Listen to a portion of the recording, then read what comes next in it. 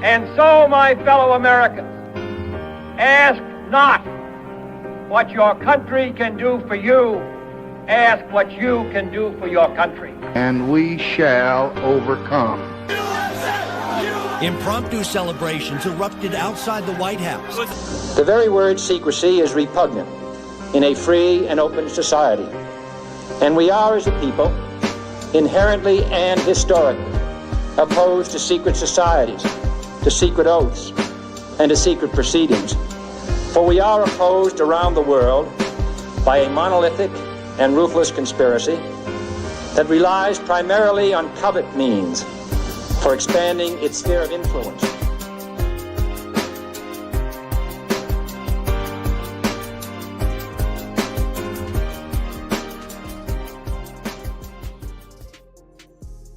Yo, welcome back to another political episode. We got my brother in the building, straight out of the islands, you understand what I'm saying? Yes, sir. And we talking, we got a lot of good topics that we're going to cover tonight.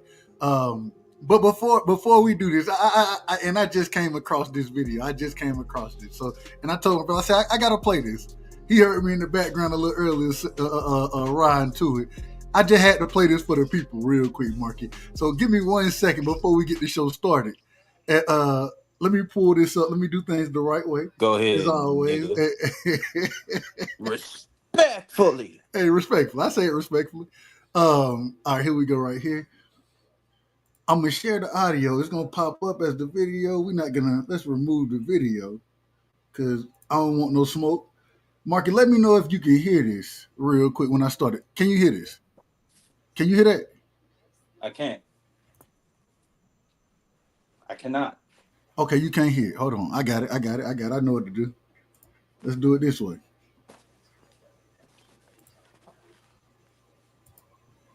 There we go. Watch this. You can hear it this time. What? Let me know. Bigger than 5. Can you hear it? I can hear it, yeah. All right, here we go.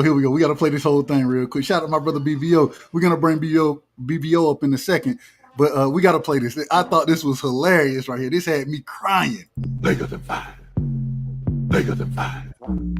Bigger than 5. Bigger than 5. Bigger than 5. Bigger than 5.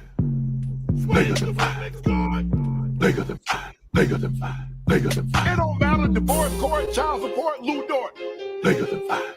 OKC, KFC, UFC. Bigger than 5. It doesn't matter. Chris Paul, Jake Paul, Logan Paul. Bigger than 5. Serge Ibaka, Chewbacca, Waka Flocka. Bigger than 5. Tyler Hero, superhero, guitar hero. Bigger than 5. You can have hard, you can have a par, you can get a guard. Bigger than 5. White side, back side, sunny side. Bigger than 5. Phoenix sun, Capri sun, the sun about to set. Bigger than 5. Bigger than 5. Bigger than 5.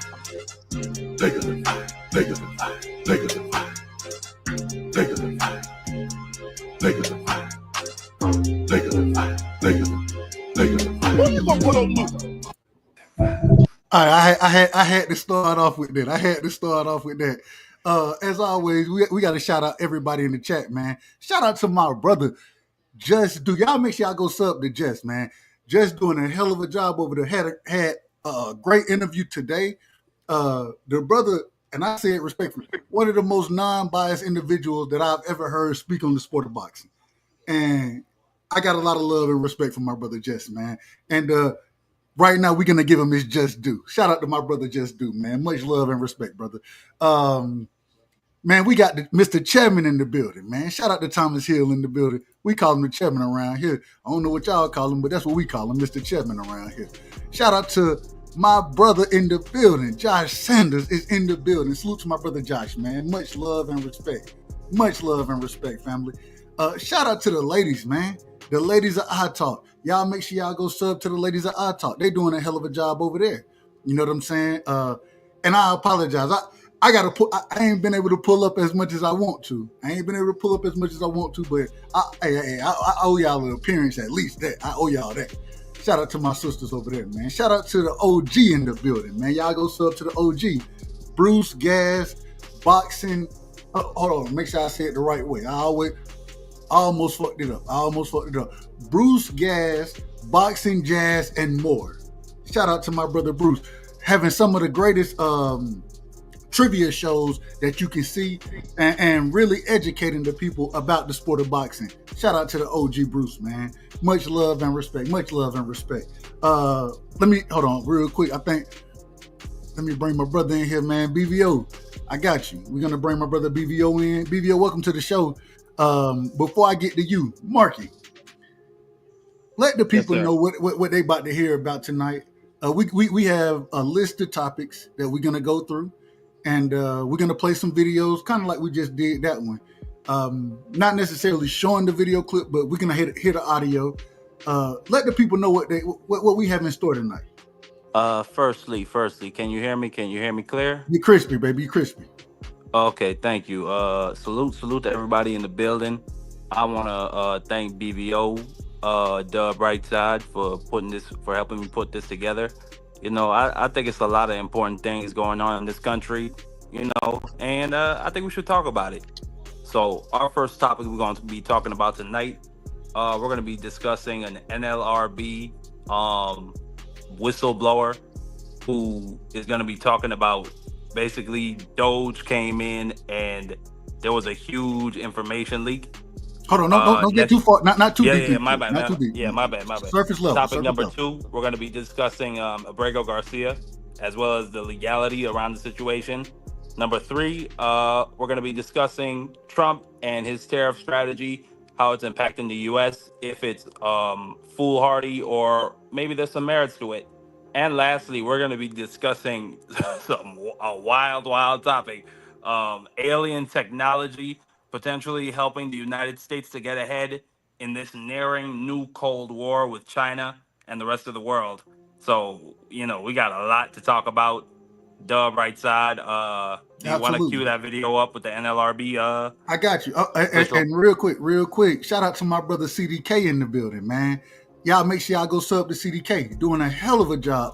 He had a great show earlier today. Most def. A fantastic show. So, man, y'all go show these people love, man. People putting their hard work and time into this stuff. Sports Talk Network, we're getting a lot more into other topics today on CDK. You know, it was very I'm gonna say it was very emotional, and emotion is not always a bad thing, you know, when it comes to man, because it was a serious topic, you know, where a young man lost his life and another young man might lose his life, you know, for good. He might you know, see years behind this incident. Carmelo Anthony, Sports Talk Network. Respectfully, Carmelo Anthony. That was a great. I say that. Yeah, it was a great. It was a fantastic bill. It was a fantastic bill over there, and man.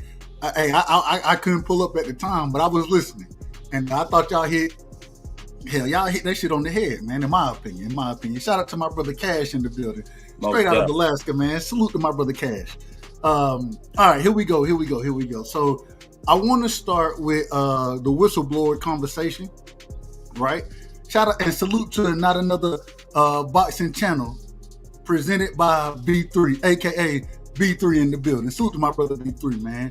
Yeah, salute people. I wanna start with the video here. We had a CNN interview with the whistleblower that claimed that Doge took sensitive info or sensitive data, right? Well, if I could talk about that, Dub. Oh, go ahead. Yeah, because the story. Real quick, shout out to my brother William Old School, straight out of Louisiana, over there doing a hell of a job with D1, with the Angry White Man podcast. I don't think y'all don't seem that angry to me. I'm just telling the truth, but that's my brother right there. Shout out to William Old School, man. All right, go ahead. My apologies. The story was no, you good, my brother. The story was actually broke by NPR after they got a hold of the congressional complaint that was filed by the whistleblower, as well as the whistleblower's lawyer, I think his name is Nicholas Bajal, who is from the whistleblower. Yeah, don't give me the line. Go ahead. What you say?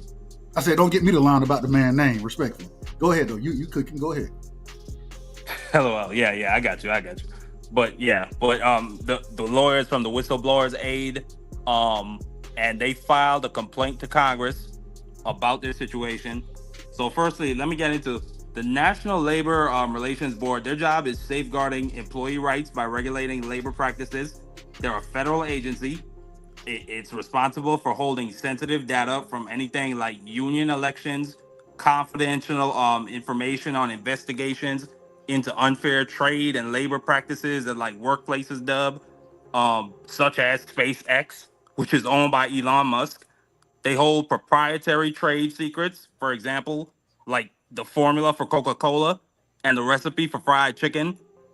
KFC, baby, Just KFC. yeah, just for a couple, but yeah, those are just a couple examples. There's also pharmaceutical examples, basically key things that help the U.S. Get ahead.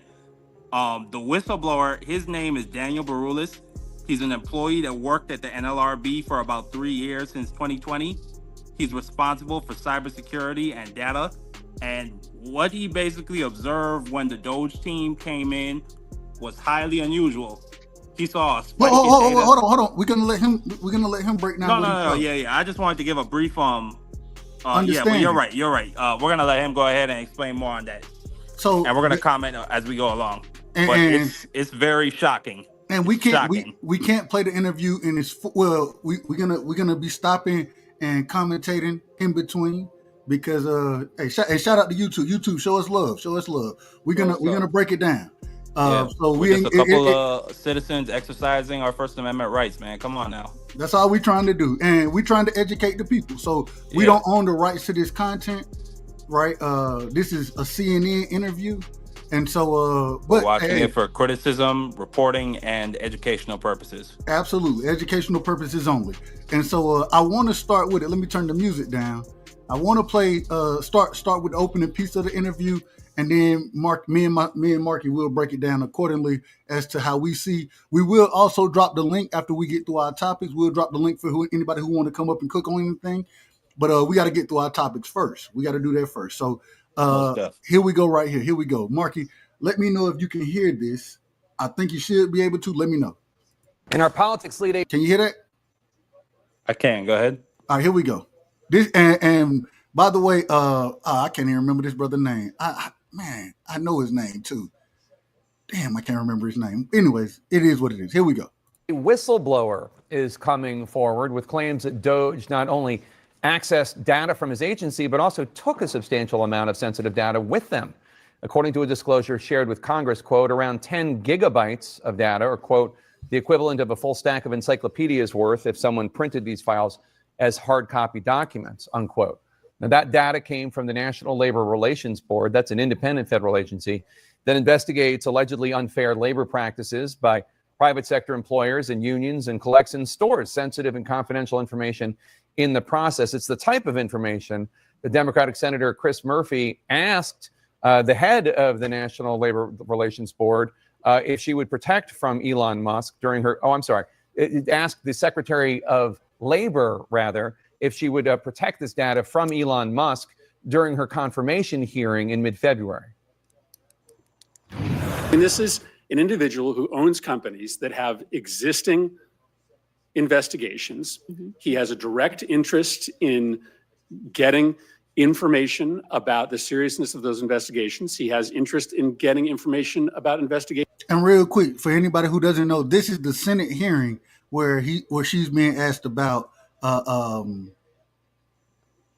if she's going to protect them from. This is the Senate hearing that's going on that we're playing right now. Yeah, we haven't got to the whistleblower yet. Right. So I don't want anybody to think that the whistleblower is saying this. This is just the Senate hearing that preceded the whistleblower. This preceded the whistleblower. Here we go. Against his competitors. So that's the reason why it should be protected, among others. Joining us now, Daniel Baroulis. He's the whistleblower that we were talking about, as well as his attorney, Andrew Buckeye. So we got the whistleblower and his attorney up here. I will say, first things first, Marky, I want your opinion on it. Whistleblowers should be protected at all costs because anybody who has the stones to come out and say, nah, hey, this shit is wrong right here, and we gotta report this. They end up facing backlash, and we're gonna get into the backlash that this brother faced. But what's your thought on whistleblowers, real quick, Marky? Well, yeah, exactly like you said. We're gonna get more into some of the consequences that he faced. I think that this man is a hero, and he's one of the things that give me hope that no matter how much Trump or Elon Musk or whoever in his cabinet try to break this system, that there's people like him who are not going to be fools or cowards to bend or break towards his whim, and that they're going to be courageous enough to come forward no matter the consequences. And it's just like what the opening or the intro for your show said by John F. Kennedy, who was tragically killed. He said, in a free and open society, the very word secrecy is repugnant. Repugnant. Repugnant. So this man, like I said, he's an American hero, and he must be protected at all costs. And the whistleblower, well, we're gonna get more into it. Go ahead. All right. So we're gonna continue with the video. This is now going into the whistleblower statements and what he want to speak on. Here we go.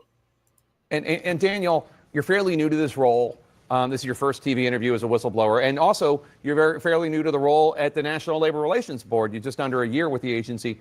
How did you first deduce that there was a problem? So I spent a lot of time in the private sector, and you start to see these indicators of compromise sometimes, and they kind of raise red flags. And so when you start seeing those, you put together the puzzle, and more likely than not, that's how you flesh out a breach. And I saw those same indicators in my agency and started raising the flag. So in your complaint that you shared with Congress, you include this screenshot we're going to show. It shows a large spike in data leaving the National Labor Relations Board. You say that's extremely. Now, mind y'all, and I was just about to say, I'm gonna put this on screen. I want y'all to see the spike that he's speaking on. As far, I want to show that. Give me 1 second. Let me do things the right way. This is the spike. Look at that. This is the spike that the brother is speaking on. This is incredible right here, because this is information going out of the agency. Absolutely. I don't disagree with it. So let me pull that back down. This is highly unusual. Very unusual, especially according to the charts and the graphs that's put up there. I'm gonna bring BVO on as well. You know my brother BVO. He got a shout out to my brother BVO. Real quick, shout out to my brother BVO, or AKA BVO Sombrero. That's what we call him. Shout out to my brother. BVO, what's your opening statements as far as this breach goes? You're on mute, BVO. You're on mute. BVO. All right, we're gonna get back to the video. I don't know if the brother listening or not. He pulled up, but he ain't saying nothing, so that ain't got nothing to do with me. And I say that respectfully. Here we go. Let's keep this going. Unusual because data almost never directly leaves the databases. How do you know what was being removed, and is it possible you saw something that has a plausible explanation behind it? I definitely would prefer that, actually. I've tried to prove the negatives multiple times. It correlates directly with data that was exiting the database at the same time. There's a lot of corroborating evidence that points to it. That was the first thing I tried to do, is just rule out every other solution before I went this route. We reached out to the White House about your claims, which obviously were made public when you came forward and went to Congress. You got this statement, quote, "It is months old news that President Trump signed an executive order to hire DOJ employees at agencies and coordinate data sharing. Their highly qualified team has been extremely public and transparent in its efforts to eliminate waste, fraud, and abuse across the executive branch, including the National Labor Relations Board," unquote. What's your response to that? Real quick, Marky, break that down as far as the response that the White House gave, in your opinion. Break that down. It's Caroline Leavitt. She doesn't know what's going on. She's a senseless hack. She's just given a piece of paper to read. She lies and contradicts herself on a daily to momently basis. So now you out of order. Respectfully, how am I out of order? Hey, and I say respectfully because what she said right there had nothing to do with the question. Well, first things first. This didn't come from her. I say this respectfully. It came from but that's the line. Hold on. Oh, my bad. We got to be in order now. I'm gonna let you go. Hey, we got to be in order. This came from White House spokesperson Anna Kelly. This is who they said. So when you bring up her, Carol, when you bring her up, you out of order, in my opinion. Because she didn't make this statement. Anna Caroline did make that statement. Caroline Leavitt also made that statement. Dub. I heard her. I'm gonna pull it up real quick just so you can see who this is attributed to. if you see right here, and let me see, there we go. This is attributed to Anna Kelly, which once again, still in the White House, still a spokesperson, and so I still think she out of order. All I'm saying, to say that the spokesman, when they gave Karine Jean-Pierre, when they gave her all the shit that the right gave her, I was like, nah, hey, she doing her damn job. She doing her job. So, but go ahead. Well, Anna Kelly, Caroline Levitt, they're both saying the same thing. It's the White House line, is what I'm saying, and Okay. basically, and also it's BS. It's a lie. Amazing. No, straight up. All This right. man. Okay. Wait, hold on. Doge. The fact what they were asked about the whistleblower had nothing to do with their response. Doge coming in and from the first 90 days, it has been nothing but chaos, Dove. Nothing but chaos. And they had no response to this question about this data going out of the agency. Because there is none. And we're gonna get more into the video, but Congress needs to step in, and I think they're gonna have to subpoena Elon Musk. And we're gonna see how that goes. But he needs to be held to account. We need to know what's going on with this situation. Go ahead. All right, here we go. Hold on. Let me make sure I do things the right way, because you'll mess around and you won't hear nothing that we got going on. Yeah. Get it Let's right. do that. There we go. All right, here we go. We're gonna keep going with the video. So I believe that if that was true, we would have access to the code that they're running. We would be able to see. And just for the viewers, I'm gonna replay what the statement, and then so we can hear the response that this young man has. And in my opinion, the man can't be. Never mind. I don't even want to get into his age. That don't mean a damn thing. Here we go. It is months old news that President Trump signed an executive order to hire Doge employees at agencies and coordinate data sharing. Their highly qualified team has been extremely public and transparent in its efforts to eliminate waste, fraud, and abuse across the executive branch, including the National Labor Relations Board, unquote. What's your response to that? So I believe that if that was true, we would have access to the code that they're running. We would be able to see these things that they're hiding. I don't believe that there's transparency, and that's all I'm asking for here. And Andrew, give us the real quick. Is there anything wrong with the brother asking for transparency? Trump has came out and said that they're the most. His administration is going to be the most transparent administration. We've seen the release of the JFK files and the Martin Luther King file. We've seen these releases, but is this truly being transparent in your opinion, Marky? I mean, no, because what really new information did those stuff give us? Nothing. Well, the JFK files are still saying that it was a one-man job, which is absolute bullcrap. It was. I believe that the mob killed unalived JFK. I think it was a multiple man operation, and Lee Harvey Oswald was probably the sniper, but he was just the fall man. He went down by himself. I don't believe this whole narrative, respectfully. I don't think it was a one-man job, me personally. And I think the files but we ain't into the JFK files. We're going to get into that later. We'll get into that later. Shout out to my brother BC in the building, man. Salute to my brother BC. All right, let's keep this going. The view, the 30,000-foot view here, because obviously this data could be beneficial to others, either corporations or even a foreign actor with malign intention. How do you know that? So we know that because the information that the National Labor Relations Board looks at are basically corporate documents and things that involve unions. So there's a lot of sensitive corporate information that is included within this, which yes, could be of interest to Elon Musk, but at the same time, they're of interest to our foreign adversaries. I'd like to step back for a moment and talk about what the larger implication is here. So this is happening at the NLRB, at the National Labor Relations Board. But Dan is brave enough to come forward, and there are others within the government that I've talked to and that we've talked to. And that's his lawyer. That's his lawyer. Speaking right absolutely. It's his lawyer. This isn't him speaking. This is his lawyer. Yeah. Absolutely. There are two data points that I want to point out that should give everybody pause. The first thing, what Dan witnessed, was that within 15 minutes of Doge employees creating user accounts, i.e. usernames and passwords, within 15 minutes of those accounts being created, somebody or something from Russia tried to log in with the right username and right passwords. That is to say, the right credentials. And that happened over 20 times. Hold on. So I want to make this clear. What the alleged claim is at this current moment in time is that, shout out to my sister Miss Just Doing the building, man. That's my sister right there.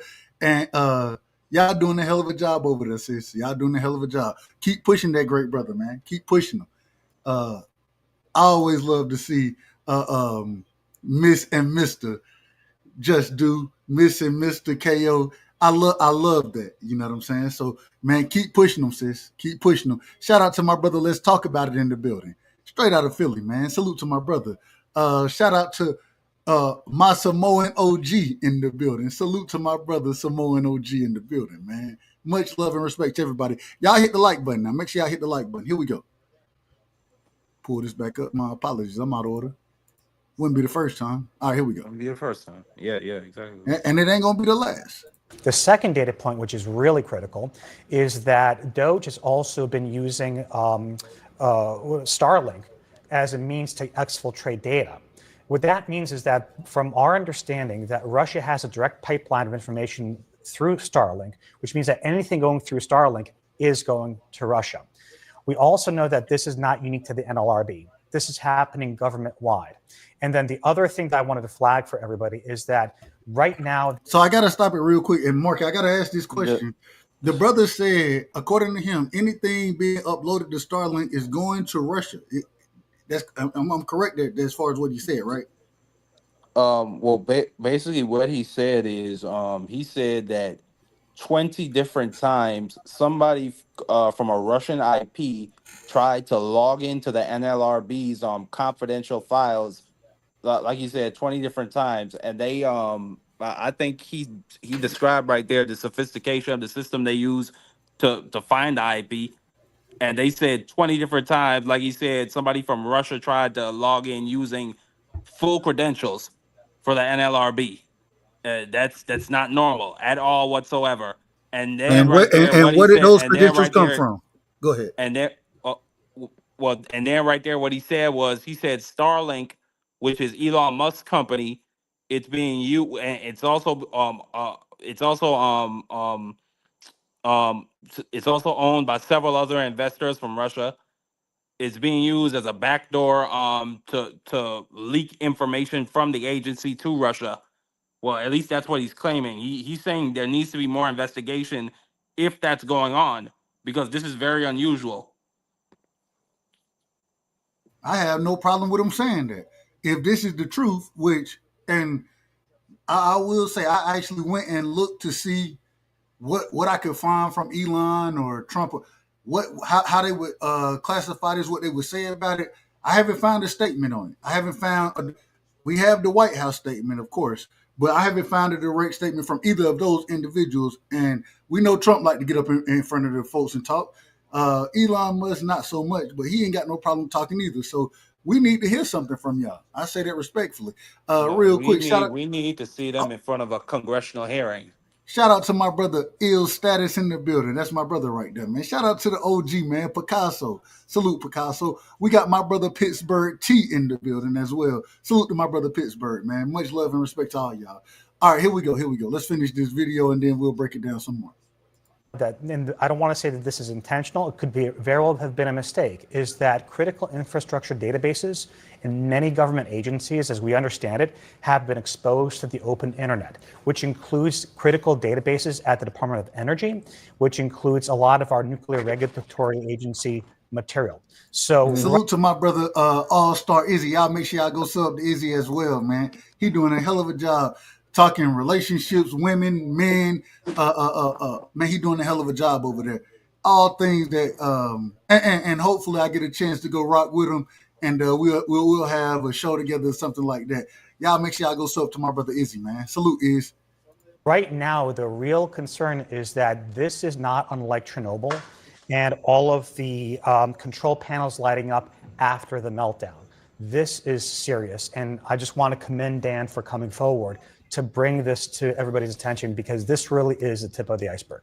Andrew, how can you say, how do you know that somebody was logging in from Russia in that 15-minute period? Dan actually saw that happen. I think that's a brilliant question to ask in this situation. Yeah, he's gonna describe the technology. Yeah, exactly. But I thought that was a brilliant thing to ask by him, in my personal opinion.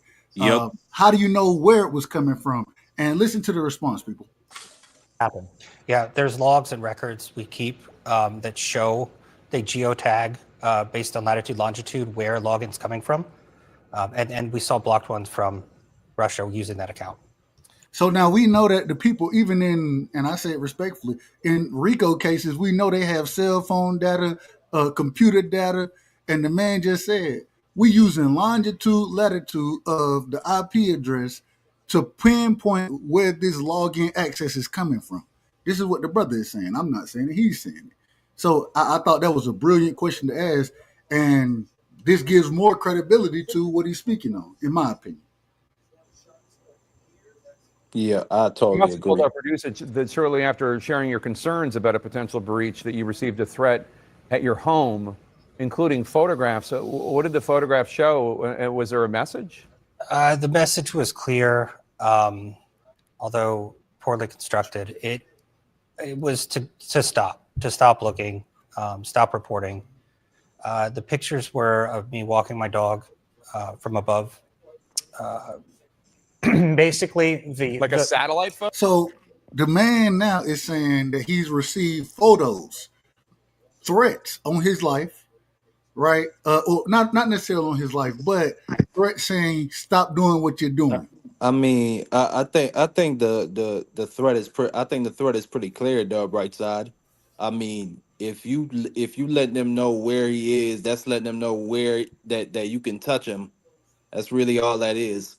Yeah. No, hey, when you have satellite drone videos, whatever it is, of him walking his dog and you're putting it on his house.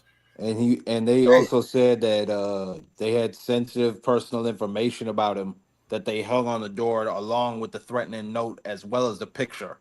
Yeah, that's what he said. So where there's smoke, there's fire. And this man, like I said, I think he's an American hero. I think all whistleblowers are heroes for coming out and ringing the alarm bell. Amazing. Here we go. No, it was actually taken by a drone.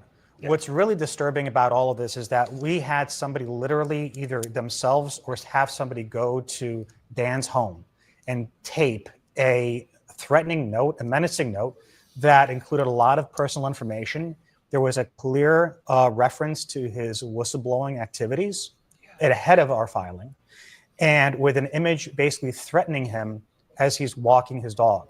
That image was taken via drone. We've taken this very seriously. And by the way, I've done this for a number of years professionally, and this is something that really takes me aback. And it's only something that I've seen maybe once or twice in handling whistleblower claims, both public and private sector.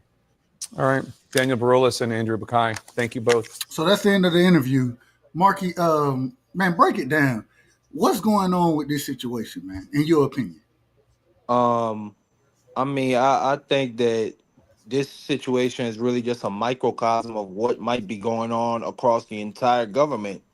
And I think that right now, the legislative branch of our government is really just abdicating their responsibility to oversee this stuff. Elon Musk is, no. Russian IP addresses trying to log in. They have full credentials. This is just a couple weeks after we had the Signal leak. That whole catastrophe. This is either incompetence or this is something even more sinister. Elon Musk might be stealing information so that he could sell it to our adversaries. What? I don't. Now, let me ask this question. In your opinion, we need a. Hold on. I'm not finished up. Please. We need to have a congressional hearing. Marjorie Taylor Greene, her botch bleach blonde built ass like Jasmine Crockett like to say. The Senate Judiciary hearing, Judiciary Committee. They need to subpoena this man and have him hauled in front of Congress to answer for this and to give an account of everything he's doing across the government. He's out here sending emails to people that he is not the boss of, asking what you have done this week. What have you done this Marky, week, Elon Musk? but Marky, real quick, you Go going, ahead. you're straying from the. Let's get back on topic. I know. I think we are on topic. Hold on. You good? My bad. I got you. Good. I ain't got no problem, and I know you don't like Trump. You don't like Elon. I ain't got no problem with it. I will say though, when it comes down to this claim right here, and you're saying that Elon Musk is stealing information to sell it to adversaries. I said he might be. Well, that's a strong claim to make, and I say this respectfully. What the hell the man got to steal? And this is a true question. What the hell he gonna steal shit to sell it to anybody? This is the richest man in the world. Why would he do that? What's the gain? What does he gain from doing that? Money. In your opinion? Influence. In this world where Trump and trade deals are starting to shift and change, where China might be the shifting power in the future. He already has money and influence. He already has that. Dub. Well, let's find out. Let's ask. Matter of fact, I ain't got let's no ask problem. him. I agree 100% with you. Real quick, hold on. No, you hold on. You hold on. Respectfully, well, let's ask Elon Musk that question.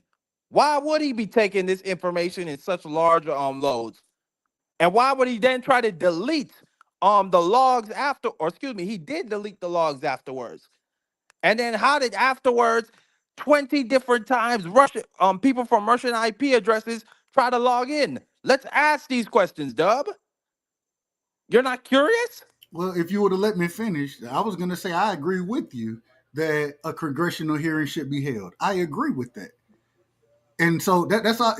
I would ask that you let me finish my statements. I'm going to let you finish yours. So I was agreeing with you. I'm not disagreeing.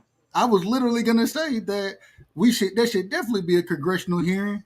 Bring these people in. I don't think it was him directly, but at the same time, anybody on the Doge team, anybody, whoever was dealing in that account, these are the people that should be brought in and ask these questions.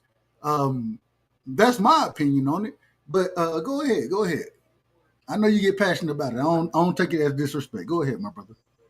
Well, respectfully, you asked me why would Elon Musk do this, and then you said, well, he got all this money. Why would he do it? So I felt the need to respond. But just like I said, that's all I'm really gonna say on this topic. We can move on.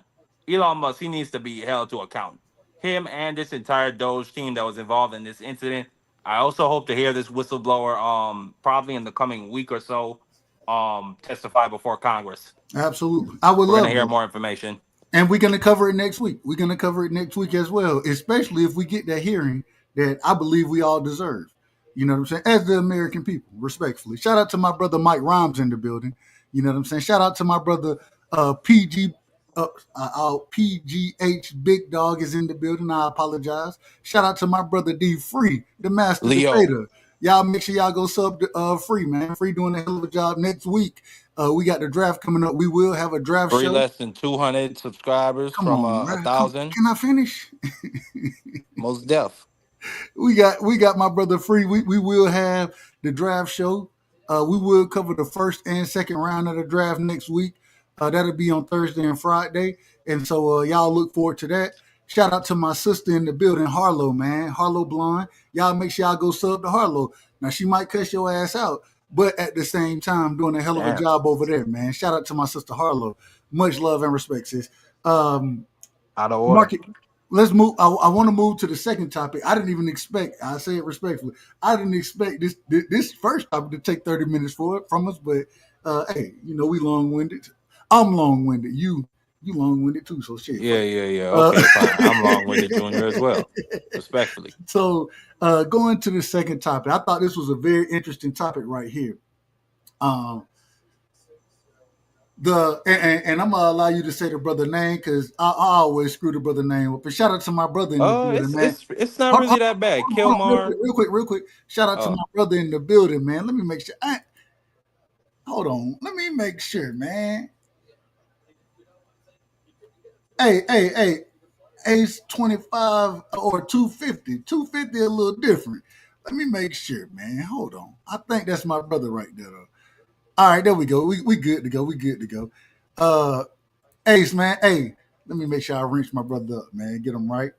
That's hey, and like I always tell you, that's my real brother right there. So when I say real brother, all y'all, I met y'all my brothers, but this my son uncle. You feel me? This my real brother right here. So Wow. to my real brother, man. All right, moving forward. Long-winded. Well, shit, I'm gonna be long-winded. That's why I started the show. Anyways, we moving forward. I wanna get to the next topic, and this was very interesting to me.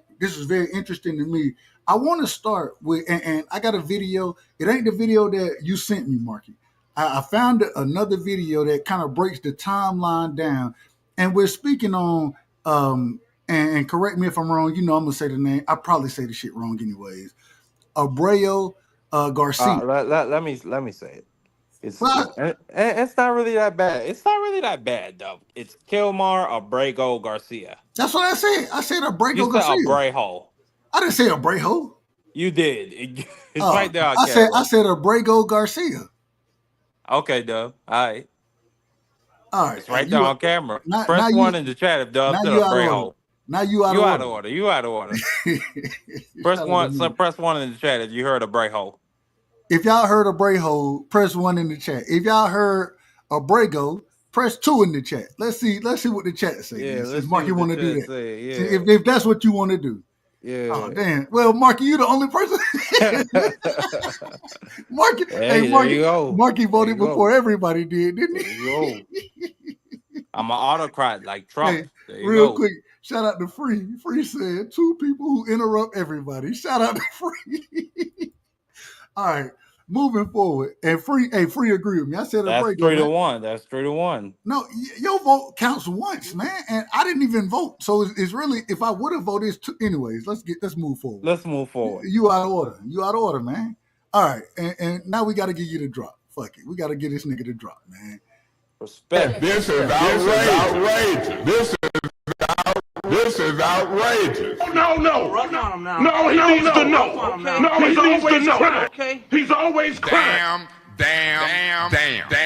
It's a bunch of bull. The fuck is wrong with you? Who raised you? Marcy, you got to catch all of them straight up. I'm a black man. All right, here we go. So I want to play, and the way we'll do this one right here, because Marky, I know you got a document that you want to read, and so I'm gonna start this. This is coming from, and I want to give them their credit, WBFF Fox 45 Baltimore. This is coming from their channel. They give a timeline of how things kind of happen in this situation, and then I want you to read. Well, I'm not going to play the entire video.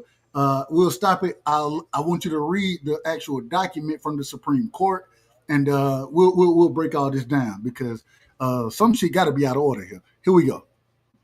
I was taking a closer look at Damn. In the aftermath of the meeting, Fox 45's Mackenzie Frost taking a closer look at the timeline of Abrego Garcia's deportation and what we know about his background.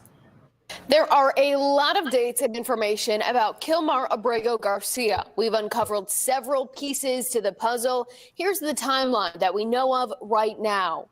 Abrego Garcia, a Salvadorian national, entered the United States illegally. Court documents say he only ever lived in Maryland.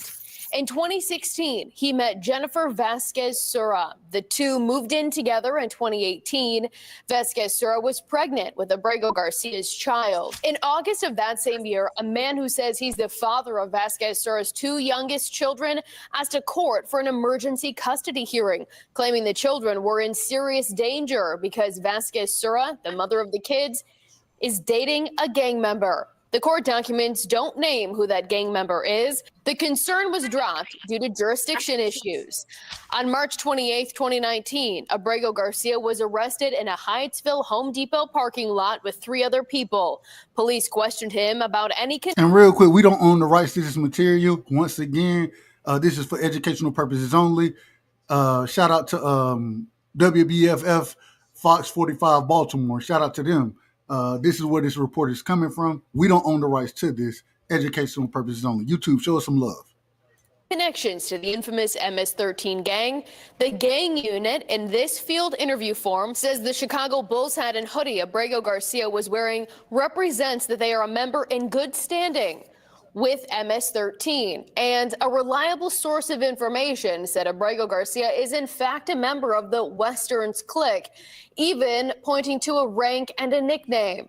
One of the men who was also arrested had a previous conviction for gang participation and is to be a known member of MS-13, according to the gang form.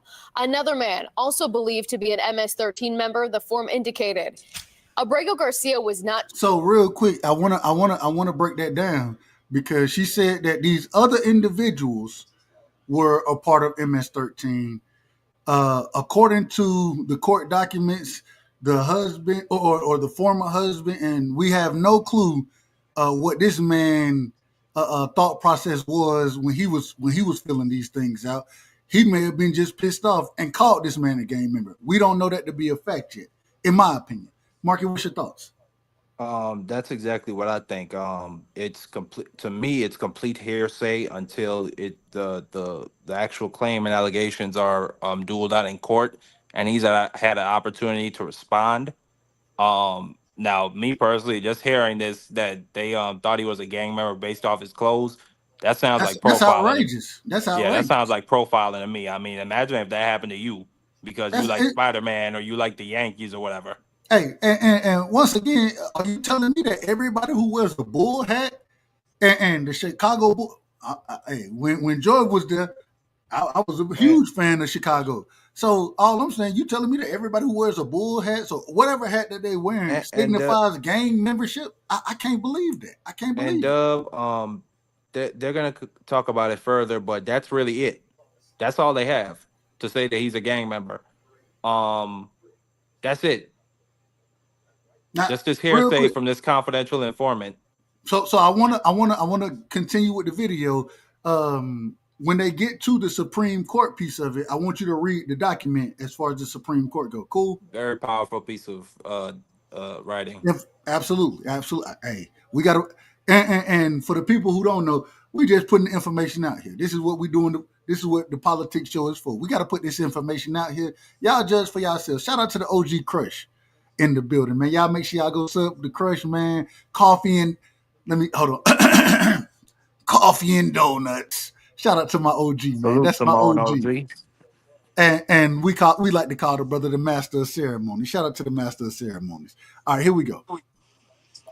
Charged with a crime, but ICE did detain him. Abrego Garcia had his first immigration hearing on April 24th, pause that for a second.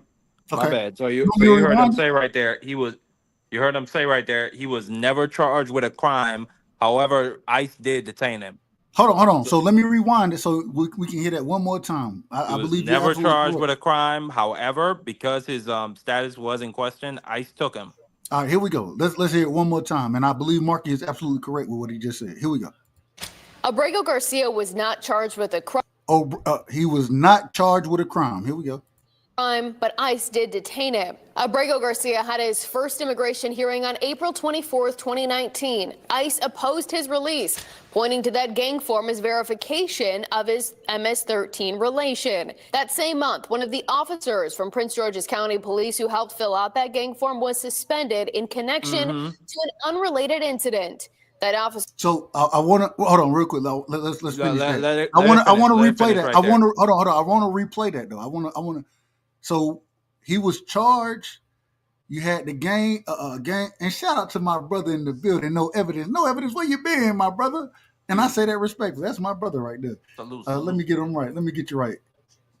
Now I gotta agree with Pittsburgh T. Entering the country illegally is a crime. That's a fact. That's a fact. And so we're gonna get to all of it. We're gonna get to all of it. Hold on. Let's just play it first. Let's play it. Come on, but you can't say something that Pittsburgh T said. Now let me respond to it. Come on. I'm reading the chat. We always got to read the chat. All right, fine. Go ahead. Yeah. Salute Pittsburgh T. Hey, Marky, you out of order, Marky. Now you out of order. Respectfully. Here we go. his verification of his MS-13 relation. That same month, one of the officers from Prince George's County Police who helped fill out that gang form was suspended in connection to an unrelated incident. That officer later pled guilty to misconduct in office and was fired in December 2022. Real quick, you hear that right there? Go ahead. The police officer that brought forward that confidential informant was later suspended for a domestic violence situation, and then he was fired for misconduct in 2022. It's an unrelated incident though. No, but I'm saying that puts no, but I'm just saying when you talk about hearsay, and this is the person that brings forward this informant who we still don't know the identity of. This throws a certain bit of shade on their on their credibility. But the problem is, and I agree. If he would have do it just himself, he was one of the officers. If you listen to the report, he was one. And so just because he was crooked, and I'm not saying I don't know that man's situation. He seemed to be crooked. That's what it seemed like, in my opinion. Or maybe he was just out of order. Whenever he was out of order. At the end of the day, the man was fired for doing the wrong thing, and it was handled accordingly. But it had no ties to this case. That's my problem with it. It had no ties to the case. So should we say that everything that he did should be questioned, or was out of order? Absolutely. If you're excuse me, well, I'm not gonna say this is fruit of the poisonous tree because it's like you said, what he got fired for or suspended for had nothing to do with this case. However, if we're talking about deporting this man based on the Illegal Aliens Enemies Act, and you're trying to prove that he's an illegal gang member based on a claim or work or something that on this paperwork that he put down, absolutely it should be brought up that this man was later fired for misconduct. Amazing. And that he has all types of holes in his record. What about what about the other individuals that also was working on that case with him? What about them? Absolutely, the government can absolutely make their argument with their absolutely, but we're gonna see if the judge lets that be brought into court. Agree. I agree with that. I agree with that. First, he has to be brought back. He was illegally taken in the first place. And I also have to say, so, and Pittsburgh. I'm gonna get to your comments in a second, but I also have to say that at this current moment in time, the only evidence that's been given, and they'll break down what his supposed rank was and all this other kind of stuff, but the only thing we truly know is that they thought that he was a gang member, but the man was never charged with anything. So if he was never charged, is he here illegally? Absolutely. Should he be deported? Hey, if he here illegally, I ain't got no problem with it. My thing is they didn't just deport this man. They sent this man to possibly one of the worst, if not the worst jail that you could possibly be sent to. That's my problem with it. But I want to continue the video. Well, go ahead. Well, can I just respond to that and to Absolutely quickly? Absolutely. Now, yes, I agree.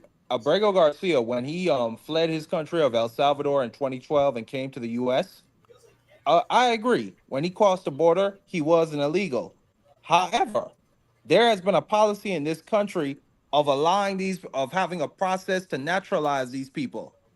And not only that, when Abrego Garcia was taken and his status was put in question in the courts, an immigration judge in Tennessee, or excuse me, it was in Maryland. In Maryland. Yeah, excuse me. An immigration judge in Maryland put in a withholding order because he found probable cause that there was danger that he was going to face persecution and possibly death if he returned to his country. And after all the turmoil he's faced currently from this situation, I mean, the president of El Salvador is joking about him being sent back to the gulag. We're gonna get to that too. We're gonna play what the president said. But I'm saying I have a hard time with them not upholding his withholding order. All right, here we go. Go ahead. We gotta finish. Marky, we an hour in, and we done got the two topics, man. Damn, golly. Shout out to my brother Marky. But respectfully, Pittsburgh T, with the withholding order that was given in 2019, he was not an illegal. In order for the government to deport him, they would have had to come and argue in court that he did something criminal. So That he so did so something so so criminal, the or that he argument was no longer a danger in his own country. So the argument here, and correct me if I'm wrong, Marky. Yes, the man was here legally. I don't know if true asylum was granted. I don't believe it was true asylum. There No, it was was a a withholding order. right. There was a withholding order. At the same time, the man still had broken laws as far as crossing the border illegally, but he handled that in court. And my thing is once again, even if you're gonna deport him, if you're gonna get him out of here, which hey, I ain't got no problem with it. My thing is y'all sent this man to, and we did a show on this jail. I can't Sakote or some shit. I can't remember the exact name of it. But we did a show on what the criteria of this jail is and what they're doing there. Also, in this, they're going to tell you one of the reasons that they were nervous about sending them back is because of the retaliation that he may have from other gangs. So I mean, it's crazy work. It's crazy work, man. All right, here we go. June 25th, 2019, Abrego Garcia is still detained, but he married Vasquez Sura.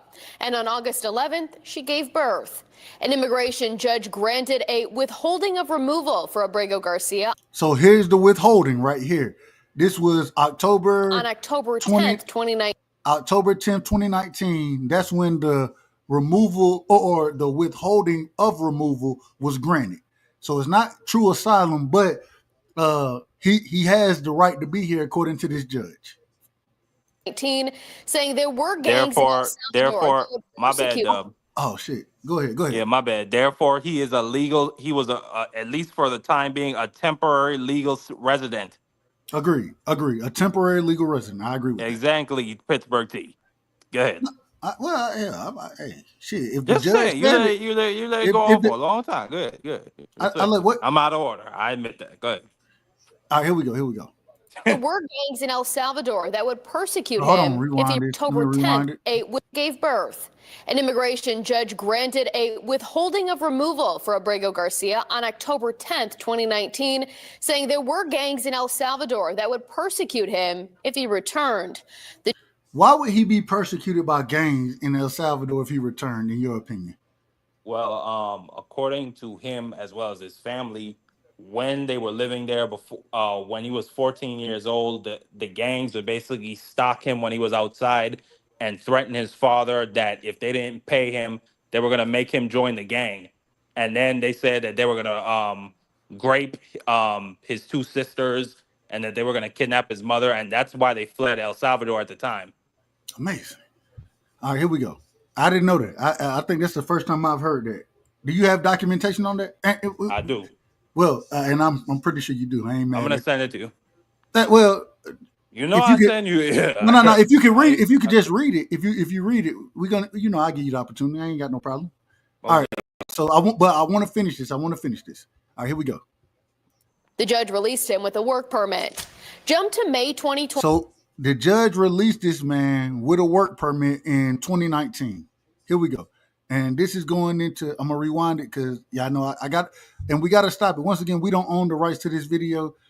This is for educational purposes only. Shout out to WBFF, Fox 45, Baltimore. Shout out to them reporting this. Here we go. Work permit. Jump to May 2021. Vasquez Sura filed this protective order alleging Abrego Garcia hit her multiple times.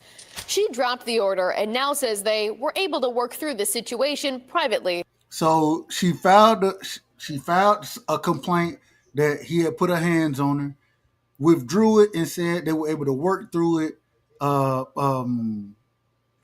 this situation privately as a family, according to her. My only thing is, and I'm gonna just be honest, if somebody files some shit against you and then try to recant it, you still get locked up, and then they end up having to come to court. Anyway, that's a whole nother story. All I'm saying is maybe he did it, maybe he didn't. I don't know. And if she's gonna recant it, then I can't hold it against him. That's my opinion. What's your opinion on that, Mark? Pretty much the same. Go ahead. All All right, bet. As a family. We have new information to help fill out this timeline. On December 1st, 2022, ABREGO GARCIA was pulled over by the Tennessee Highway Patrol for speeding and failing to maintain his lane.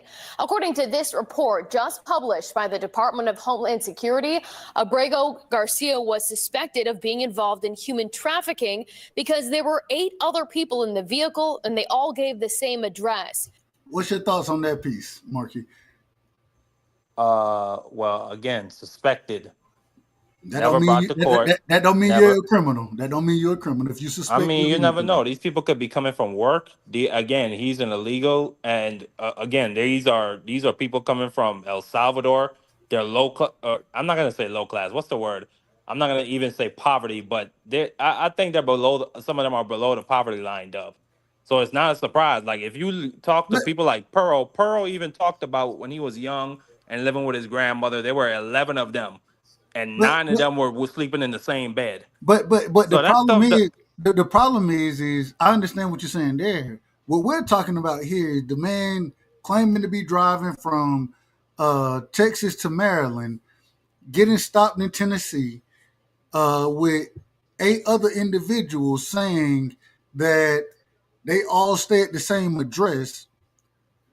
And I will say, because you can't prove none of it, you can't prove this man was. If you don't have evidence proving that this man is trafficking, this man is he should be let go immediately, in my opinion. Because I don't give a damn. First off, he was suspected of whatever. That it was never proven. You can suspect anything that you want to suspect until you prove it in the court of law. I don't want to hear nothing about it. The second thing is that this man was given a warning. He had, and I'm just gonna be honest. If my license is expired in Georgia, man, they might lock my ass up. I'm telling the truth. I done seen it happen.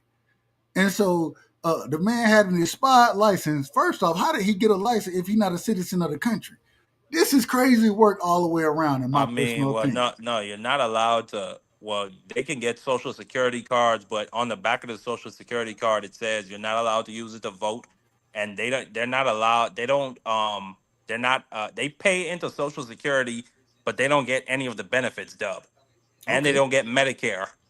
Well, they're not supposed to be here anyways, but that's a whole nother And story. and most of them are tax-paying citizens, Dub. Did you know that? Hey, they're not supposed to be here. I mean, respectfully, but I don't think, unless you're a gang member or a quote unquote terrorist, if you're just somebody that's trying to raise a family and you're a tax-paying citizen, you're contributing to our system and our society in a good way, I don't have no problem with you being here. And again, this man was we're an hour and 3 minutes in, but this man was illegally taken. He was not given due process, and I think if he was put in front of a judge, they would have upheld the withholding order. That's just my opinion. And the one thing I will say, the one thing that I have to keep saying, everybody should be offered due process. Due process, in my personal opinion, we don't have a country without due process, in my opinion. And so, even regardless of the illegalness of this man, in my opinion, it should have been due process given to him, especially with him not being convicted of any major crimes, anything like that. Just because he was supposedly a part of MS-13, I don't know that to be a fact. I don't know it to be a fact. He was a full-time. They're gonna get. Hold on, Go real ahead, quick. my bad. They'll get to the documents, but at the same time, unless you don't, and it ain't just criminals. I know some illegals here, and I say that respectfully. And I love them. Hey, some friends of mine, and them. I hope they have their opportunity to because they not bad. They fantastic people. At the same time, I don't know what he had going on, and so if it's not proven in the court of law, just because you have suspicions of it, I don't think that should be held against him. In my opinion, the same. If he works for the union, that means he's attacked. My bad, Dub. If he works for the union, he works for Smart, which is a shield manufacturing, which is a shield what you call that? It's sheet plate. metal that they No, work on. sheet metal, man. Sheet metal. Yeah, If you're a part of that union, you pay taxes. They take it out of your check monthly. Agreed. So that's just a fact. He agree with gets that. I agree he with gets that. healthcare from that job. He does not get Social Security though, even though he pays into it every month. I don't disagree with that. I don't disagree. No, I'm talking to Pittsburgh T in the chat. He says that it's a lie. It's not. And it's just basic logic, but I don't know, man. Like, dude, I feel like people are in a different reality. Go ahead, though. Let's finish out this video. We got to finish it. I will tell you this, Marky. I will say. Never mind. I ain't gonna say what I ain't gonna say that. I'm not gonna say that at all. My apologies. Here we go. Let's finish this. According to the report, there was no luggage in the car, and Abrego Garcia told officers he was coming from Houston and going to Maryland. Abrego Garcia was not issued a citation for any traffic violations. Instead, he was only given a warning citation for an expired driver's license. Then the timeline jumps to March of Hold on. I'm just going to be honest. If I got an expired driver's license in Georgia and I get pulled over, they make damn it. One or two things going to happen. They either towing my car and leaving me on the side of the road to find a way home, or they locking my ass up and towing my car. That's what's going to happen. I know for a fact that's a felony in Illinois and Florida. It ain't a felony in Georgia, but it's still out of order, and you'll get locked up for having an expired license. They'll tow your car, like you say. Yeah, like so. I don't know what Tennessee got going on. Shout out to Tennessee.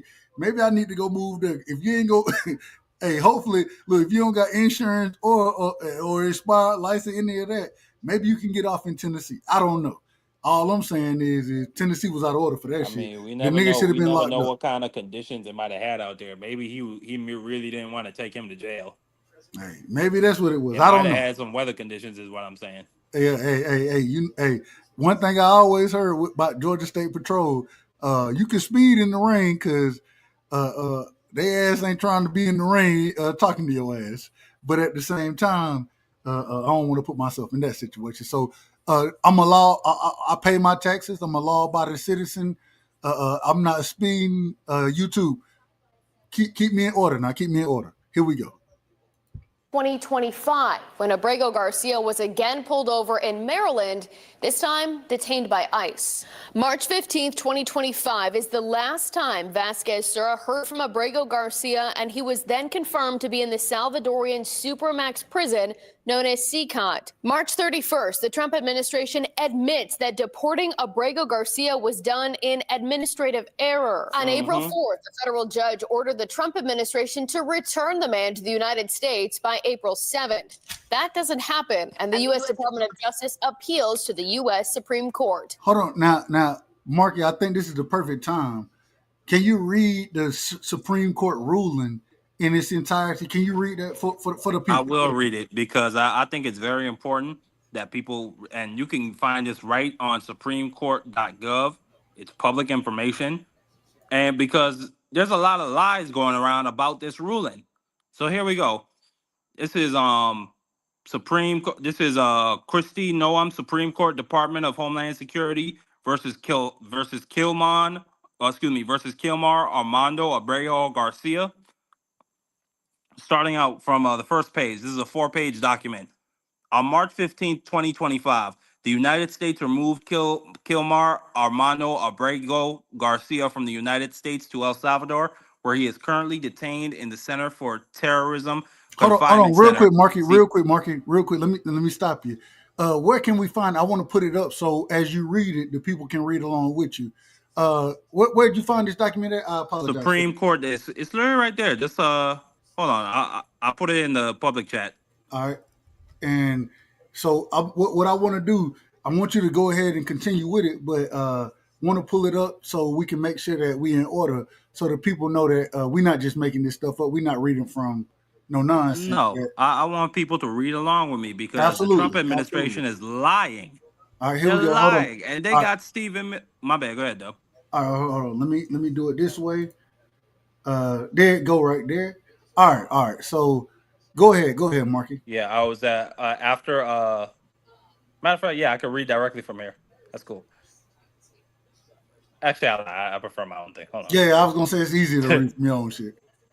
Okay, so Start from on March after 2015. yeah, matter of fact, I'll start from the over. beginning. Start from the beginning. Yeah. On March. Yeah. On March 15, 2025, the United States removed Armando Abrego Garcia from the United States to El Salvador, where he is currently detained in the Center for Terrorism Confinement, aka CCOT. The United States acknowledges that Abrego Garcia was subject to a withholding order forbidding his removal to El Salvador, and that the removal to El Salvador was therefore illegal. There it says it right there in the first paragraph. The United States represents that the removal to El Salvador was the result of a quote unquote administrative error. The United States alleges, however, that Abrego Garcia has been found to be a member of the gang MS-13, a designated foreign terrorist organization and that his return to the United States would pose a threat to the public. Abrego Garcia responds that he is not a member of MS-13 and that he has lived safely in the United States with his family for a decade and has never been charged with a crime. So you hear it right there in the first paragraph. The Supreme Court plainly lays out that his removal was illegal, pending them challenging the withholding order that was made in the Maryland court. And that they say it right there. This man has lived in the United States safely. Has never been charged with a crime for over a decade. Moving on.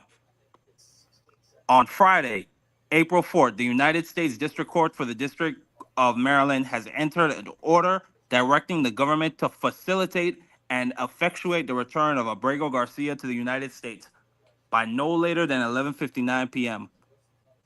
on Monday, April 7th. On the morning of April 7th, the United States filed the application to vacate the district court's order.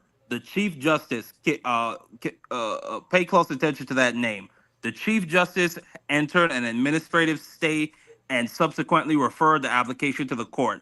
So the Chief Justice ruled that, okay, we're gonna look over your appeal, and they sent it up to the highest court, which is the Supreme Court. And here you get to the real meat and bones of it. The application is granted in part and denied in part, subject to the direction of this order. Hold on, real quick, Marky, real quick. I'm not a lawyer. I always say, and Rick, I need you to pull up if you can, Rick. Matter of fact, Marky, you mind if I drop the link right here? No problem. Let's drop the link because I want to hear the people on this. I want to hear the people on this as well.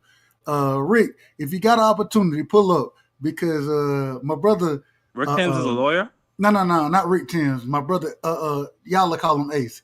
He'll be Ace in the chat, but I know him as Rick. And I know damn near lawyer himself, respectfully. I say that respectfully.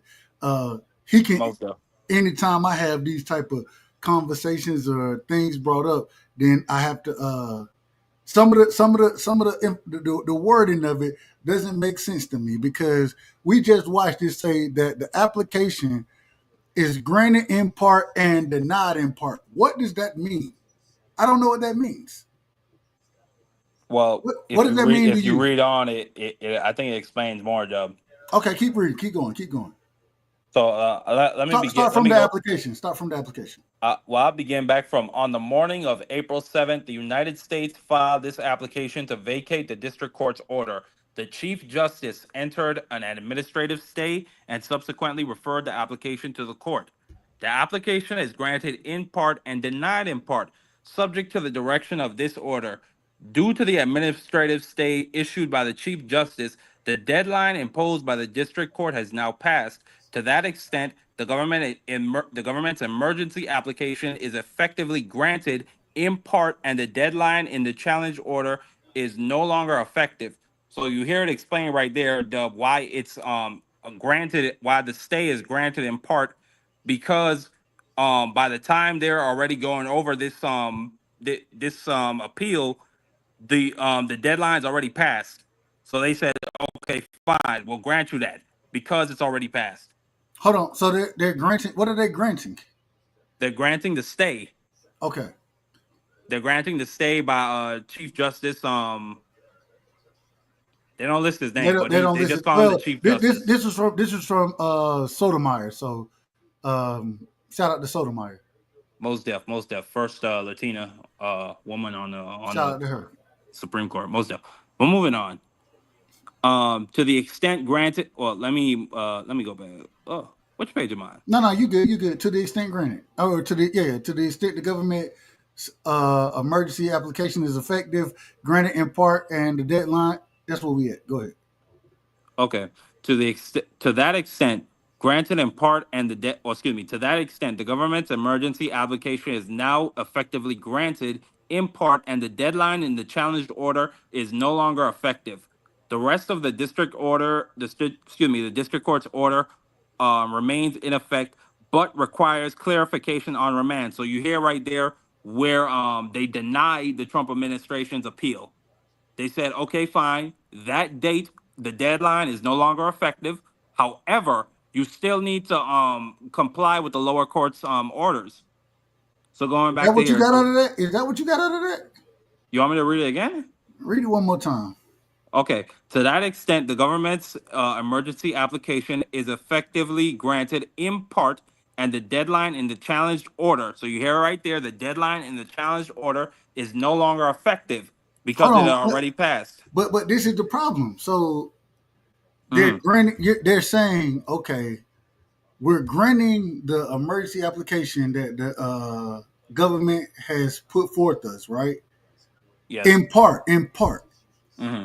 And that the deadline in the challenge order, so I would look at it when we're talking about the deadline. What deadline do you think they're speaking on? I thought they were speaking. Well, they said it earlier. If you were paying attention, the district court of Maryland, they said for the government must facilitate and effectuate the return of Abrego Garcia to the United States by no later than 11:59 p.m. So on that's Monday, no longer. April That's 7th. no longer. So they're denying that, right?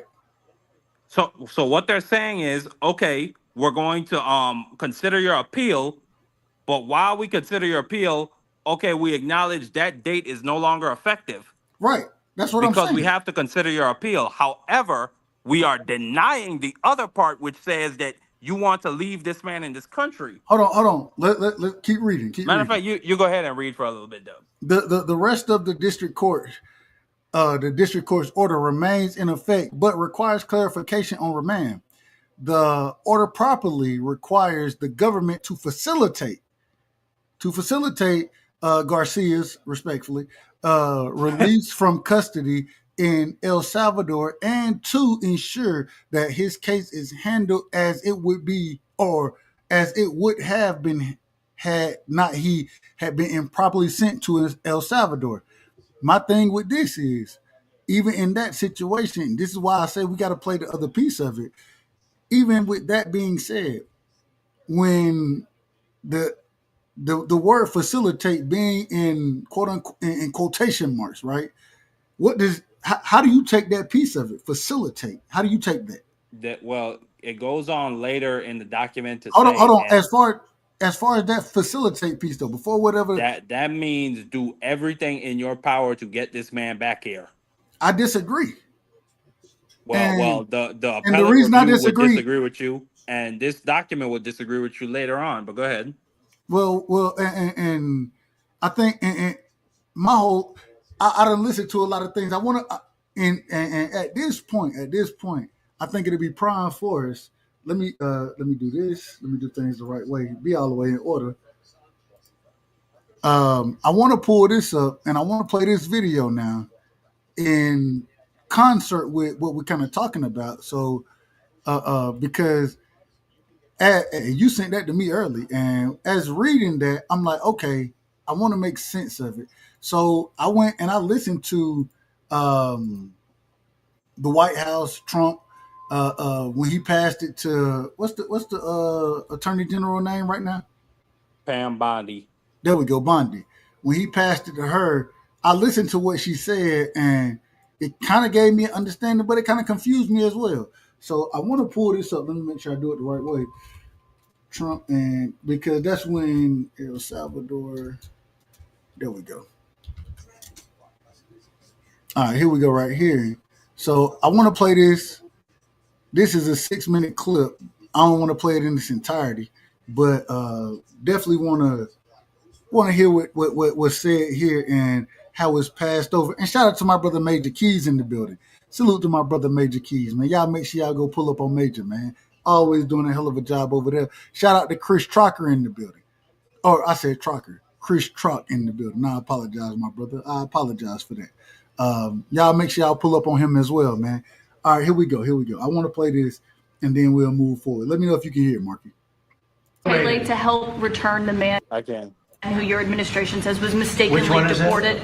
The man who was mistakenly deported to El Salvador. Well, let me ask Pam, would you answer that question? So Trump has asked the question, and he passes it to Pam Bondi. Yeah. Here we go. And if I could say something before we continue, that's what he's done. That's what he's done this entire time. He's basically trying to distance himself from this situation by trying to pass it by saying, "Oh, it's in the hand of the lawyers," or by like he's doing right now, passing it to Pam Bondi. It is though. If and the same way. But Dub, if you hold on, Dub, go ahead. I was in the middle of talking, but go ahead. Oh, go ahead. Finish your point. No, I was just gonna say, if you are the president of a country, if this was Obama, he would be upfront and talking about this. If this was Bush, Reagan, anybody else, and there was a crisis of this, or a scandal of this level, they would be upfront. Especially when you're talking about, treating with a foreign government. I'm gonna just tell you, anybody who's ever, and I say this respectfully, anybody who's ever managed anything, the one thing you know, hey, it's not my job to know every detail in this situation. This is what I have y'all here for. I'm just being honest. When if my director would have, well, not my director, because I'm gonna know what my director asking. But if say a VP would come to our office, my director, she gonna say, hey, go talk to Dub about this right here. She don't call me Dub, but go talk to him about it. Why? Because she not entrenched in the everyday aspects of it. I have a better understanding of it, and that's what you understand as a manager, somebody who delegates. You understand that there are going to be times. No, let me take you to the source and the people who know. When my manager would come say certain things are out of order. Now I already understand what my team is doing, but at the same time, if this system ain't working correctly, shit, I ain't using the system, they using it. I'm managing them using the system. You feel me? So I'm gonna go to them and say, explain why y'all think this isn't working the way it should be working. You delegate. That's what managers do. And as the president, that's the ultimate manager. You delegate to the individual who is at this current moment in time the head of the DOJ. You delegate it because that's the individual handling this case. What's the problem with that?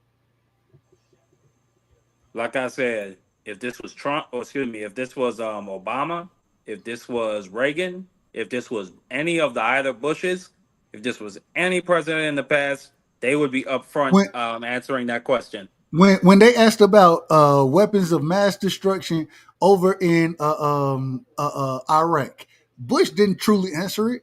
Colin Powell was the one who really spoke on that. Colin Powell was. It was delegated. This is how leadership works. You delegate shit. But then Trump is out there, but he's also then. But then my problem, Dub, is he's also telling his administration to float the idea, or not float the idea, to stand hard on the claim that he's an MS-13 gang member, while also admitting in court documents that it was an error. I just have a really big problem with this. So the problem is it wasn't an error that he was an MS-13 gang member. No, it was an error that he was deported. The error, exactly. So once again, and the thing is I still can't say whether he was or whether he wasn't. I can't say that because hell, I don't know shit. Fuck what I get. I don't know. All I'm saying is that in this situation, you're saying that he's passing the buck. No, he's delegating accordingly to the individual who has more knowledge and experience on the topic and situation. This man is not brought back to the United States in the next couple of weeks, you're going to see some of these DOJ attorneys get hit with criminal contempt. And some of them might even get disbarred. Some of them are going to get hit with sanctions. And some of them might even serve jail time. Nah, And I wonder how Pam Bondi is going to get. None of that's gonna happen. None of that's gonna. You want to bet? Yeah. Well, you don't want to bet. I will. What's the time? Give me a time frame. We can bet on the time frame if you want to do friendly that. 10, a friendly 10. I ain't got no problem, Brendan. On what time? What's the time frame? What's the time frame? Let's say the next 6 months. All right. Hold on, $10 for 6 months, bro. Really? That's what we doing? The right time. All right, let's do it. We got it. And so if the man is brought back, I get my 10. But let's go ahead. We still got to get. Hold on. No. I want to make sure we got the bet solidified. If the man gets brought back, I get my 10. If none of the judges or none of the DOJ lawyers end up in jail, I get my 10, regardless, right? If none of them get sanctioned or hit with any disciplinary action, then you get your 10. If they do get hit with disciplinary action or any types of sanctions, because this man was not brought back, then I get my 10. All right. Or as a matter of fact, even if I do get my 10 and they're hit with discipline, or even if he does get brought back and they get hit with disciplinary action, see, you can't have it all the ways you want, man. Right, Real quick, Marky. I'm not gonna bet you on this. It's too long of a bet. And what I have learned not to bet niggas on YouTube. And you know you my brother, but I ain't been your ass either. I don't do bets on YouTube no more. A nigga owe me $200 right now. We got my brother in the building, man. Shout out to my brother straight out of New York, man. Major Keys Boxing is in the building. Major Keys, what's going on, fam? Hey, I'm good, man. How you doing, man? Hey, man, out of order as always, but having a good time doing it. Yeah, it's out of order to bet anybody on YouTube, man, because the people owe me hundreds of dollars, bro. But you know what it is. Let it go. We're not gonna follow up. You know, it is what it is. They just gonna be missing forever. You know, that's all it is. They never popping up again. So okay. With that being said, man. This is a difficult conversation because to be honest with you, look. You're going to have your particular point of view, but I think that right now when it comes to let me ask you this, because when I was coming in, it took a minute. What would you guys land on? What was the agreement on the last comment? Because that's very important. Ask the question one more time. I'm sorry. No, what was the agreement on the last? I understand what he's talking about as far as the whole conversation. But what was the agreement on the last comment? Did you guys agree on anything? I think the two of us agree that he is entitled to his Fifth Amendment due process rights, and the way how he was snatched up. Can you hear me? Yeah, you good. I was just saying we agree on that. Absolutely, he was entitled. Yeah, and the way how he was snatched up and not put in front of a judge was completely illegal. The Supreme Court document even said it right there. And in where we probably disagree at is, I think had he been put in front of a judge and been allowed to defend his withholding status, he would have been. I think he would have been successful and been allowed to stay in this country. But that's not what happened. He did not get his due process rights. Everything that was about this was illegal. And if one man does not get due process, man, it's over for everybody. They can disappear whoever they want as long as they do it fast enough. And real quick, in front of a judge. Real quick, Major Key. Major Key. Go ahead. My opinion, I agree. I think that regardless if the man was here legally, whatever it was, the man still deserves due process. And I think it was done the wrong way. And for y'all to say that it was administrative error or anything like that, I understand that. And me personally, I don't disagree with holding individuals who are part of Major Key. I don't know what you got going. I'm gonna put you on mute. I say that respectfully. You got. Oh no! I'll go inside the crib. No, I'll go inside the crib. I'm on my balcony, man. I'm on a scenic view. I got fucking like all type of fucking heavyweight bikes and shit going past me. We go inside the crib. It don't make for a good show. I say it respectfully. Yeah, no. I respect that too. I respect that. It's all good. I ain't mad at that. But my thing is the man deserves his due process at the end of the day, regardless if he's a citizen or not. This is how we run this country. Due process is one of the it's in the Bill of Rights. You know what I'm saying? The Bill of Rights. you deserve due process. If you out of order, if you ain't supposed to be here, you should be removed, in my opinion. But let's do it the legal way and do it the right way instead of putting this man. And even with him being with the courts coming out saying that this man was supposedly an MS-13 gang member. Well, what the hell? He gonna be facing persecution? I don't know. It just don't make sense to me. So I think that they shitted on that man's rights, man. In my opinion, that's the problem I have with all of it. I think they shitted on his rights. All right. So I heard both of your opinions, and I actually agree with both. So now you're asking mine. You don't hear any background noise, right? Because I came inside the crib. You crispy. Okay. All right. So my thing is very clear.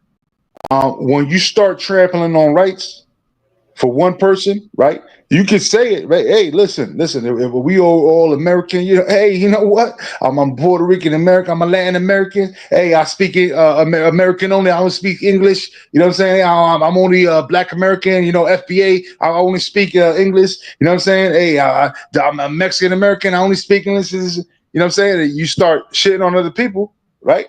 Yeah. That's the opening for you being attacked, because guess what? That opening right there is going to start shitting on everybody else, man. And you know what? This person was actually, I don't care if they say, oh, he had, because there's no actual basis. They keep saying it, but there's nothing that can actually, that's why the judge is saying, there's no judge. And keep in mind that the judicial system is under Trump's control and the Republican control, right?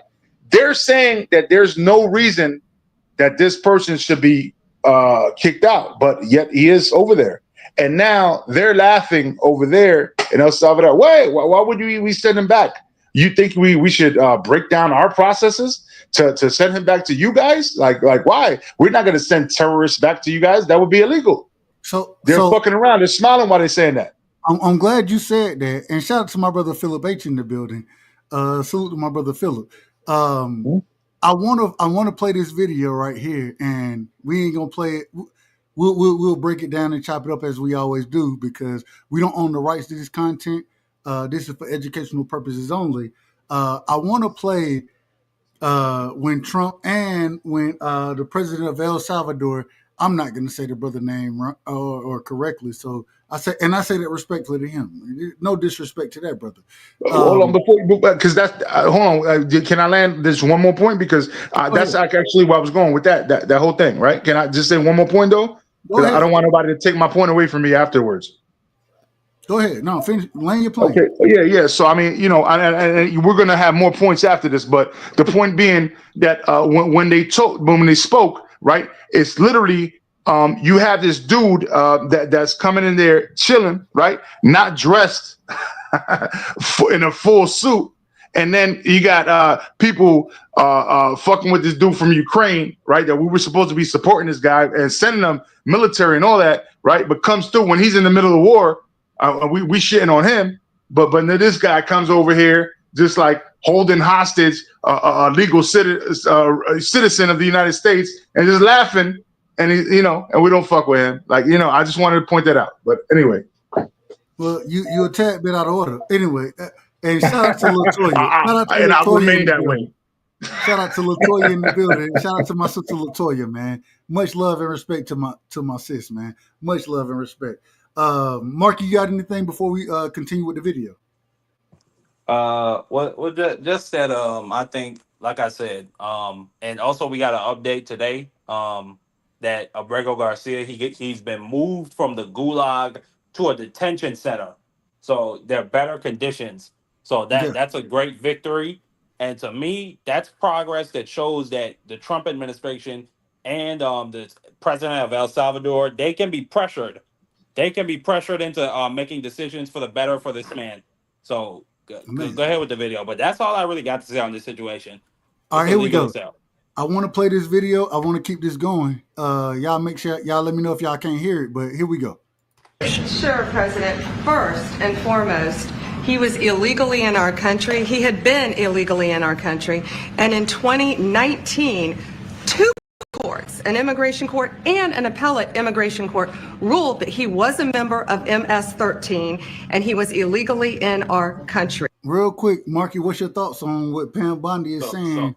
These two courts ruling that he was a member of MS-13. What's your thoughts on it? So from what I read, the court did agree, yes, based on that they said that while they did not want to rule that he was a gang member based off of his clothing, they did say that the confidential informant has been credible in past investigations. So they ruled with the government and agreed that he was a gang member in those situations. But again, this man has never been charged with a crime, and I don't agree with that. And from that time in 2019, he hasn't been charged with a crime once. So go ahead, Dub. That's my thoughts on that situation. Major Key, you got anything on that? Absolutely. There's give me 1 second, man. Hold on a second. Well, hey, real quick, Major Key, I'm gonna keep playing the video. I'm gonna keep playing the video.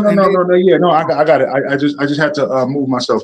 But listen, there's a difference between actually being part of something, right, where you're being accused of something, and being actually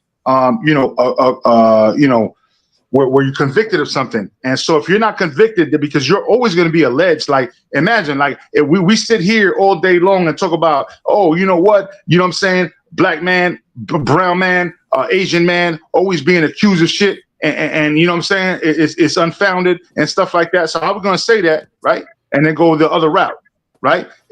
At the end of the day, if there's no actual conviction to it, right? There's no conviction, then you can't be blaming somebody. It's alleged. It's alleged. And we need to hold that shit proudly, because that's the way we're walking the earth right now. Yeah.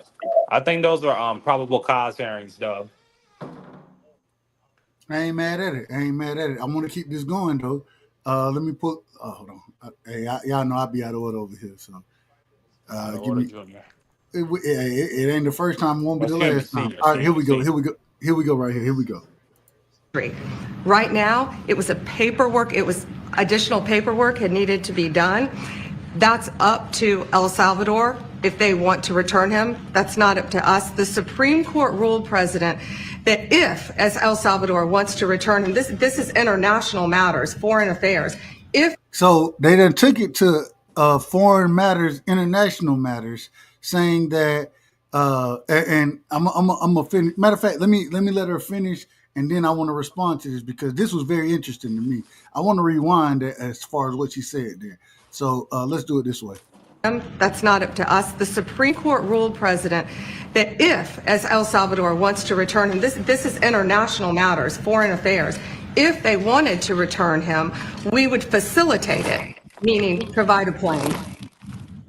So will you return him? And you are doing a great job. So according to her, if El Salvador says they will return this individual, or allow him to return, allow him out of the situation that he's in, according to her, the Supreme Court says, and we read the document earlier, as far as facilitating goes, we need to provide the plane. But what's interesting to me is that I'm listening to the president of El Salvador saying, and this, I say it respectfully, this brother is a citizen of El Salvador. He's not, he's not an American citizen. Let me put it that way.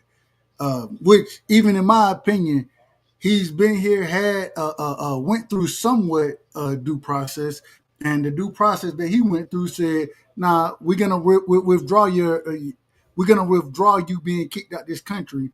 We're gonna allow you to stay here." That's the due process that I've seen from it. And so my question is, and I want y'all's opinion on this, because we're gonna hear from the El Salvadorian president, but do y'all think that the man is he being done wrong at this situation? I believe Absolutely. So. I think that this is outrageous. Hold on, I gotta get a drop on that one. I didn't even expect this. I gotta get a drop.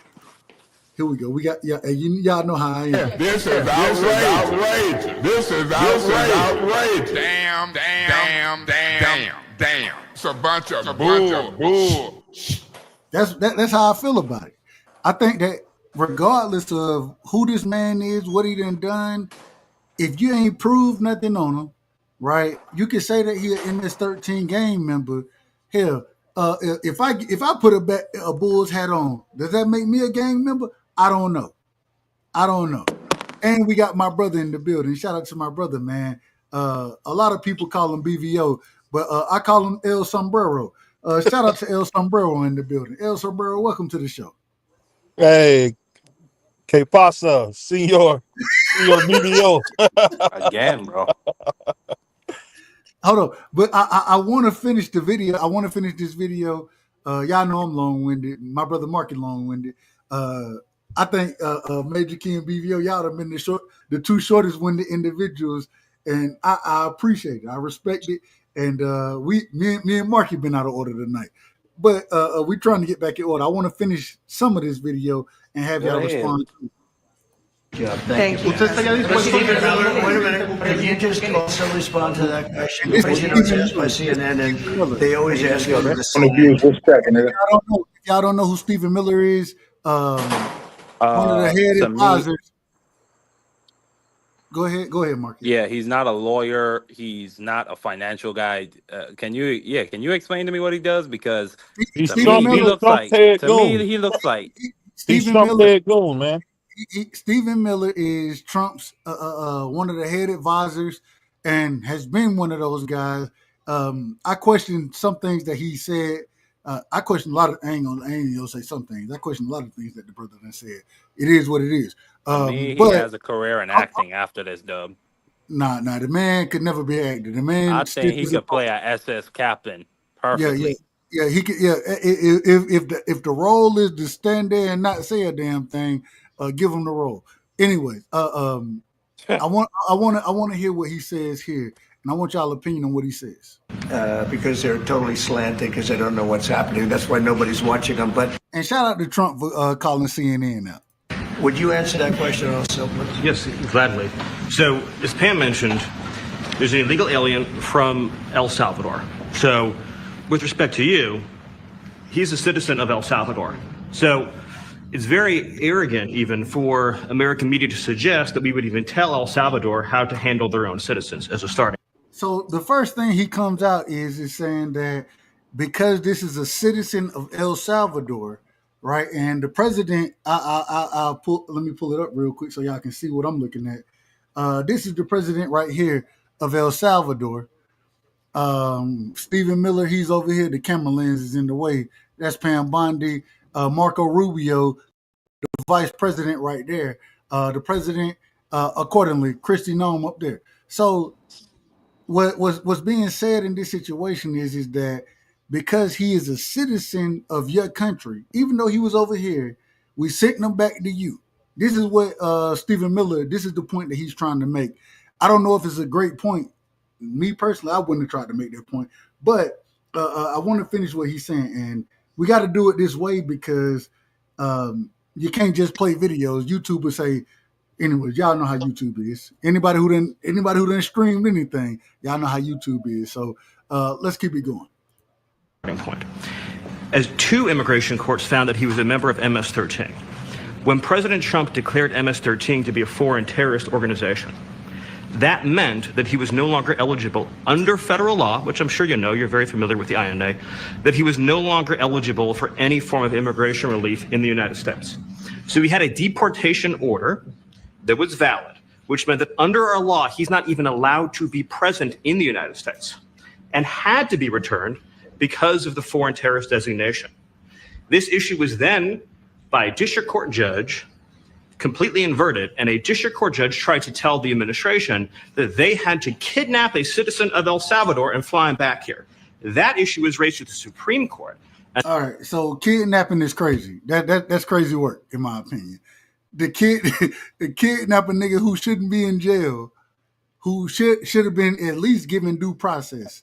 I think that's out of order. What's your thoughts on that? I'll say this. When you talk about Stephen Miller, he's been what they would call a loyalist, which I don't know is good or bad. I think it just really was a mistake, and I think as our president has shown you in the past, he doesn't really want to necessarily own up to a mistake. He will either point the finger, and for good or bad reasons, he'll point the finger somewhere else. at the end of the day, it's a lapse in judgment to have Miller get up there and just bloviate BS. And that's the type of stuff that makes our country, our great country, look bad. When you got a piece of a POS like him up there, who goes after the media, a free media at that, because this is not a banana republic. You got the freedom of speech, and I think freedom of the press. People don't understand how pivotal those things are to a free society.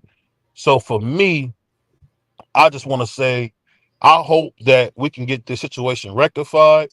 I say if you don't belong, hold on. What would be, what in your opinion, what would be the right way for this situation to end up? What would be the perfect way in your opinion for this situation to end up? leave them over there. We don't need them over here. Stay over there. I'm totally against immigration. I'll be honest. Stay your behind where you at and let the American citizens. You know, we got to put America first, man. We got to stop. We got to stop with the games, the lies, the stories. America has spent billions with a B, almost trillions of dollars on everyone else but the own American citizens. So it's time out for America being everybody's savior. So I do agree with that sentiment from our president that we got to put America first. So putting America first, for me, it's a security issue. If the man's part of MS-13 or any gang of that nature, you want to make sure he don't never come back in. I say deport them all, get them out of here. If you're not born on this soil, get out of here, stay out. This is America, baby. This is our place. Get out of here. Real quick, The go ahead, problem, BV. Yeah, I don't disagree with anything BVO said. If he is an MS-13 gang member, absolutely. If he is a terrorist, get him up out of here. I don't disagree with a word BVO said. The problem is we don't know don't that. know. He don't. Yeah, exactly. He did not get his due process. He was not brought through the court system, and he was not allowed to defend himself against these claims. And the problem, BVO, is that's lawless. That's illegal. That means that if I come out today and I say, let's say I'm protesting for Palestine, they could disappear me. And as long as they get me out the country fast enough before they put me in front of a judge, hey, it's nothing we could do about it, baby. Hey, we got the best country in the world, baby. What am I supposed to do? We got to put these criminals out. Nah. Everybody is entitled to due process. And this dude, this dude is illegal. He's trying to have his own SS, his own Gestapo. That's what he's trying to do, putting all these people out this country. And right now, we in a constitutional crisis. Get him out of here. Now you out of order. You out of order. Go ahead. Well, you can call me out of order, but I mean, you the nigga out of order right now. And I say that respectfully. Major Key, real quick, I want to hear your opinion on this. Major Key, what's your thoughts on what Steve Miller just said? Open frisk in New York City. Out of order. Open frisk in New York City. All right, that obviously that was wrong. That means that you can just literally just walk up on you and just frisk, whatever. Like, you know what I'm saying? Put your hands against the wall. I'm gonna frisk you. You ain't got to do nothing wrong. That offends, that takes away your 14th Amendment right? And if they ask you for ID, that takes your 4th Amendment right? So you're literally put against the wall. Let me pat you down, bro. You know what I'm saying? Because I said so. See what I'm saying? Like this is where we're going here. This is where we're going here. This is Nazi Germany. This is Nazi Germany. No, we should not be subjecting ourselves to anything like that at all. This is crazy, and I don't like it. And I'm never going to submit to this. This is where you start falling back and just making sure you don't open your doors. When cops knock on the door, you say, if you don't have a warrant, there's no exigent circumstances for you to knock on my door or come in. So get away, please go get a warrant. If not, I'm not talking to you. That's what you need to start doing. Because if this is what everybody thinks is okay, we're fucked up now. All I'm saying, and I'm not disagreeing with you, Major Key. All I'm saying, hey, at least get this man due process. This man, once again, haven't been convicted of a crime. Only thing that, and we played the reports earlier of what he was supposedly, or what police reports were brought against him. The man hasn't been convicted of anything.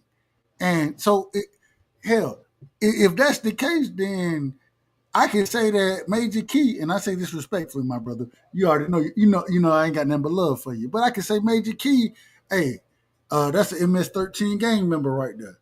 Are they gonna deport? Are they gonna what? Like, it's out of order. But that's what I'm trying to say. The If thing you you gotta got no understand, reason to be talking to me, you shouldn't be talking to me, though. That's what I'm saying. That is this the is the thing law. I'm gonna The tell law you, is man. the law. If you guys remember the Pacific Summit from 2020, when President Trump was actually heading out of office for his first term, one thing that the Chinese said that people really will be surprised. Look it up at the Pacific Summit, and he said, "Well, you know what? Average Black Americans can't walk down the street and not get harassed. So don't come in here telling us what we need to do in China, because China has been notorious for persecuting Muslims and other religions in their country.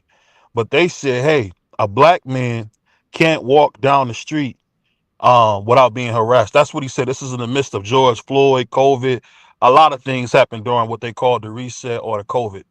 But I'll say this: we gotta stop trying to give everybody justice.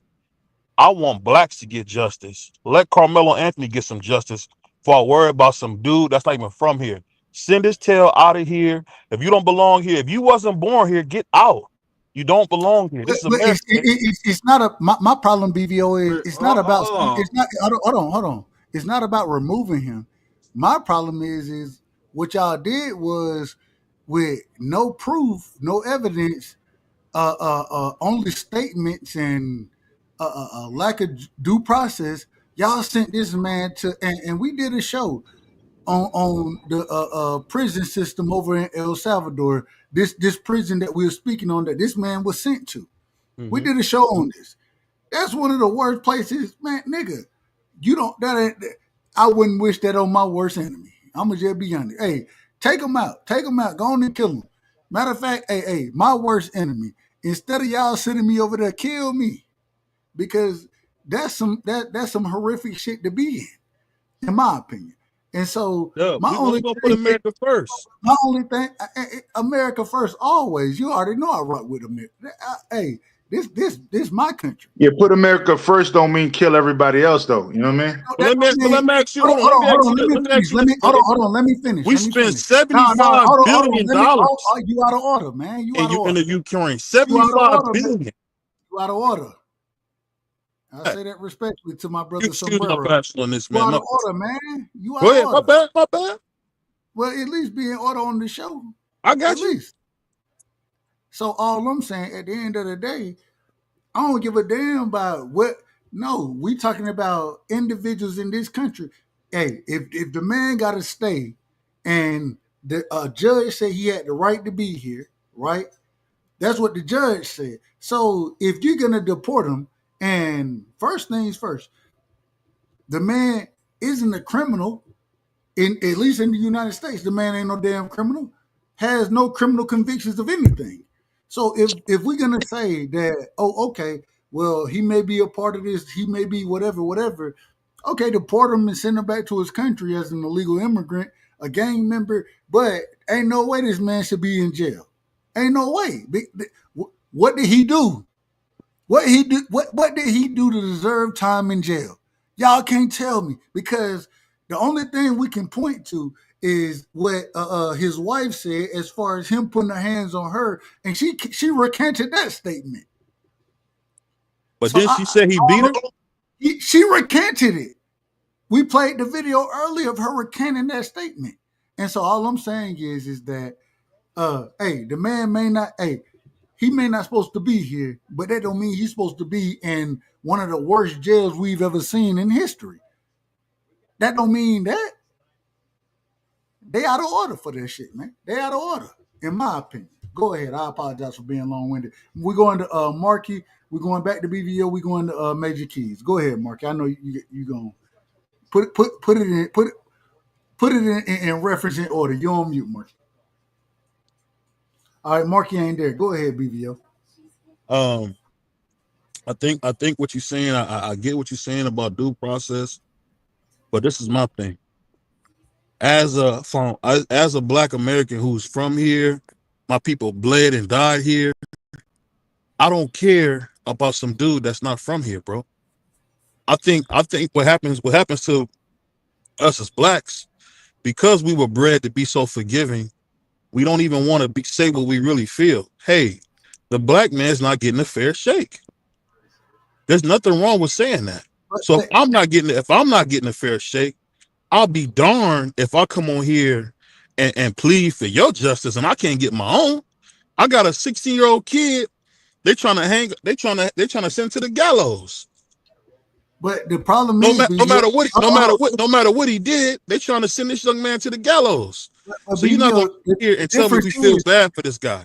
The difference is this, and I don't even want to say the difference. If this man is getting injustice, then they're gonna continue injustice. We done seen that. We done seen the injustice of the black community. We done seen it happen. I ain't here to. Hey, I think anybody can pull themselves up.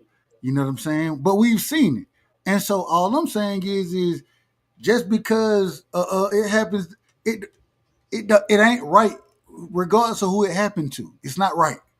And right is right, wrong is wrong. That's how I'm looking at the situation. It's not about and I agree with you. I agree. Me and you done had this conversation before. I agree that black people have been given the bottom or sitting on from the beginning. I agree with that. But just because that's happened to us don't make what's happening to this brother in this situation right. It ain't about and one thing, shout out to Big Mom. Big Mom used to always say, one of the things she say, everybody not gonna understand what you saying, but as long as you telling the truth, then that's and she ain't say it in that stance, but as long as you telling the truth, you doing the right thing. Make sure you telling the truth. And so right is wrong, wrong is wrong. Or excuse me, right is right, wrong. I said right is wrong, wrong is wrong. Right is right, wrong is wrong. And in this situation, what they doing to this brother is wrong. Who cares? I think we beat this horse as much as we can. We can move on to tariffs and then to alien technology. We're gonna have to. All right, so I ain't gonna lie to you, Marky. We 2 hours in. So shout out to Marky Dan, because with me and my brother Marky, 2 topics take 2 hours for us, because we're going into the 2 hour mark. We're gonna skip the tariff tonight. I say that respectfully. We're skipping it. The only reason is because I want to get to this, and I thought this was fantastic. If you want to go into the tariffs, we can go into the tariffs, Mark. It's up to you. I'll let you. This is really your show, not mine. So go ahead. Whatever you want to go into, we'll take it there.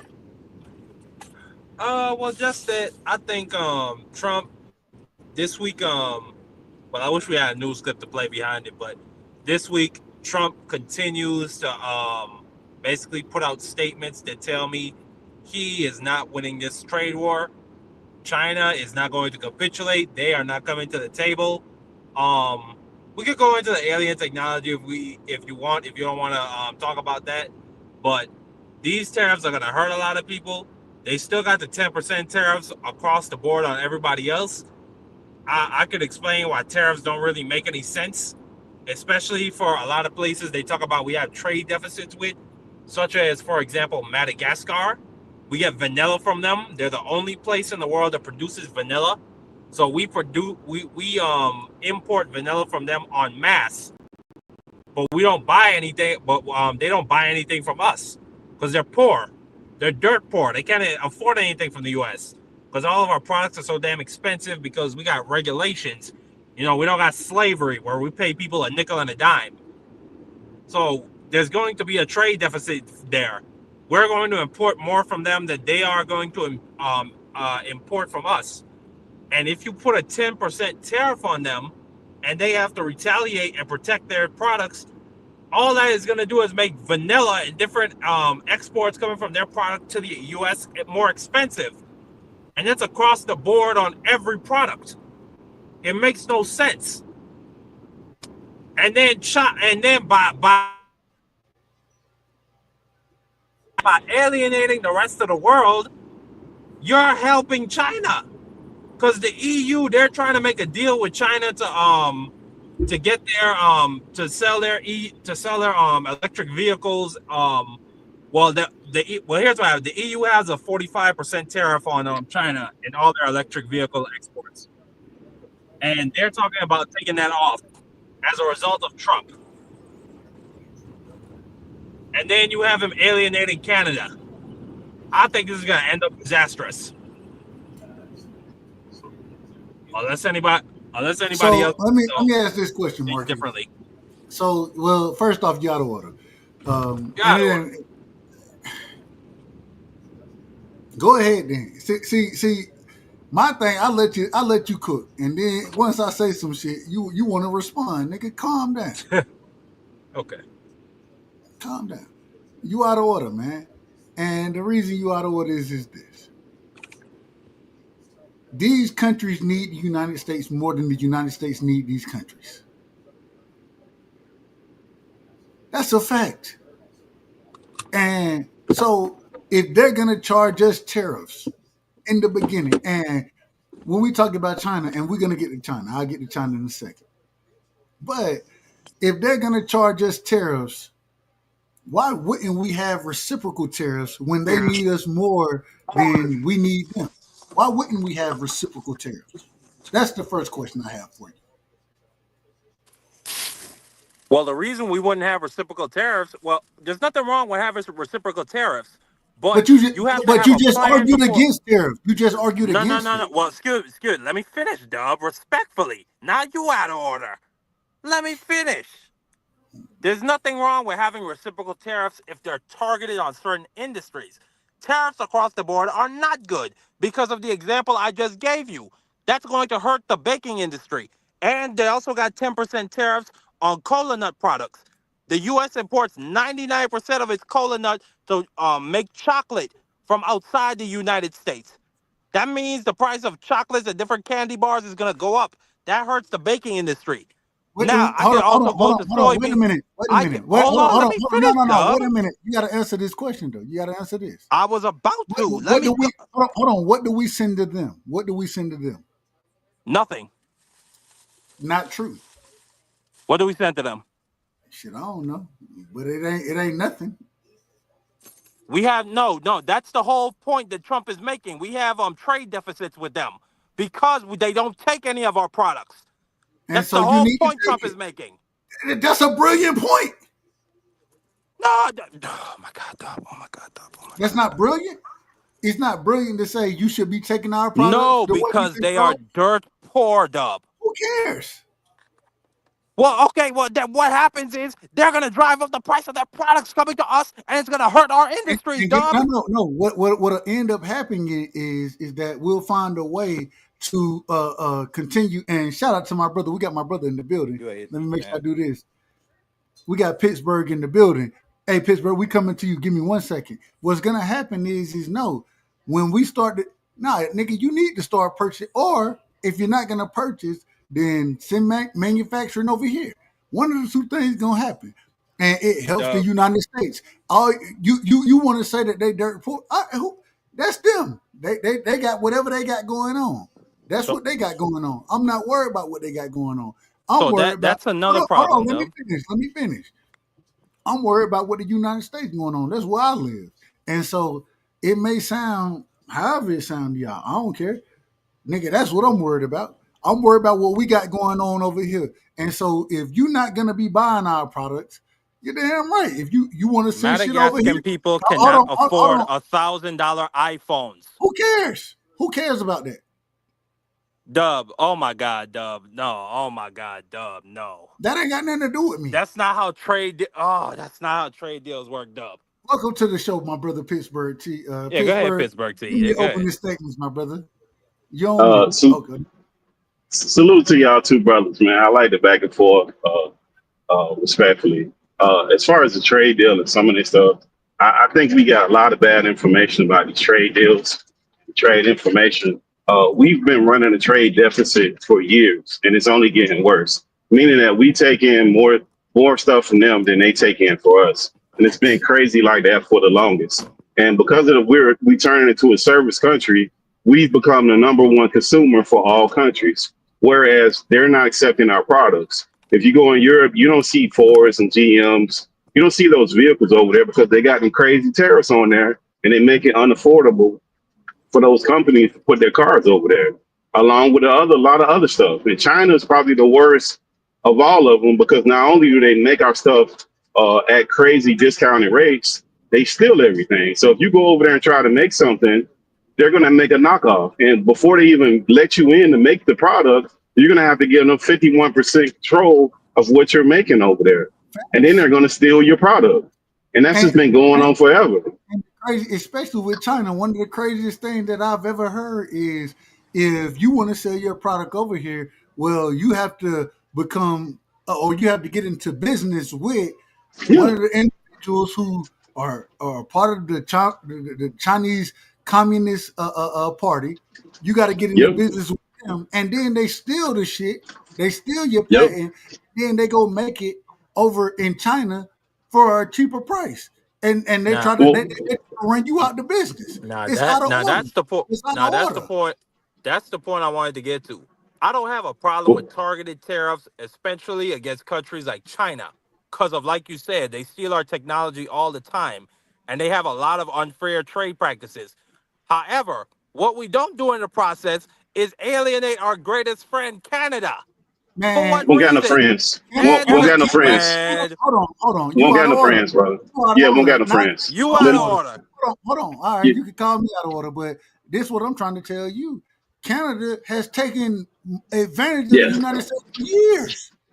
Mexico. We are literally working off of Trump's deal that he met. No, you hold on respectfully, though. But wait, let me off finish. of Trump's deal. You gotta at least finish, bro. Let me finish the statement. Matter of fact, y'all can go ahead. No, go ahead, Pete. No, go ahead, Steve. I'm out of order. Yeah. Let me finish. Y'all go because I just want to make it kind of a broad scope, and y'all can kind of pick it apart if y'all want to.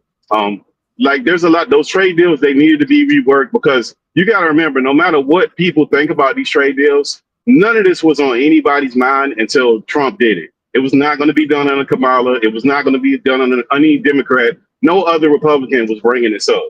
So love it or like it, we here because this man said he was going to do it and he's attacking it. And what he's pivoted on right now is the second round of trade increases. So the first one was at 10%, and then the last round was at as high as 100% on China. So he paused the second round. So he still has a 10% increase across the board on most countries and most things. There's some exceptions with trade with auto in certain areas, but you have to remember what they condition us. And I'll say this, and I'll wrap it up. You got to remember where they condition us to the point where we've got to the point where we don't want to feel any pain at all for anything. But the only way for us to fix any of this stuff, when people say they want to bring back manufacturing, you're going to have to make them other countries pay. In order for them to pay, we're going to have to feel some kind of pain to change this. Because if not, it's only going to get worse. And you have to remember, all of our kids are not going to be engineers. They're not all going to be football players. They need regular jobs. And there's not going to be any regular jobs here because at the rate we're going, we're outsourcing everything. I mean, everything is getting outsourced. So there's no lower and middle class here, and then you're fighting to keep illegals here. What are the kids that get out of high school? What are they going to do? Go ahead, fellas. Go ahead, Marky. No, I hear you. My bad. I hear you absolutely on that. And I give you 1 point. I do think targeted tariffs are good, especially for the auto industry and the chips industry and the computer chips industry. There is a way to bring back manufacturing to this country. It's not this way. And this is my problem with this government's approach to everything. This includes Doge. They come at everything with a hatchet. This is not how you do this. You don't bring back manufacturing in one night. So how do you? No, let me finish, Dub. Stop doing that. Stop asking me a question in the middle of me explaining something, please, respectfully. But God damn it, Dub. Golly. I apologize, my brother. I'm really out of order. I shouldn't speak to you like that. You're my good brother. Go ahead. What was I saying? Finish your point. As far as how to do it, as far as bringing services and that's what you were speaking. Yes. Brandon, you don't do the way their approach to everything in this government is with a hatchet. and a hammer. This is not how you do it. You don't cause a nuclear winter across the entire trade world with tariffs of 47%, 50%, all based on this chart that most of economists don't even understand or can't explain. And then he backs off the tariffs in 3 days because he realizes China is serious. And so now the narrative that they're putting out there switches. It goes from, we're doing this to protect America from the rest of the world. We're doing this to protect our trade. Then it switches, okay, no, we need to protect the rest of the world from China, and we're going to work to bring back manufacturing here. Firstly, you don't do it like this. Okay, you're going to hurt people that are taking in products from China currently in the short term. And I hear what the brother is saying about pain, but a lot of people can't take pain. A lot of people are just a little bit away from bankruptcy and from going out of business.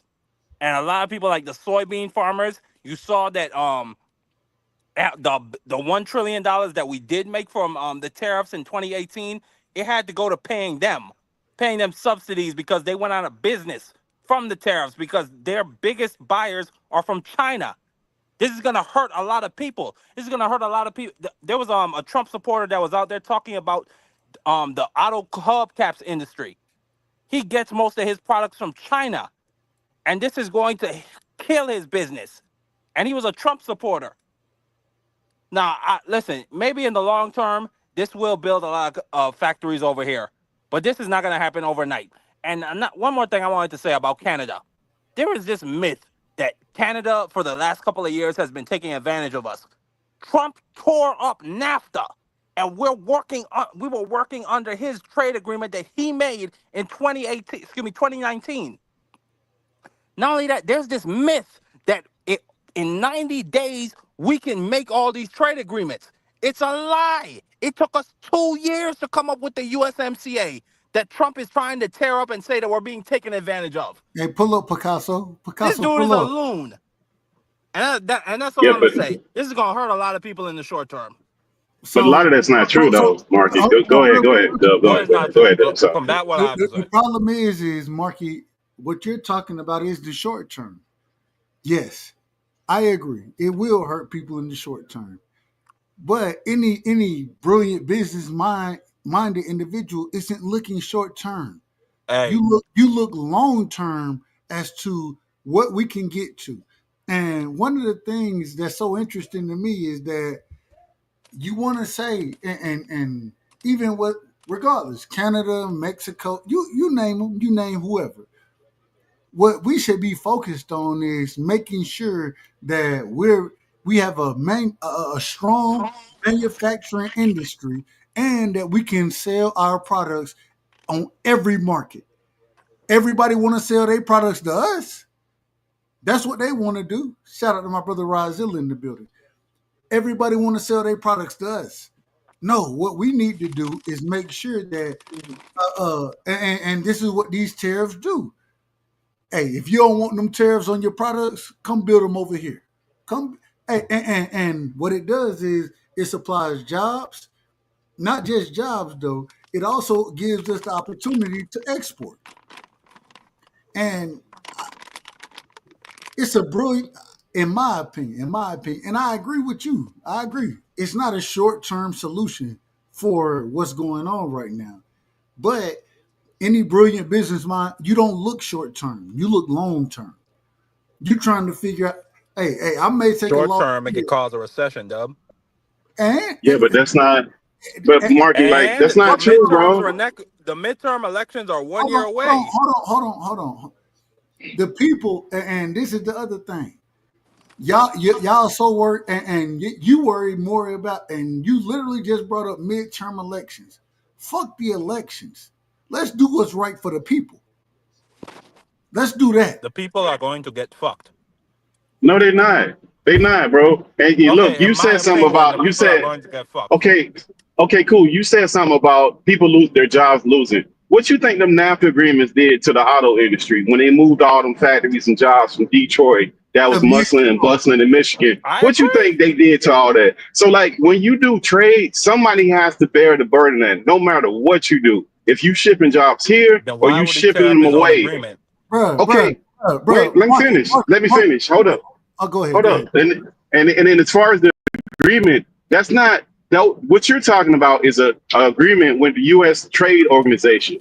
That's completely different than America as a country and another country making a trade agreement. Those are two completely different things. Those agreements, such as NAFTA, such as the last one that they did, they're not the same thing. You can still make an agreement with the country that's always beneficial to you. The USTO is how they go ahead when they say China stealing shit. That's who they got to go through and make the complaint, and they have those lawsuits against them. That's what they're doing that through. But that ain't got nothing to do. You can have one without the other. A country can say, hey, we went into this agreement. We don't want to be in this agreement no more. We need to have better, favorable terms. And that's what we're doing. What's wrong with that?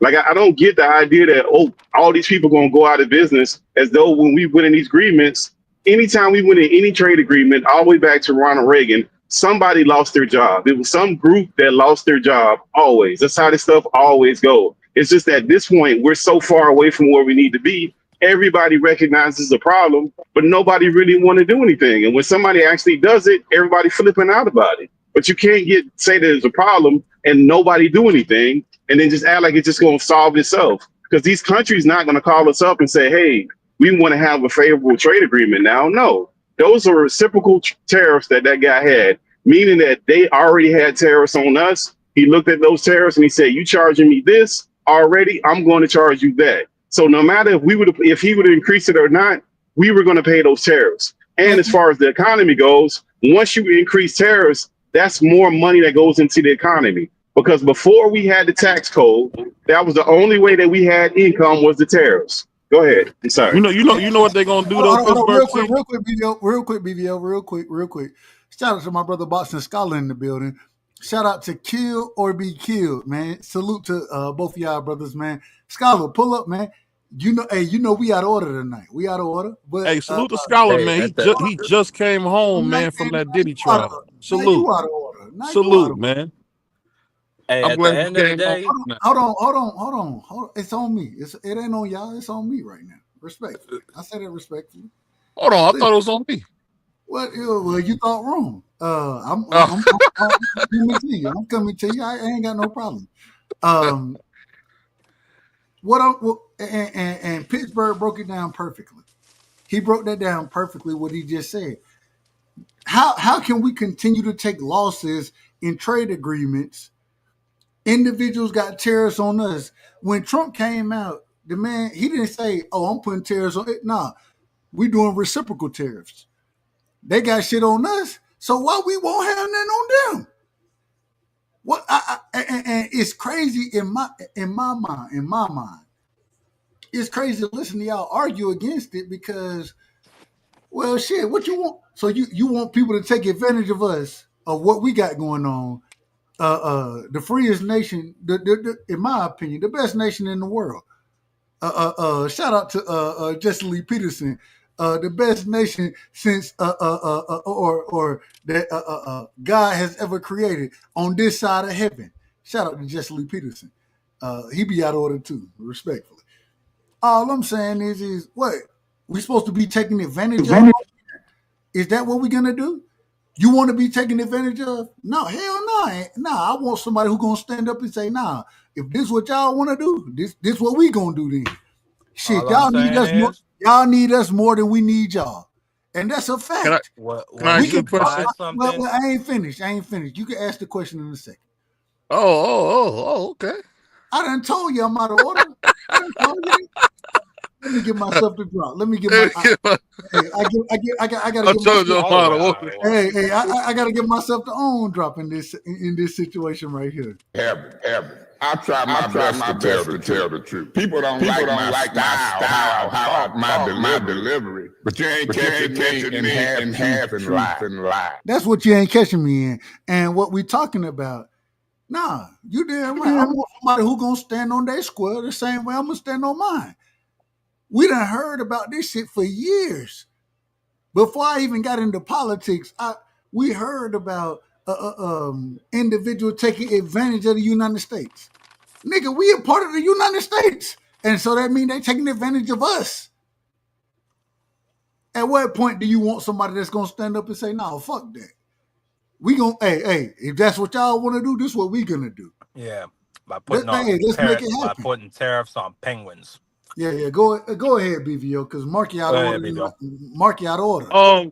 You know, the whole thing, I get what you're saying, Pittsburgh T. If it worked like that, no matter what's going on, America since World War II has decided to become the world's police force. The thing that you And that's notice out that of order too. And that's out of order too. If no, we're it's not gonna out of be order. That's what we traditionally have done. Hey, if we're gonna be a police force, you should pay us for it. Respectfully. Go ahead. I agree with that. That's one of Trump's accomplishments, that he had people actually spending their right up, because he's supposed to spend a certain amount of your GDP on, you know, defense. And when Trump came in 2020, he absolutely did that. The thing Said these niggas was out of order for what they were spending. Go ahead. Yeah, so I think he has done some good things. I think the thing that kind of gets a lot of people, and I don't know if anybody feels this, I don't agree with the new tax cut, that we reinstating the tax cuts that they give the 1%. Because we still having deficits because we don't get that tax money from the 1%. No matter how you want to put it, somebody's got to pay that money, whether it be tariffs or, I mean, but at the end of the day, one thing I was reading about, if a tariff is 140%, I'm just not gonna buy that product. I know for a fact from my grandma doing caterings back in the day, you know, we go over to Ontario and stuff. We probably lose a lot of money, like in beer, spirits, the key wines. I mean spirits, wines. We losing a lot of money on that. And I just think no matter how it goes, to fix the problem is going to be painful. And I think that no matter how it goes, whether it's Trump or somebody else, whoever tries to fix the problem, because actually what we've been doing in Pittsburgh T is right. We've been kicking that can down the road. Everybody's kicked that can down the road.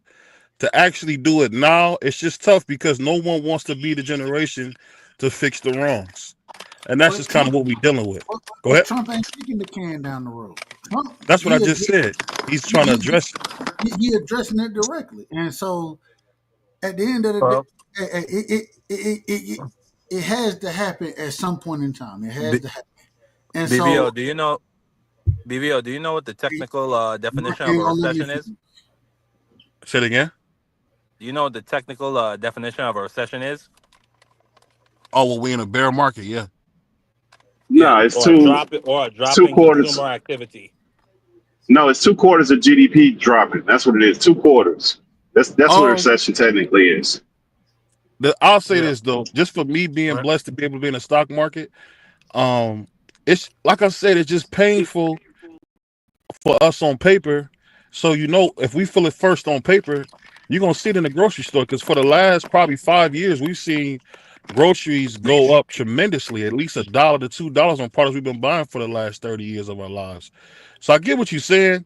I'm just saying, no matter whoever does it, and I think Trump is going to take this on, I think it's going to cost his party and maybe not so much him. I think he's going to really, come midterms, pay the price for these tariffs, because these are not popular with Republicans and Democrats. Because I think if the tariffs are used right, they can help the American steel worker. People like my dad, who used to work for Cleveland Steel. People like my Uncle Ron, who work for Cleveland Steel. Our textile people, they can benefit from the tariffs if they're done correctly. I just don't want it to be a Trump dick swinging contest, because he gets like that, where he wants to like try to outdo somebody. And I think Xi Jinping, aka Winnie the Pooh, he shows you we're not scared of you, man. You see what China's doing in Jamaica. You see what China's doing in Northern and Southern Africa. They pretty much got Jamaica by the nuts. They built their whole highway system. Caribbean nation is using so much money, so much Chinese money, because their economy is so big, it can't just be confined to China. So no matter how it goes, man, I just hope that whatever we do, I just hope it's not just another Trump empty culture war. That's all I want, to be honest with you. And I'm glad you brought up that point about the Republicans taking losses, because that's the point I tried to make the dub. If there ends up being a recession and people take a lot of economic loss, This is going to be the thing that turns Trump into a lame duck president. More than the illegal deportations, more than the Doge stuff.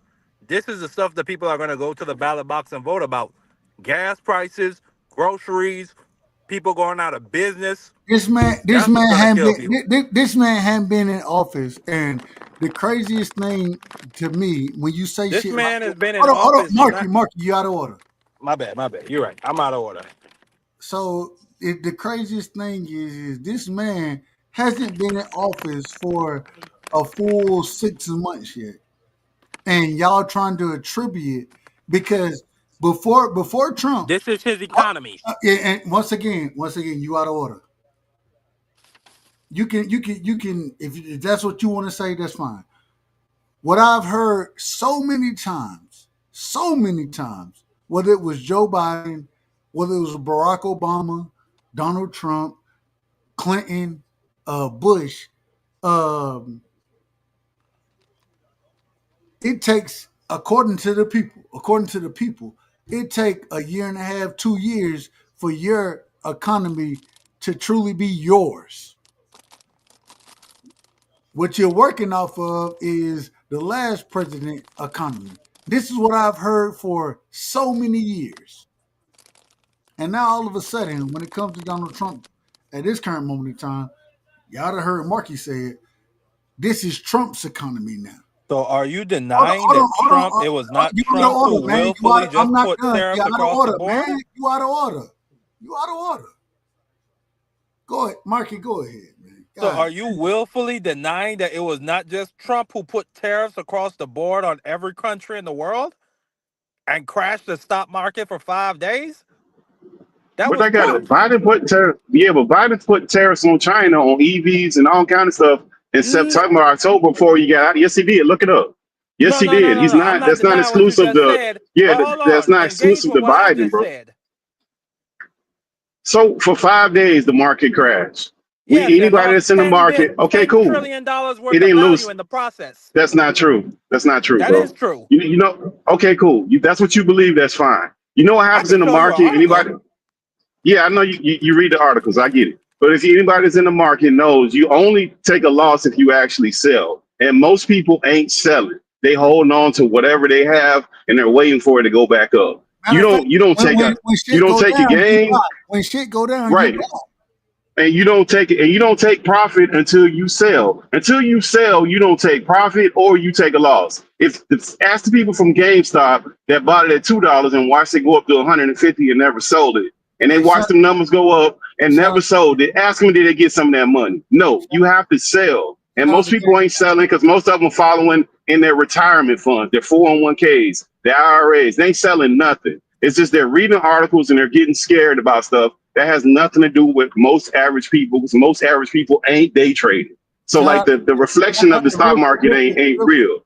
I apologize, Pittsburgh. I want you to keep. Shout out to Diamond Fingers, man. Hey, we was holding over there. Shout out to everything that GameStop had going on. I didn't think it was gonna go where it went, but shout out to them. Respect. I said respect. Go ahead. My apologies, Pittsburgh. Yeah, but for the market, like those articles that they write about the value of the market, if you're an individual that had a bunch of stock and you had to sell it because you was in a margin or whatever the case may be, yes, you took a loss. But the majority of people are looking at their retirement accounts and they're looking at them drop anywhere from 2% to 10%, and they're simply not selling. And when you're in a 401k, you don't have the ability to sell. At best, you have ability to move it to another fund, but you ain't selling nothing. So like a lot of that stuff is it doesn't even track for most people, if we're looking at the majority of people, because most people aren't day trading where they bought it in the morning and they have to get in it by out of the evening. They got to get out of it. That's not most people's reality. They're reading articles and they're getting confused because people are throwing these terms around like Elon Musk lost this much money and this person lost this much money. And none of that's true because you're not even like there's two different values. And I'll say this and I'll be done with this whole thing. There's realized gain. That's the part that you're actually taxed on with stock market. That's the amount that you actually made in profit. That's the only thing that you're actually taxed on in the market. Why do they do that? Because that's the only money you actually received.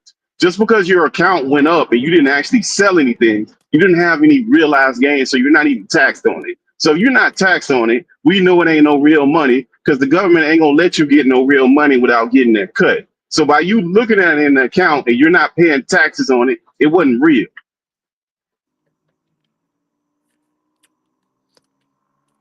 That's absolutely incredible right there. I ain't gonna lie to you.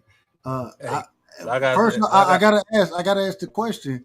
Does anybody disagree with what Pittsburgh just said? Does anybody disagree with that? I can't disagree with it, but I couldn't understand a lot of it. But I Hold think on. that Hold on. You said you couldn't. You don't disagree, but you couldn't understand it. I can't. Well, I don't disagree with the first hand of what he said. Unless you sell, you don't really take a loss. But I couldn't. I wasn't. I'm not gonna say I wasn't listening. I just couldn't understand the last part of what he was saying. I'm not an economics expert. All I know is if the economy is not working for people by the time the midterms elections come around, it's not going to be good for the Republican Party. I agree with BB on that point. Yes. And we're going to just have to see. What do you mean who cares? Trump cares. I don't care. All right. Bro, how you gonna fix a long time party? Like, you got a long term issue. Like, this ain't been good. We all been alive for this whole thing to go on, right? And we want this to be done in 2 days, and we want it over with because we don't want to deal with it. So if this guy don't do it, and the next guy, nobody else is gonna ever try this. Nobody. If this guy don't get this done or he don't move, he done already got a few countries, Taiwan. It's a bunch of countries already. They done renegotiated their tariffs already. So if this guy don't do it and it's a disaster, nobody's going to ever touch this issue.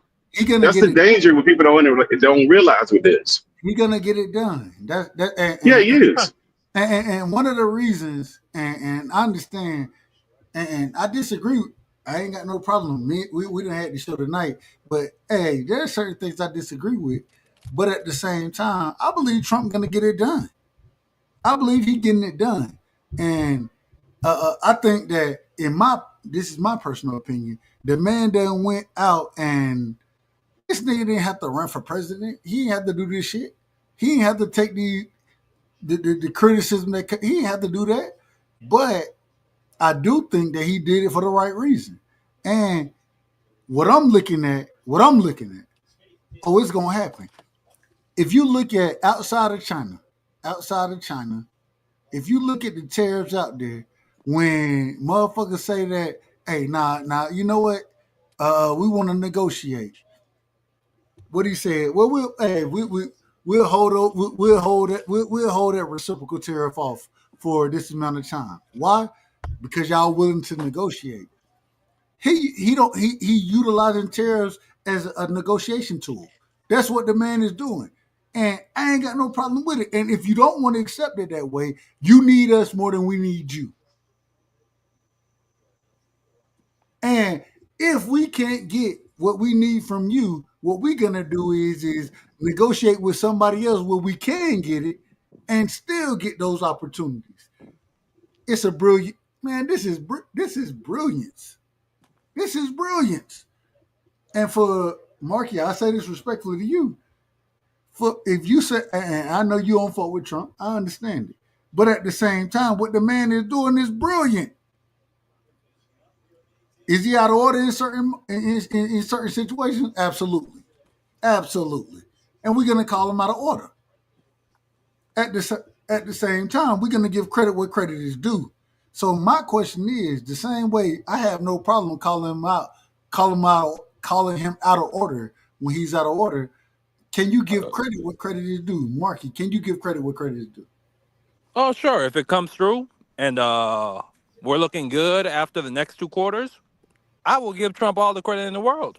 And this will probably look great for him in the midterms.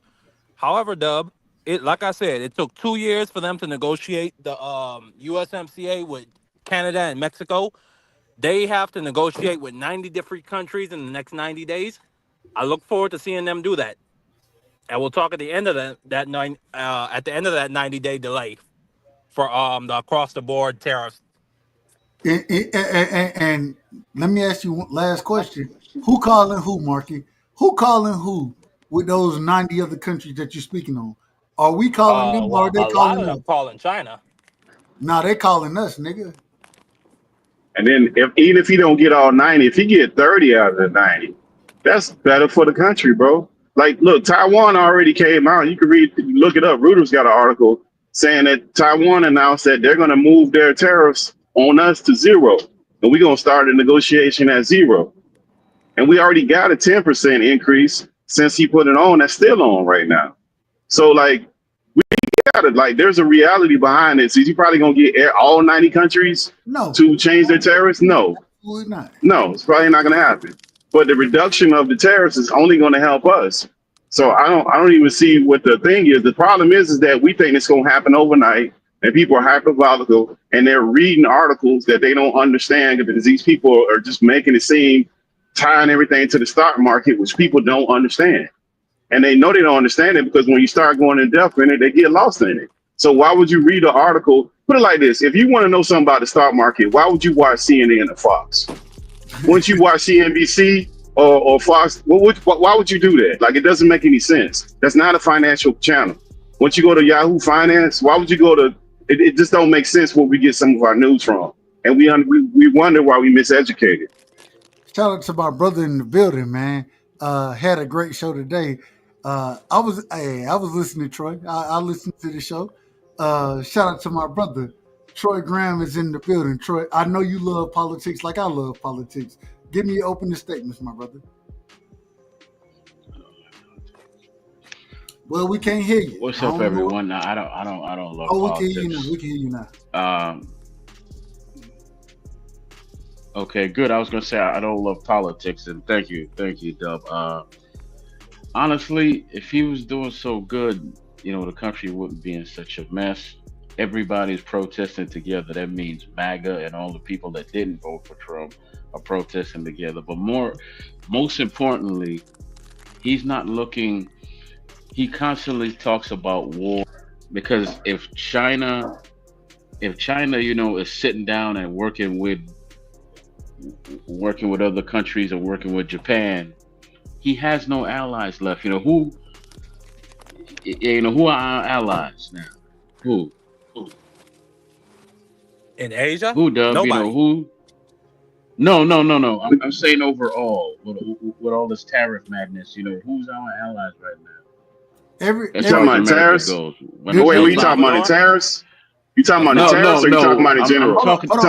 Hold on. We got to be in order. No. Listen. Hold on. We got to be in order. We got to be in order. So, ask the question, and I say this respectfully, Troy. Ask the question so that people can respond to the question that you asked, and let them respond accordingly. Okay. Tariffs aside, he's mentioned war more than enough times to let me know he wants to start a war because he has no legacy whatsoever. Now you to speak of. So he wants to play now we got to get no. You said to let me speak. Oh, my This good is Lord. outrageous. This is outrageous. Damn. It's a bunch of bull. If the man wanted to start a war, and I say it respectfully, I watched multiple presidents start wars. Trump never has been that individual to start a war. And you're saying that he wants a war. Am I correct about that? Why does he keep talking about Iran it right now? Why no? Why does he keep talking? Answer. I say it respectfully. Can you answer the question? You're saying I that didn't the even- man wants to start war, right? I said that loud and clear. Okay, so I'm gonna ask you: did he start a war in his first term? Did he ever start a war in his first term? We're not in his first term. It's Doug. a yes We're or in no. It's a present yes. day. I'm getting to where I'm going. It's a yes or no question. Did he start wars, any war, in his first term? Yes or no? It's a yes or no question. We already know the answer is yes, but what does that have to do with present day? What war did he start then? Since we know the answer is yes, what war did he start in his first term? No, I meant to say no, Dub. Well, I you meant to said say yes, no. nigga. I'm You just- said yes. I didn't I say meant yes. to You say said no. it. You out of order. I'm not a nigga, Dub. I'm not a nigga. I'm nobody's all right. nigga. But go My ahead. apologies. I said no. I don't mean to call. No, you said yes. Okay, well, go ahead and make your You point said now. yes. You said yes, but I don't mean to call I you know out I your name. did. I made a mistake. That's why I don't mean to call you out. As a human, you know, I'm flawed. I make mistakes. We all are, and we all gonna make mistakes. Got you. I said no. I ain't got no problem Make your with point. Go ahead, Dub. I'm trying. Well, shut the hell up. I'm trying You to. shut the hell up and go ahead. Respectfully. So if we all know, according to what Troy said, if we all know this man want war, according to what Troy said, I didn't say this, he said it. If we all know this man want war, didn't start a war in his first term, one of the first presidents that didn't do that, and then I'm not gonna say the first president. I'm not saying he's the first president that didn't start a war. I'm not saying that. But now all of a sudden in his second term, y'all are telling me he wants war. This is what Troy is saying. Correct me if I'm wrong, Troy. That's making not my words. Those are his.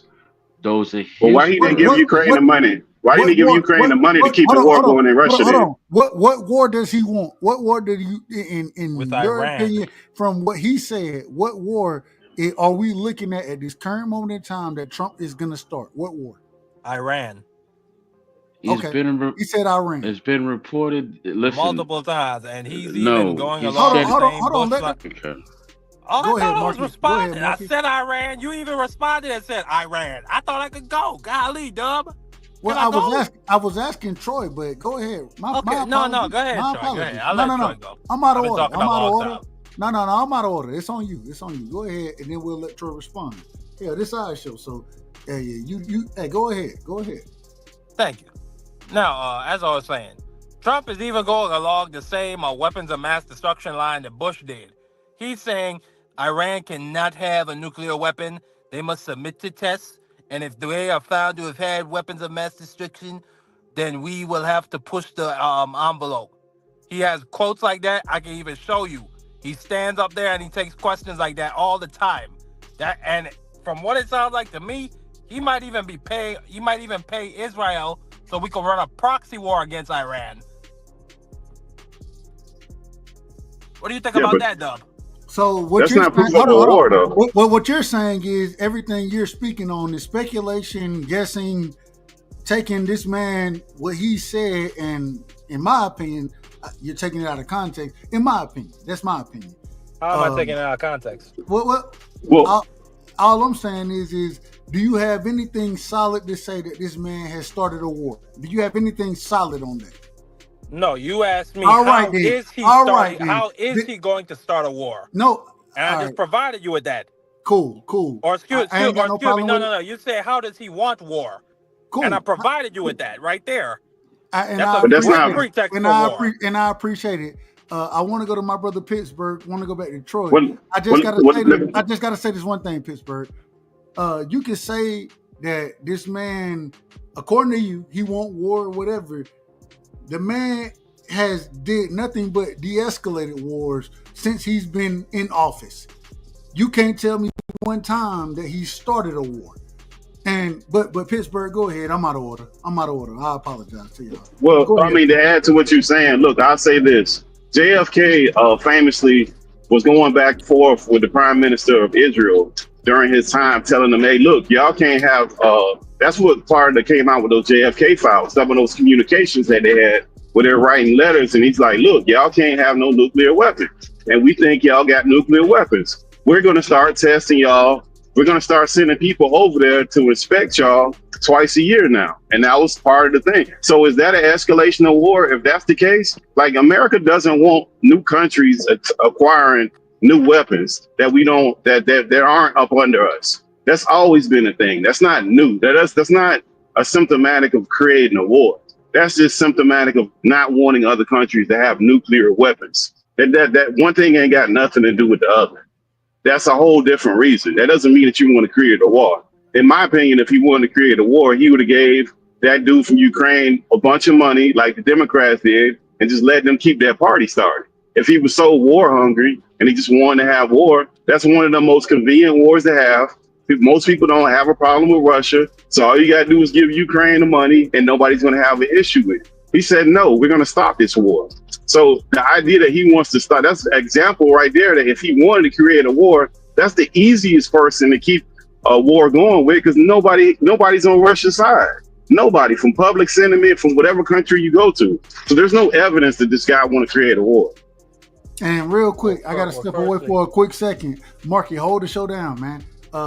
We got to go to Troy, but hey, y'all be in order, man. Marky, hold it down for me. I'll be right back. Most before It's Troy also I Marky. you know what? Go ahead, Troy. Go ahead. Marky. Yeah, go ahead. Okay. Yeah, what's up? Yeah, because I was gonna say, you know, why would you start a war with someone that you lay in bed with? Talking about Russia. We all know he's buddy with Putin. So why would he start a war with Russia? And if he wanted to do anything against Russia, you know, he would side with Ukraine, wouldn't he? But everybody knows he's buddy with Putin. Everybody knows that. That's common knowledge. Yeah, it's pretty. Based off what, Troy? Yeah, based off what? I mean, firstly, just the way how he's described this war as if Ukraine started it. I mean, that's just one point. This man, I'm not gonna lie, he does hug up and kiss up to Putin's ass a lot. Matter of fact, whenever chance he gets. And even just the other day, they had a Black Sunday massacre where Russian missiles killed 38 civilians, and Trump said, "Yes, I heard about it, but I also heard it was a mistake." It was not a mistake. But he's always willing to give so much charity to Russia. It's disgusting. But then he's so disrespectful to Zelensky, though. Disrespectful to Zelensky? How could he be? Wait a minute, time out. How could you be disrespectful to the Zelensky, the guy coming begging you money and getting money from you all the time? How could you be disrespectful to that guy? That don't make a lot of sense. You're supposed to kiss Zelensky's butt while you getting him money? My bad. I'm sorry. Go ahead. I asked you a question. Go ahead. Yeah. Firstly, we have had this was a 1992 agreement that we have with Ukraine that after they gave us their nuclear weapons, we would supply them with weapons and funding to fight the Russians so that they could support their own democracy. That is a deal we had. But now Trump and people are trying to say, to hell with that. We're coming in with a new policy. Now, you know what? Fine. Let's end this war. I don't disagree with that. But let's not abandon Ukraine to this fate of death and nihilism and dictatorship. Because if Ukraine falls, next goes Lithuania, next goes Finland, and we could see ourselves in an even bigger military engagement. But is that our ally, Marky? Is that our ally? Like, what? Okay, an ally. What's the definition of an ally? Because what can Ukraine or any of these countries do for us? So we're supposed to just fund these endless wars in these countries that were part of Russia. This was all the old USSR. This is what this stuff was, that we want to go through all these little countries that they're taking back. And we want to get involved in these wars and endlessly and want to be like on this high horse and say we're supposed to defend against Russia. To what end? For how long? So what's a good number? So we stay in there for another 5 years, that okay? Another 10 years? When is the end supposed to be the end? Because they have no way of winning this war. How long are we supposed to stay in this war? Let's just go with your principle. How long are we supposed to stay in this war? I think we're supposed to stay. Me personally, I think we're supposed to stay in this war. Just me off America's my not morality even and what in I the war. believe. We're supposed to stay in this war until Ukraine secures their democracy and freedom. And now there has been a. Is that possible though, Marky? Is that possible? No, real question. Is it possible for them to actually win? No, I'm saying let's say we're doing this war. It's a real question. Can they win? It might not be. Hold on. So I want to say one thing real quick. I want to say one thing. What was the smoke when this same shit was going on, right? When when Putin was taking different parts of the Donbass, however you say it, I'm probably saying it wrong. When he took that's right, Donbass. When he took Crimea under Obama, what was the smoke for these presidents who allowed this shit to happen, and now, and I say it respectfully, sent towels and bed sheets over there. Trump even came out and at least gave them missiles. I think that was wrong in my opinion. I don't agree with it. The reason I don't agree with it because what they got going on over there, in my personal opinion, I'm not here to, in my opinion, we shouldn't be policing the world. Our money, the tax dollars of this country should not go to policing any other nation. You can't, That's just my say opinion. you don't want to police the world in Let one me finish. breath, and then in the other breath, you don't want Iran to have a nuclear weapon. Can I finish? Go ahead. Even when it, and I'm glad you brought Iran up. Even if it come to Iran ain't a direct threat to the U.S. It's more of a threat to Israel. In my personal opinion, Israel be out of hold on. Israel be out of order. They be out of order their damn self, in my opinion. And so all I'm saying is that sound like our dollars are going to Sounds like policing the world, doesn't it, Troy? Bruh, this is crazy work. I can't even go ahead, man. On my own show, y'all gonna be out of order. Y'all gonna be out of order regardless. Go ahead. I just think you're talking out of both sides of your mouth, Dub, because at what hand you want Trump to go over there and legislate what's going down between Israel and Iran, but no, I never said that. I never said that. He said the opposite. He said he don't want that. He said the opposite. He said we shouldn't be the police. And you see, do you see how they do you? They put words in your mouth when I never said that. Okay, go ahead, He said the opposite. Yeah, he said he don't want that. Well, y'all talk so damn much. Y'all don't let me finish. Go ahead, Troy. Go ahead. I just ended up passing the mic because I can't finish. Go ahead, Dub. Go ahead. Well, you gonna cut me off as well, so go ahead. Go ahead. No, I'm You not. cut all of us off too, Dub. You right. Yeah, but that's a proxy war we can't win, so I don't see what the point is. I never understood the Ukraine war because it's a proxy war. We're funding them that we involved in, but we're not involved in it, and they can't win. So what's the point? Like, how long are we supposed to keep this facade going on? Make a deal. Make a damn deal. Yeah, they're not gonna win. You're just gonna have more people killed. So what's the point? And even when it comes to Israel, no, I don't. In my personal opinion, Iran is a threat to the Middle East. I understand nuclear weapons. They're gonna do whatever they're gonna do. Okay, if you want to stop them from doing that, that's one thing. My whole thing with Iran is nigga, all right, get a nuclear weapon if you want to. We not gonna stop you from doing nothing. We just gonna bomb this shit out there and we gonna end this shit quickly. Policing the world. Hey, putting American pilots at risk for Iran, for a Middle Eastern problem.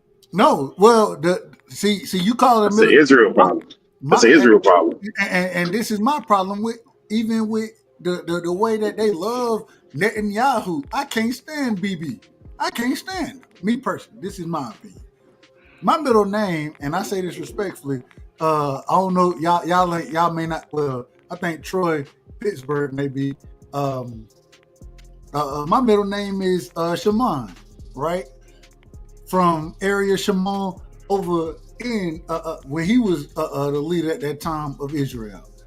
All I'm trying to tell you is this. Man, we don't owe these motherfuckers nothing either. I think that, and I say it respectfully, they some of the most crooked motherfuckers too. I ain't saying the United States ain't crooked. I'm not saying that either. I think we got some crooked shit going on around here. My whole thing is that it ain't for us to police shit, man. Let these individuals handle. How can Israel have this Iron Dome, but the United States don't got no damn Iron Dome? Israel bought the fucking Iron Dome from us.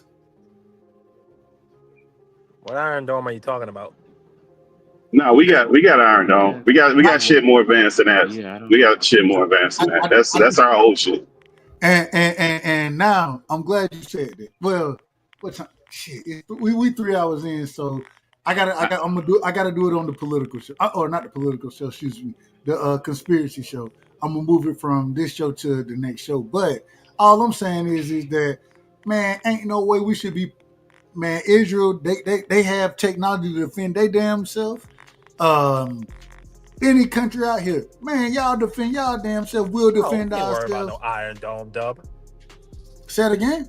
I got a simple No, I said the U.S. ain't He worried about said no he said don't Iron worry Dome, about an bro. We Iron got way Dome. more sophisticated defense systems But than that. No, but we gave it to them though. They wouldn't have it if it was yeah, but like their whole military we funded. They wouldn't have it if it wasn't for us. Their relationship with Israel has always been screwed up, no matter what the president. And their It don't nuclear matter. They're weapons. all the same. Yeah, they're all the same. What? Yeah, they're all the same. They all kiss the ring of All Israel. I'm doing is calling them out of order. That's it. Regardless of whatever you want to call the relationship let we me done ask. had with them, I'm just calling that relationship out of order. That's what I'm doing. Shout out to my uncle. Why doesn't he tariff them then? They should. Huh? They don't make nothing. But we don't have nothing from them though. They do, but we don't have nothing for us though. We don't have nothing from them. But the reason being, and try to answer that question directly. The reasoning being is because hold on. The reasoning being is because first things first, we don't purchase shit from them. Second thing is that if anything we want to send to them, they're gonna accept. What Trump has went as far as tariffs go. What Trump said was shit. If you're gonna send shit over here, if you're gonna tariff our products, well, we're gonna tariff your products. Reciprocal tariffs, which is fine with me. But he said, let all the tariffs go. Stop eating off of us and create your own. Stop eating off of us. Okay, but listen. And y'all want to defend this shit. Y'all want to defend it. This country, no, I'm saying that this country has sent billions and billions and billions of dollars to Israel for years. Why they sending them so much money every year? It's out of order. That's out of order. And why? And also, let me ask a simple question: is the country better off with Trump right now, present day? Yes. How? And the reason I say yes is because we're better off because the alternative options was Kamala Harris and Kamala or am I saying You're not answering how. You're just giving me a name. Well, because she would do in my You're opinion, giving me a name. Hold on. Listen, I'm trying to give you an answer. If you shut the hell up, what I'm trying to tell you is that what Trump is doing now is much better than anything she even proposed coming out. She didn't speak on anything with tariffs. She wasn't gonna do that. What did she propose? Hold on. See, and you, if you want to, Troy, if you want, go ahead, Troy. Hold on. Troy, you talk first. You go first. Before I say anything, you say whatever you want to say. Finish up, Dub. Well, then you don't cut me off. Dub. Go ahead, finish up. No.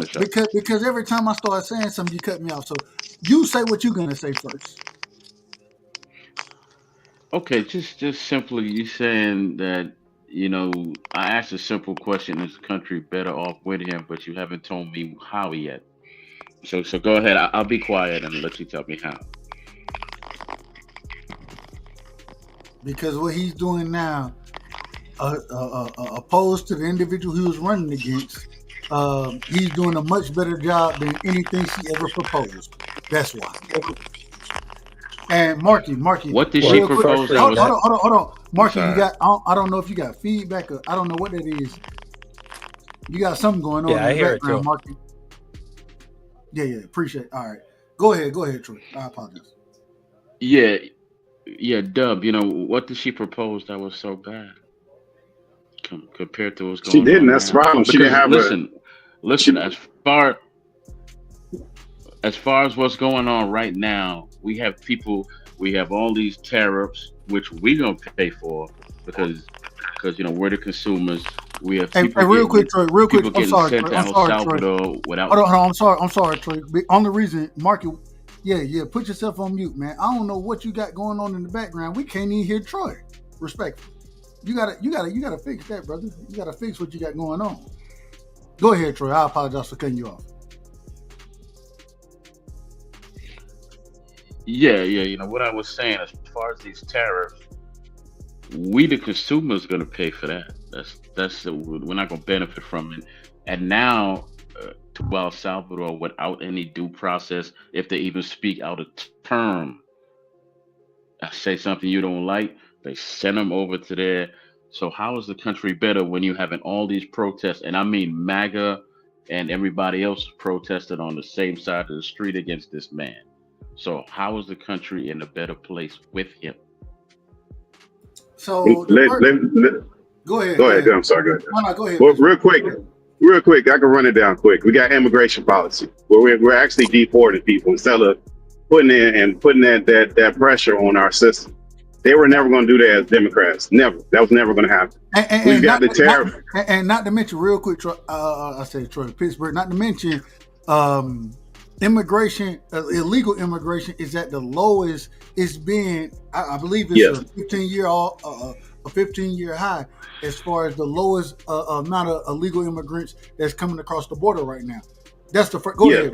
My apologies. And the reason why it's like that is because you got countries like Mexico where they decided to send their Mexican Marines and their National Guard to the border to detour the people that are coming in from their border to slow that down on their side, which wasn't happening before. So you had the massive influx that was never going to stop. So all that pressure that went into these sanctuary cities, or you see places like New York City where Eric Gardner, whatever his name is, when he sit up there and say, Eric Adams. Eric Adams said, "Hey, this ain't what y'all told me, because y'all told me y'all was gonna give me federal money, and then they didn't give it to him, and then then they had to raise all the taxes of the citizens of that city to support that. Same thing in Chicago. So that has stopped. That's one.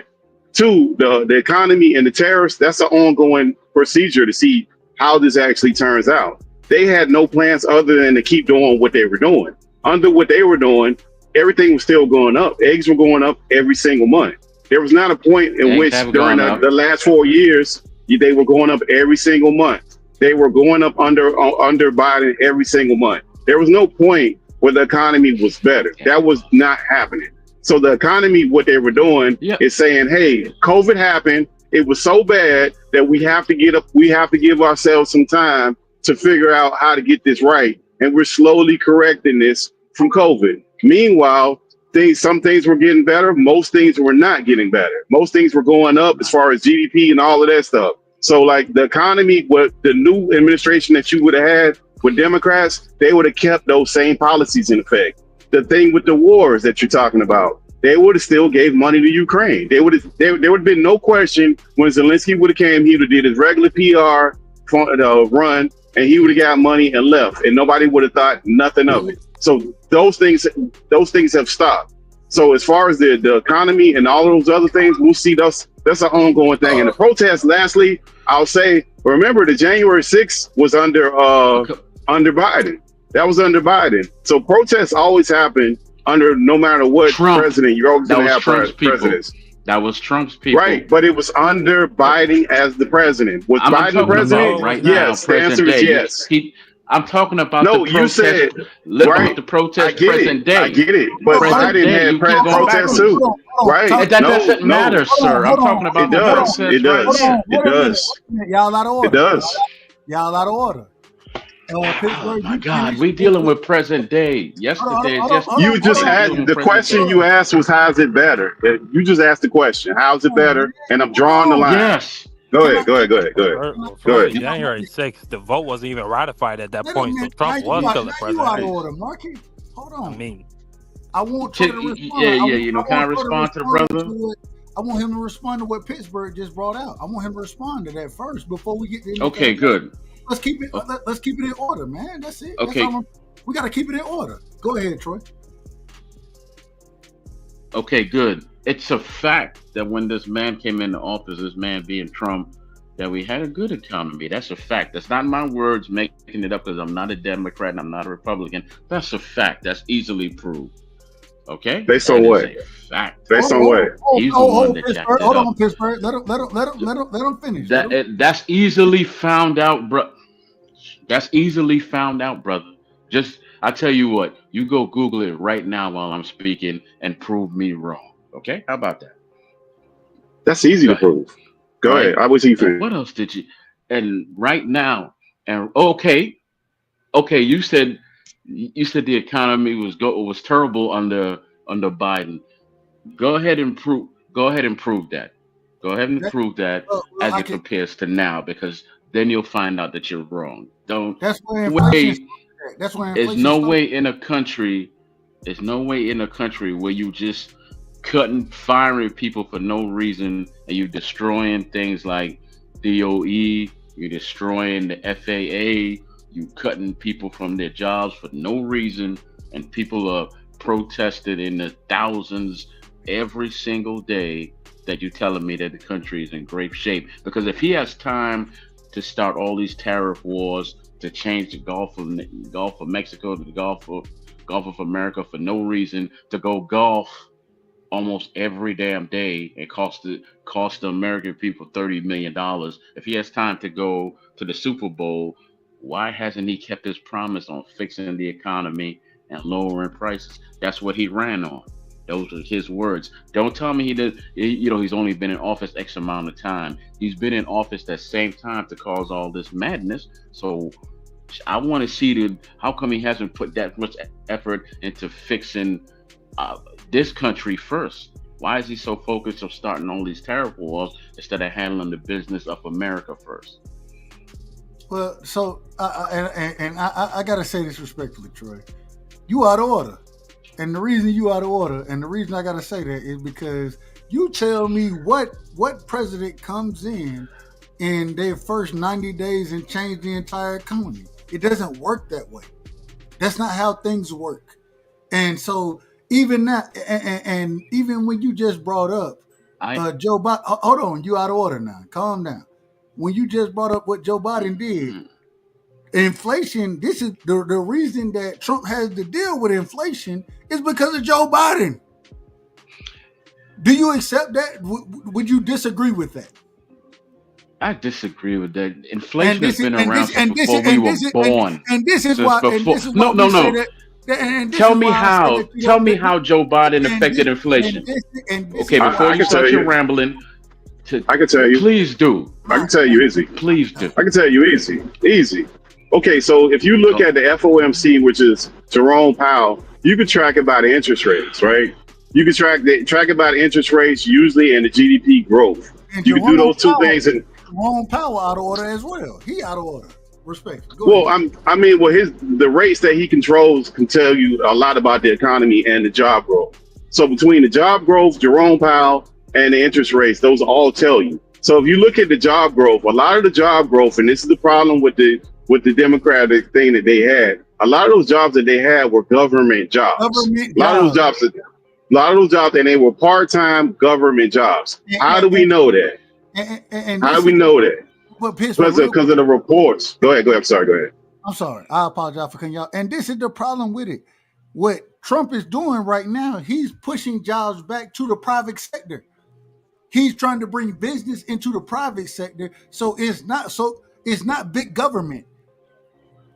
That's brilliant, in my opinion. That's brilliant. Well, and then the thing is like when you have now an economy that we have, where you have government as a primary source of jobs for people, that's problematic. And what happens when the last time we did this and we saw this happen was under Bill Clinton. Bill Clinton came in and he cut 375,000 jobs. And right after that, we went into the surplus that we ended up with, where we actually had an overage of money. We went the opposite direction where we didn't cut. We added all these jobs. They were part-time, almost Walmart jobs, because most of these jobs, these people ain't even full-time. Like you can argue about people sitting there not working. Who's we? American jobs. The American jobs that are government jobs are mostly part-time. We know from the jobs report that comes out on Thursday and once every month. We know that. We know from the CPI report. We can tell the CPI report that comes out once a month and every Thursday. We can tell the economy, and it hasn't been good. The CPI report that's from the actual government agency, we can look at those reports and it tells you the inflation markers of how much wood costs, how much services cost. It tells you. You can see it. And regardless of whatever article some moron is writing, we can actually get the actual data. And we also know that last year, under Biden, his administration, ironically, they lost some kind of way. They lost 200 and something thousand jobs where they inflated the job number. The job number that they had at the end of the year, they had to retract it. They had to do a revision because it was completely off. Yeah. So we got to do things the right way. Shout out to my brother Pittsburgh. I want to real quick. Hold on, real quick. Troy, I want you to respond after you finish your response. I want to bring my brother Big Dog Willie in here. So we going to Troy, we going to Big Dog. Then I got to get my brother Marky back in here, the co-host of the show. Shout out to Marky, man. Troy, go ahead, give your response, and then we got to get Big Dog in here. Go ahead, Troy. Sure. Okay, so my next question would be, since he's so brilliant and cut this, he cut that, and he eliminated all the fraud, where's all the money that's supposed to flow back in now, back to the common citizen? Where's all that money? Well, the money doesn't flow back to the people. What actually happens is it stops going against our deficit. So when you start cutting money like that, you cut down the deficit, which we have $1 trillion deficit or a multi-trillion-dollar deficit, and I believe that's I don't know. I don't want to be out of order with calling the number, but the cutting back goes into $36 trillion deficit. There we go. So the cutting back doesn't go back to the people. What it does is it stops the bleeding. It's stopping the bleeding. So, but we have $1 trillion. But Trump just came out and said we're about to have $1 trillion defense budget. So how does that math? The defense budget go up every year. The defense budget go up under every president. It never goes down. I'll answer that question. I'll answer that question directly. I'll answer it directly. Okay, well, let me answer this question first, and then I got to get my brother Big Dog in here. I got to get Big Dog in here because shout out to my brother Big Dog Willie.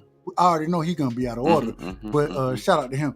But answering Marky's question, so the thing is yes, they're gonna continue to increase defense spending, but at the same time, when you're cutting spending in other places, it does give you that opportunity to increase defense spending, in my opinion. And once again, I'm not an economist, and I might be out of order. Call me out of order if you want to. I have no problem with it. But when you're cutting these jobs, it's not about and some of that money can go to defense, but it's still cutting the deficit. And so I think you can have two things happening at the same time that can both be true. I want to bring my brother Big Dog Willie into the conversation. Big Dog, welcome to the show, my brother. What's going on? Let me know what you got for me tonight, man. Man, I'm hearing a bunch of bullshit. You guys, I think you guys Republicans, I want to say Republicans, conservatives, because both sides are crooked as hell. But cutting jobs at the government level does not cause a problem. It's the corporations that cause the problems in this country. You're talking about people not getting jobs. Corporations usually go into small towns, into cities, and destroy small businesses. America is built on small businesses to begin with. Corporations just sterilize that. You guys can't just sit there and say, well, the government is the reason why we have this issue. The government is just, you need workers in the government. I don't know where you guys say, if Doge is the worst thing that happened in this country in the last 40 years when it comes to economics.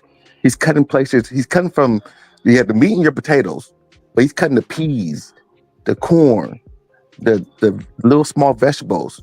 He's not cutting anything that needs to be cut. The military complex is never gonna get cut because that's how the United States run their shit. But there's ways you can streamline it. And there's also what else is he cutting? He's cutting what? Social Security? So people who worked all their lives to pay all those taxes? You out of order. We haven't seen that. We haven't seen that yet. That's not true. It's coming. Yes. It's coming. It's coming. You can tell me it's coming, and if it comes, if it comes, we will address it. But we're not going to talk about. You want to go, but the economy. Hold on. I'm not finished. Hold on. Y'all out of order, man. Calm down, Eric. Calm down. If it comes and it happens, we will address that directly, but we have not seen that yet. Okay. So coming about the economy, and there's so many other things that this administration is doing that is strictly against the Constitution, and you guys can argue whatever you want, but it's straightforward against the Constitution, straightforward against the Bill of Rights. Like what? Like shipping that man down to what, El Salvador? We covered this already. We covered this. Okay, already. Exactly. El Salvador. We that's covered illegal. That was illegal. No. We covered this. We covered it. He was here illegally, and that's one person, bro. He was not here illegally. Yes, he was. No, he he was was not here not. legally. No, he was not. That's He cap. was. He was. He's The illegal. government from deporting him. All right, hold on. I got it. We covered this earlier, so I'm gonna let my brother Marky break it down as far as how that played out. Marky, we talked about Real it quick. earlier. It is We true. went in depth, and correct me if I'm wrong. We went in depth into that. We went in depth and we read the Supreme Court's ruling on it. Firstly, it is true. He did immigrate to this country illegally. He came through the southern border. However, in 2019, when he went before our immigration judge, he showed probable cause. No, this is what it is, Dub. He showed probable cause. He showed probable cause that if he was deported back to El Salvador, he would face persecution and potential death from the gangs there. So the judge gave him a withholding order, which forbids the federal government from deporting him. So in that case, he's legal. He's No, he's not. That's not true. No, bro, that's not. That doesn't make him legal. That doesn't make him legal. Unless the government hold on. Listen. Unless the hold on, Marky. Real quick. Y'all know I don't like to do. We gonna do it piece by piece. Let Marky finish. Let him get his off, and then if you disagree, we'll do it this way. We're going Marky. We're going Pittsburgh. We're going Big Dog. Dub, can I just say something real quick? No, you can't. No, it ain't on you. It ain't on you. I know, but just skewing the facts is not. It ain't on you, brother. Okay. It ain't on you. It's on Marky right now. Let this man finish what we broke down earlier tonight. That's it. Let him finish that, and then we'll move forward accordingly. Given the fact that there's literally a legal binding document from a judge that's an order saying that's an order forbidding the federal government from deporting him to El Salvador, I think that means he's a legal citizen. If not permanent, he's at the very least a temporary resident. But the point is, they cannot deport him or send him back to that country until they put him in front of a judge. And from the time they had that hearing in 2019 to now, there has been no evidence that he is any of these things they've said. He is not an MS-13 gang member or a terrorist. And even if he was, again, they have to prove that in court. Go ahead. Go ahead and Big Dog, go ahead. I apologize, Pittsburgh. I'm going to Big Dog because I done cut Big Dog off a few times. So go ahead, Big Dog. Then we're going to Pittsburgh. Then we're going to Detroit. Go ahead, Big Dog. No, I mean, I'll just piggyback on what Marky said. It's the same thing. It's like you guys want. I mean, I would say this administration does not want to follow the law. You have this country is made out of laws. You can't just go against the judge. You just can't. You can't just go against the Supreme Court. You just can't do stuff like that. That's not how the country has formed. The three branches of government, and they all share equal power. I don't understand what's going on with you guys. I want to say, I keep it saying you guys. I don't understand what's going on when you think a president can just override things just because he thinks it's that way. It doesn't work like that. Go ahead, Pittsburgh, and then we're going to Detroit. That gentleman was an illegal immigrant. At no point was he legal. That withholding didn't say that he was legal. Withholding of deportation is their process. That does not make him a legal citizen at any point. Is he an MS-13 gang member? I have no idea. None of us actually do. He still never was a legal citizen. That is our process within the United States, where they can go and get in front of a judge and have withholding done. That way, at no point in those documents did it say he was a legal citizen. A withholding of that doesn't mean that you're legal. There's no interpretation that says that man was a legal citizen. He never had legal citizenship. He had a work permit. That doesn't make you you wouldn't have a work permit if you were a legal citizen. That's contradictory of how our government works. That's the process. That does not mean he's legal. Did they make a mistake in sending him back? It seems that way. But that doesn't make him a legal citizen. That is our process. If you went to another country and you're there illegally, they just ship you back. That's not how we do things in this country. That doesn't mean that he's legal. You're mixing up two different things. Go ahead, Troy Graham. Go ahead. If he would, okay. Yeah, the fact that he's legal or illegal aside, they sent a man over there without any due process. We could agree on that. And that man now is probably dead. And they're saying, "Oh, No, he's not. we just made a He's definitely mistake." not dead. The He's not courts are dead. He's not telling dead. them He's to not dead. bring him back. How do you know he's not dead? They just did an interview with him. They just did I an said he interview with the probably brother. did. They Like just what, did an an hour interview ago? They with didn't do him. an Though. interview with him, but Senator Van Hollen, Or had a they conversation. got to meet with him. Right. They got to meet with him in person. So we know that the brother is not, and Okay. he has been taken out of, and we did the series on or the documentary on the jail that he was in, which, in my opinion, I don't know what the man is. That's my opinion. I don't know. I think he deserved due. Hold on, let me finish. He deserved due process, but at the same time, we know that the man is still living, and he's been transported from possibly one of the worst prisons you could ever be in to something a tad bit more civilized. I don't know what that prison is either, but we do know that the man is still living. We know that. Go ahead. Okay, but the fact is that there's a court order that said he has to come back, right? Because they said it was a mistake. So why isn't he back here? Because his life is in danger over there. So why isn't he back here? We don't control the countries. That's why. Marky read the court document earlier. If you don't control other countries, why'd they send him over there? Marky Marky read the document earlier, and what the document says is that that the United States needs to facilitate a way back for him. Also, though, the president, or I don't know if he's the president, I don't know what he is, dictator, president, whatever, over in El Salvador, he said that because this is a citizen that we have, I'm not bringing them back over here. I don't have no process in that. That's what he said. So all I'm saying, because he is a El Salvadorian citizen, right?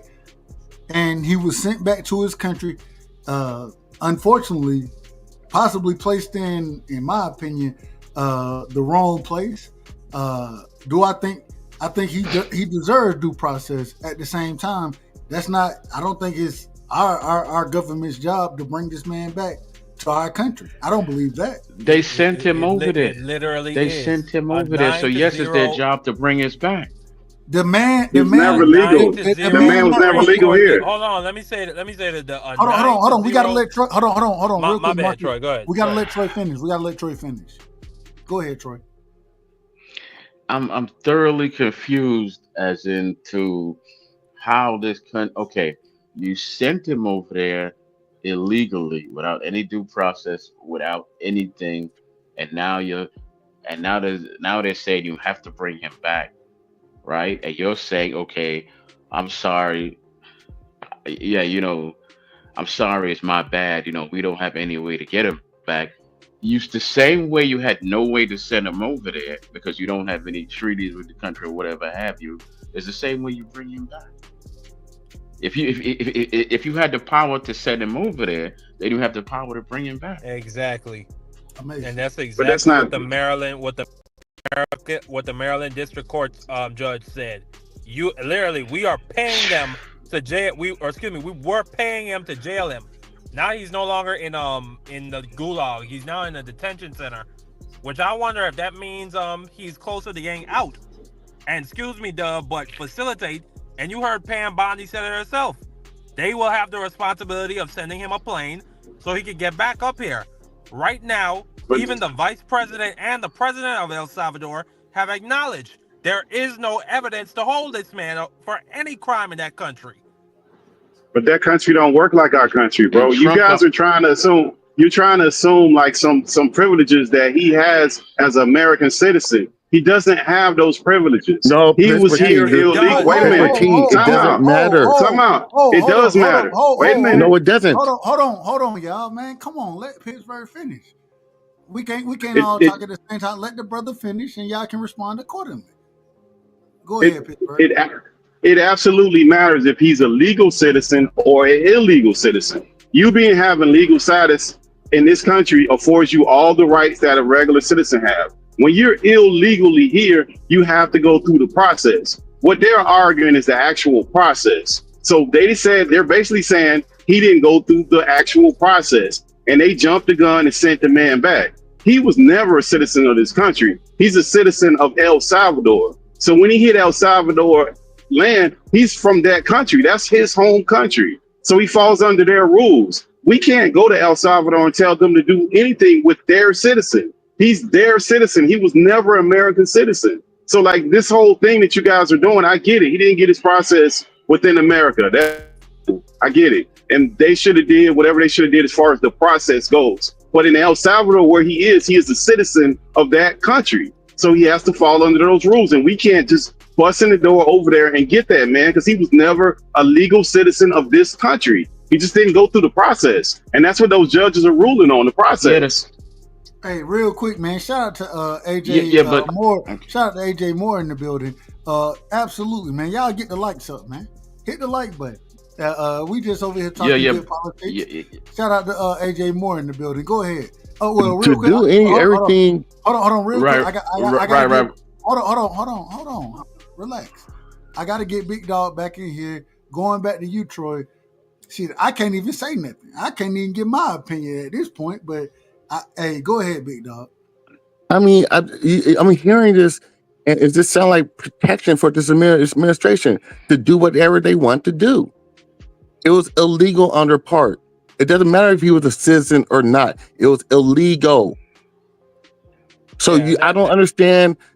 I don't understand why it's different. Hold on, y'all. Let him finish. Let him finish. Let the brother finish.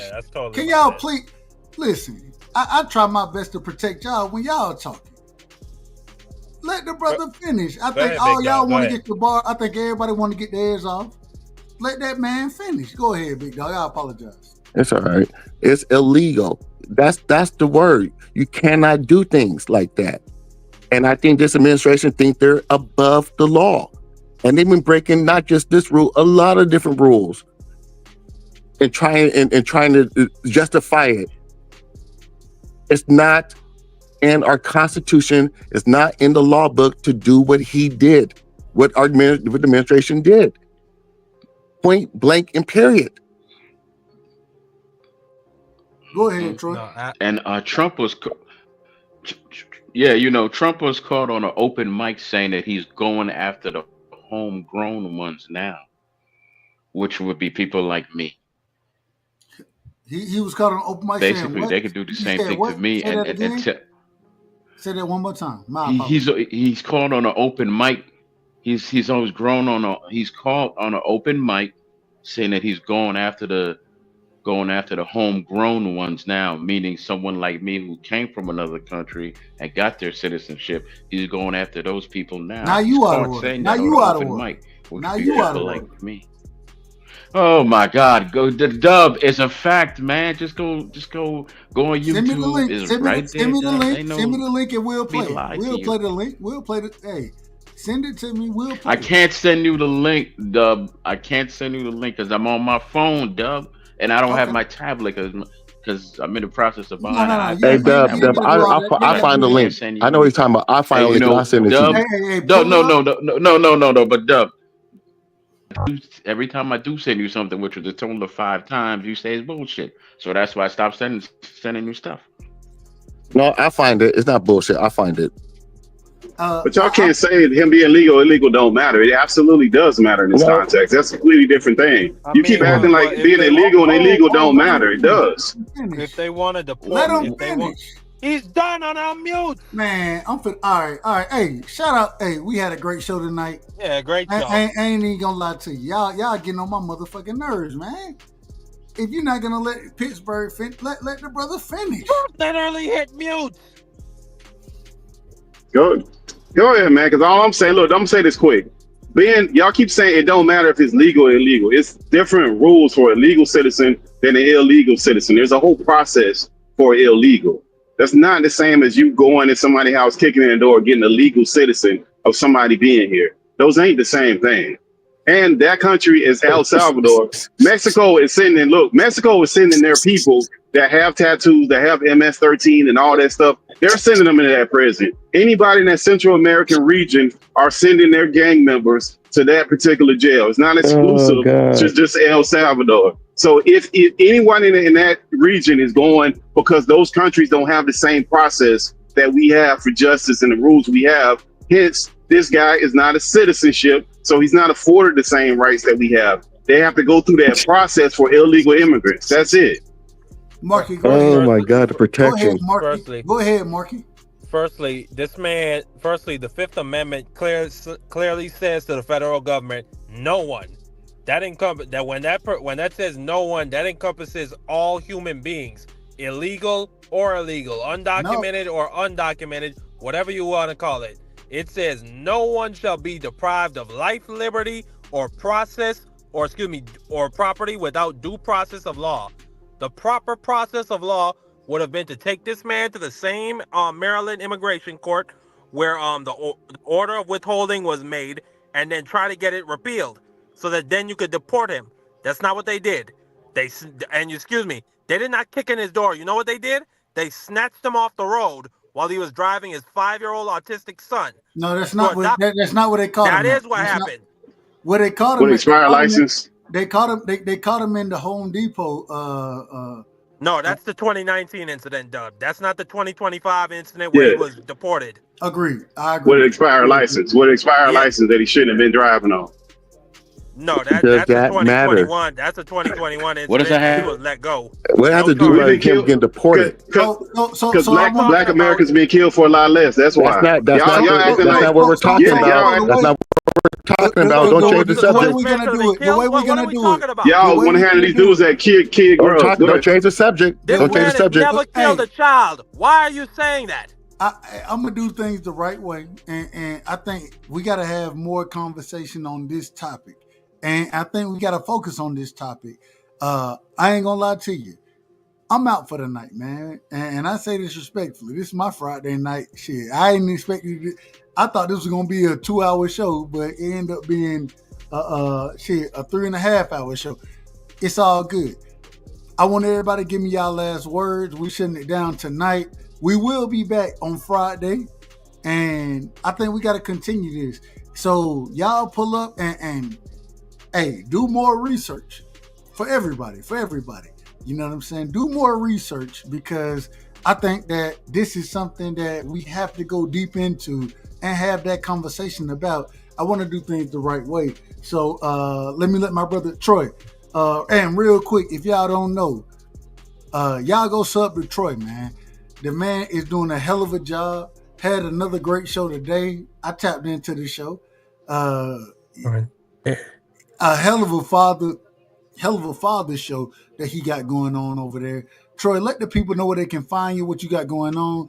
Give me your last words, my brother. And anything on this topic that you want to speak on, feel free. And I apologize for cutting you off. All right, well, thank you, man, because you're always... All right, well, thank you, because you're always promoting it. It's, y'all could go like and share the Troy Graham Experience. And the show was called Daddy's Lounge, but it's under the banner of the Troy Graham Experience, and it comes on Monday, Wednesday, and Friday night at 6:30 p. And real quick, Troy, the reason we promote it is because I think it's a hell of a show. We don't promote bullshit around it. Me personally, I think you doing a hell of a job over there. So my apologies for cutting you off. Go ahead. Well, thank you. Yeah, the show comes on 6:30 p.m. Eastern Standard Time, Monday, Wednesday, and Fridays. So I'll be there every Monday, Wednesday, and Friday. I'll come up with a topic, and the show's growing, and hopefully I'll see more of y'all over there. But let me end on my final words. I said to you that this man was caught on an open mic, this man being the president, saying now he's going after the homegrown ones, which would be me, as to the people who came in the right way and then got their citizenship like most of my family. He's going after us now. So I noticed that none of you touched on that whatsoever. Bring it up next week. And Man, Troy, shut your ass up, man. You always humble with somebody ain't covered, man. BVO, you out of order. You out of order, man. Shout out to my brother Troy, man. How am I out of order? Gonna give him my opinion. Well, cause it ain't on you right now. That's why you out of order. Nigga. Oh, okay. Sombrero. Respectfully. Shout out to my brother Sombrero. Y'all make sure y'all go sub to Troy, man. Go show that brother love. He doing a hell of a job, especially, and I think he talking about something that's missing in our community, speaking on the Black fathers. And I got a lot of love and appreciation for it. So damn what BVO, and shout out to my brother BVO, damn what he talking about. Y'all make sure y'all go sub to my brother Troy, man. He doing a hell of a job over there. Salute to my brother Troy. Troy, much love and respect. And next week, hey, me and Marky, we're gonna have the same show. We got It's Politics on Fridays moving forward. We got the same show coming again. And pull up and anything you got for us, we're gonna let you rock, man. You gotta be in order now, and you do be out of order. You be out of order, but at the same time, you my brother, and I ain't got nothing but love and respect for you. Much love and respect to my brother Troy Graham. Real quick, we got a shout out to Jay Gibson in the building with the $5 in the super chat, man. Salute the Dub and the family. Is Marky even qualified to speak on this? Hold on. According to the First Amendment, absolutely. Let me finish the super chat. Tell him, show his green card, Dub. I don't need to see my brother green card. My brother is from the islands, and at the end of the day, that's my brother regardless. And I'm not from the North Samoan Islands. I'm from the United States Virgin Islands. He from the Virgin Islands, man. So it's a territory of the United States. So this man is a citizen every day and all day. The man may not vote, but he definitely a citizen, and I want to hear his opinion. Me personally, that's on me. Shout out to my brother Jay. You out of order. Now you out of order, nigga. You out of order, man. But shout out to my brother Jay Gibson with the $5 in the super chat, man. Much love and respect to Jay Gibson. Big Dog Willie, man. Let me get your last words, Big Dog. Yeah, this is gonna be quick. This country has laws and rules for a reason, and you can't.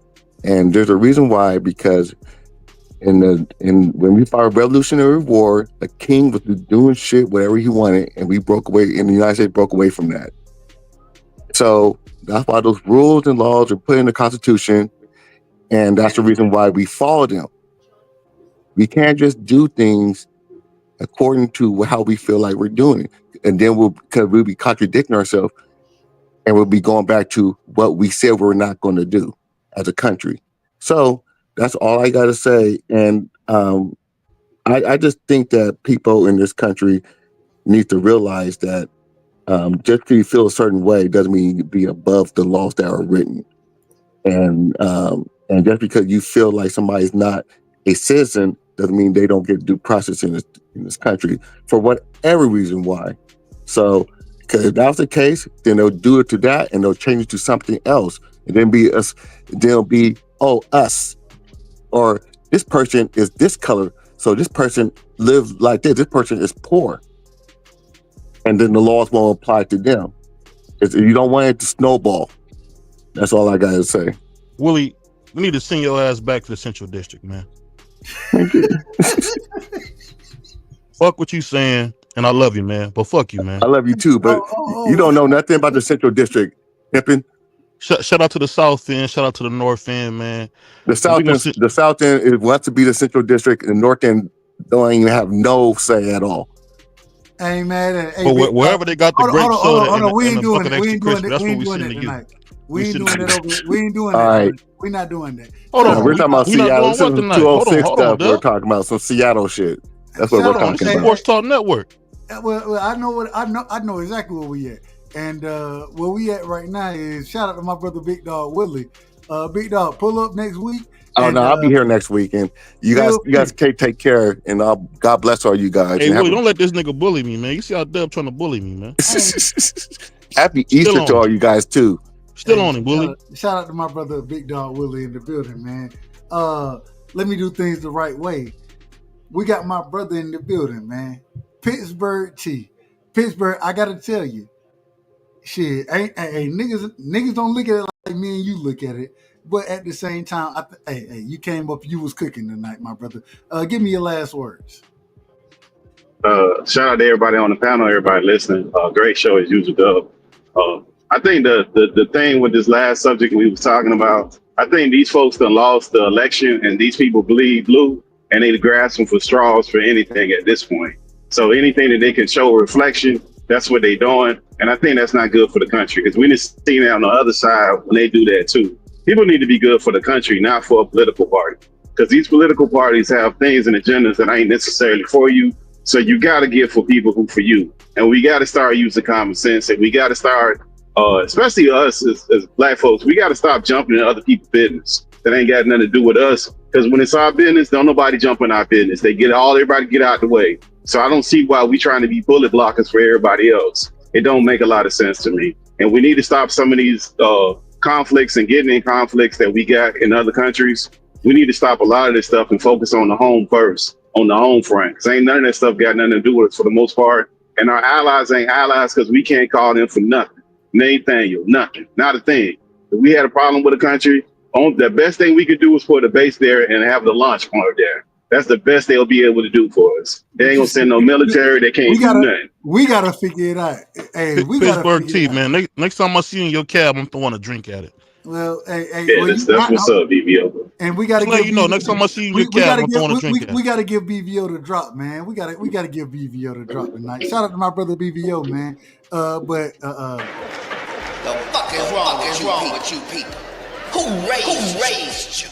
You out of order tonight, nigga. Oh, hold on. Now you talking about my grandfather. And now we.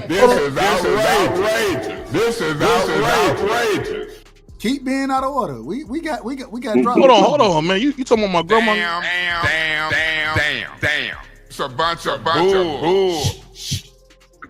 Let the brother of Pittsburgh finish his statement, man. Let him finish his statement. You out of order, man. I'm coming to you next, nigga. I'm coming to you. Out of order, nigga. You out of order, man. I'm coming to you next, nigga. Shout out to my brother Pittsburgh. Pittsburgh, you got anything else?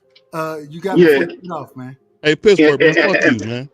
Well, and lastly, I'll say this. No. He needs to know. He's always crying. Nigga, stop crying, BBO. Stop crying. Go ahead, Pittsburgh.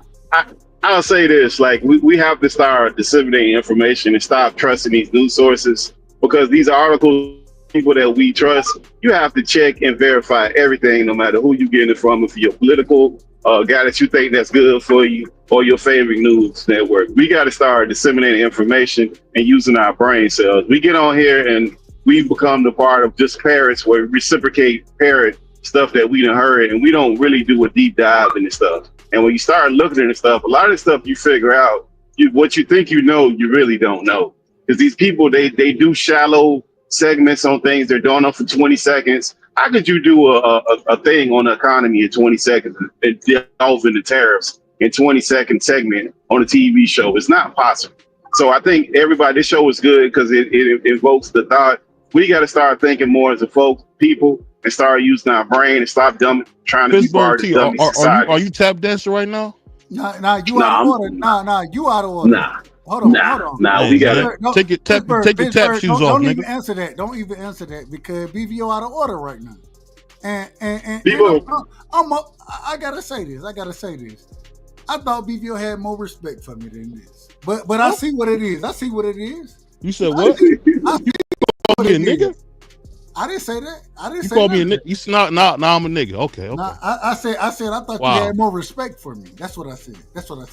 Nah, BBO good, but that's what but see, look, this is the thing. We got to have challenging conversations, Lord, because everybody learns something out of what's going on. You can't just be in these echo chambers where we just watch these same certain shows. Appreciate all y'all. Everybody have a great night. Appreciate the show, Dub. BBO, you a legend still, brother. Hey, Pittsburgh, I forget to tell you. Shout out to my brother. Shout out to my brother Pittsburgh, man. Let me just say this one thing before you go, Pittsburgh, man. Fuck you. Y'all have a great weekend, man. Hey, take it easy, my brother. Take it easy. I gotta do things the right way. This one of the biggest menaces, and I call him Sombrero. I'm changing his name tonight. I'm calling this nigga Mo 3 moving forward. I'm calling him Mo 3. One of the biggest menaces that we've seen in the YouTube boxing community. And I'll tell y'all the truth. This is my brother. I love this brother.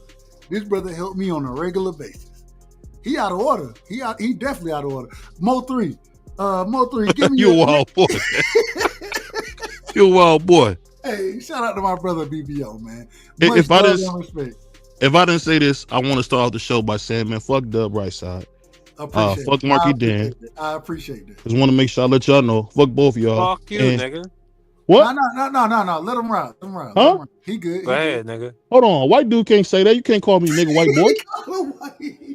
Don't call me nigga white boy. You niggas as much as I want, nigga. Man, get out there in them fields, man. Go get me some more sugar cane. There you That's go. what you do. That's what you do. Hey, sombrero 3, man. Sombrero 3. Hey, man, you know what I'm about to do. Trump gonna have you Ohio boys back in the field. Don't even worry about it, big boy. Hey, all I say is this: is BVO gonna have to slap a punk? That's what's about to happen. Is that what's about to happen? Hey, you might have to slap a Trump. No, I'm just letting you know. Mark, man, you my dude, man. But fuck you, man. How about that? Hey, how about that? Y'all have me crying. BBO, go on, man. We shouldn't keep interrupting me. You out of order. I apologize, and he is out of order. Marky, you out of order, man. He jumped all on me because I was black. White boy say something, he ain't got nothing to say. I'm a black man. I want to run. I want order around this motherfucker. Damn. It's a bunch of bull. That's a bunch of bullshit what we got going on. Go ahead, BPO. Give me your last Hey, word. shout out to my man Solomon OG saying the best. Yeah, the white man isn't here talking crazy. This is outrageous. I'm a black man and you a Mexican. Hold on. That must be face paint you got on. Heaven. I try my best to tell the truth. People don't like my style, my delivery. But you ain't catching me in half and lie. Marky, I know have you one Mexican Marky, you out of order now. Now you out of order. Have you called BBO and Have Truths and Lies? In the time that I've known him, absolutely. Basically, every day I talk to him. Well, you're racist against blacks. What do you expect? The fuck is wrong with you people? Who raised you? Coming from the man talking about sugarcane fields. But go ahead, BBO. Finish out. Let's go. Well, shout out to Marky Dan. What's left of him. Definitely shout out to Dub Right Side. You guys got up here. You did a terrific job. But I'll just say one thing. At the end of the day, we have fun and do a few jokes, but this is a serious thing. It's good to have these conversations because at the end of the day, we all want the same things for our country. We want to raise our kids. We want to be able to buy groceries without being broke, and we want to have a little savings, man, so we can take a trip. Right. I don't think there's nothing that we want to do that's kind of, outrageous. I mean, you might want to buy your little tail if you're in Vegas or something, but you should be able to do that. If you work hard, pay your taxes, you should be able to enjoy your money. What Trump is doing, I don't necessarily know. I don't have all the facts. I'm not an economist, so I really can't tell you. I just always have read that tariffs really kind of, are kind of just something that just mess up, the money and the bottom line. But speaking of all that, we can talk what we want. China's going to do what they want to do. But one thing I will say, this is me, a man who's been in the car business for over a decade. We don't want them Chinese cars coming over here because that will be the end of your GMCs. That'll be the end of your Volkswagens. That'll be the end of your Toyotas. Well, Volkswagen is German, but Ford. No, I'm talking about the car. I'm talking about period. But they make the Volkswagen in Alabama. That's why I said that. They make the Volkswagen in Alabama. I mean, it's still German. You're about to be flooded by Chinese cars. They're about to be buying up the Chinese EV. What I'm saying is we don't want them to come over. Those Chinese cars are really, really nice. I mean, they're really nice. I'm talking about there is no, how we have trim levels? They don't have trim levels. Everything has the best. But all things said, I think you guys had a great conversation. My Angelou said it best. Conversation is a must. It's hard to do. It's uncomfortable. Just like Obamacare, when they kept Obamacare, you know why we kept Obamacare? Because all the town hall meetings, all the people who had previous conditions made it clear we need them. So like I said, it's never an absolute answer. All we can really do is as we charge to pray for our leaders, man, and hope that they make the right decisions. And if you don't like them, every 2 years you can get a different representative, and every 4 years you can get a new president. But it really starts with your local government. So make sure you know who your mayor is. Make sure you know who your city council is. Real quick, BVL, let the people know, hey, and I know what it is, but let the people know what you got going on, the Sports Talk Network got going on. Let the people know. Oh, we on the road, man. Shout out to CDK. CDK had one of his best shows this morning. That was a fantastic show. It was a great show. And I'll tell you this, guys. One of the things I love about the Sports Talk Network, we're not just talking sports. I think we all started off as boxing fans, and let's be honest, boxing is such a cesspool that we had to find other things to talk about. So keep your eyes open. We got Crush the Legend, the angriest black man alive. Real quick, shout out to the master of ceremonies, man. Shout out to the master. Definitely shout out. He did a hell of a job yesterday hosting the show. Coffee and donuts, if y'all don't know. Coffee and donuts for grown-ups at 6:30. Check him out. Crush the Legend. My man CDK trying to do his thing at 11:30. Usually we come on Monday through Thursday. Then we got Puerto Rican Tommy every Friday. Shout out to Puerto Rican, man. Shout out to the Puerto Rican Tommy, man. TD Sports Talk, man. Y'all make sure y'all go tap in with him. And y'all already know about my man Varnell Hill, aka Dub Right Side. He a star, man. You know, he a star, man. I could see him right now. We asking him to give Martin his 5 minutes. You know, if you ever see Martin, watch the episode when he met Varnell Hill. That's Dub Right Side to a T. Hey, I'm just Dub. I ain't no, you Varnell Hill. I'm just me, my brother. You already know how I rock, man. But BVO, man, I appreciate that. And man, if we ended the show? No, we shutting it down. Why? Nigga, because we 4 hours in, nigga. Hold on, nigga. We not done. We got one more thing to talk about. What's that? We gotta talk about the tax cuts. No, we good tonight. We shutting the motherfucker down right now. So appreciate you, BVO. Much love and respect. How you gonna shut it down? The people say they want more. Well, that's what the people can tell. We gotta get the people what they want. You heard the song. Get the people what they want. They gotta they gotta pull back up. Hey, y'all want some more Dub and Marky Dan? Put a 1 in the chat.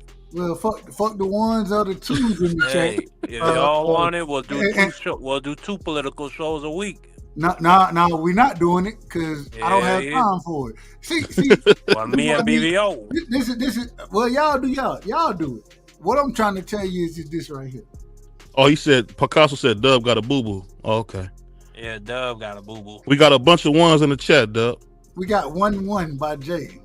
We got 1. We don't. Hey, I remember we had no people in the chat. You forgot? No, I never forgot about it. I appreciate everybody in the chat. I remember when I had 30 subscribers, bro. Hey, listen, y'all big time, man. Y'all got the subscribers. We got another one. Picasso gave us a 1. Well, Picasso put laugh emojis in there. He didn't give a 1. That's the same as a 1. Oh, there go Picasso. Man, God damn. There Picasso with another 1. There you go right there. All right, fuck it. Let's do it. And there go another 1 from somebody else. Nah, there ain't no other one. I'm watching the chat. Listen. All right, so let's move forward. Damn. Fuck. Nah, I'm not doing this shit. Y'all ain't. Nah. Hold on. No, you are. No, I'm not. No, I'm not. Hey, BVO, I got shit to do in the morning. With a political show on Monday. Well, let's do one last topic, Dub, and then we'll let you go. I'll do the last topic then. Okay, so what one thing? No, I'll do the last topic. You get to pick it? Absolutely. Nigga, You've been picking for 4 hours, nigga. We can't pick one. Me and Marky can't pick one. Marky picked all the topics. He picked all the topics. I ain't get a pick. Marky, well, you wasn't in. Hold on. You the big brother, man. Hold on, man. Now you supposed to let me do what I want to do. You the big brother, nigga. And this how we gonna do things around this way. Marky, give me your last words. Marky. Since that's what you want to do. You pushed your luck too far, BVO. Goddamn. Go ahead. Give me your last words, Marky. This was a great political show. We got to talk a lot about a lot of different subjects. We got to talk about Doge whistleblowers. calling out corruption within the system, what we could potentially be seeing across the entire government, our information falling into the hands of our adversaries. This is happening under Trump. We then see what's happening with Mr. Abrego Garcia. And to what the brother B3 and what some other people in chat were saying, that is absolutely false. All people, all human beings that reside in the United States, whether illegal or legal, are under the protection of the Fifth Amendment against unlawful against not having their due process rights. Mr. Garcia was entitled to have a hearing in front of the immigration judge. The United States did not try to get his withholding status repealed. They just did this illegally. You cannot do this. Somebody send Dub a super chat and we'll keep going. Send Dub a $3 super chat. We'll keep going. No, we won't. Hey, I'm done. I'm done. No. Well, I will. And I wasn't done. Goddamn. Well, damn. I'm trying to. You'll talk next week. You'll talk next week. You'll talk next week. That's how we doing. I got it. We'll throw his ass to the background since that's what you want to do. Go ahead, Mark. You finish your point. That nigga's an agent of chaos. Respect. Out of order, man. He out of order. And hold on. We got to give BVO the drop.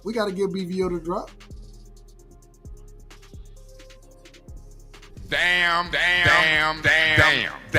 It's a bunch of bull.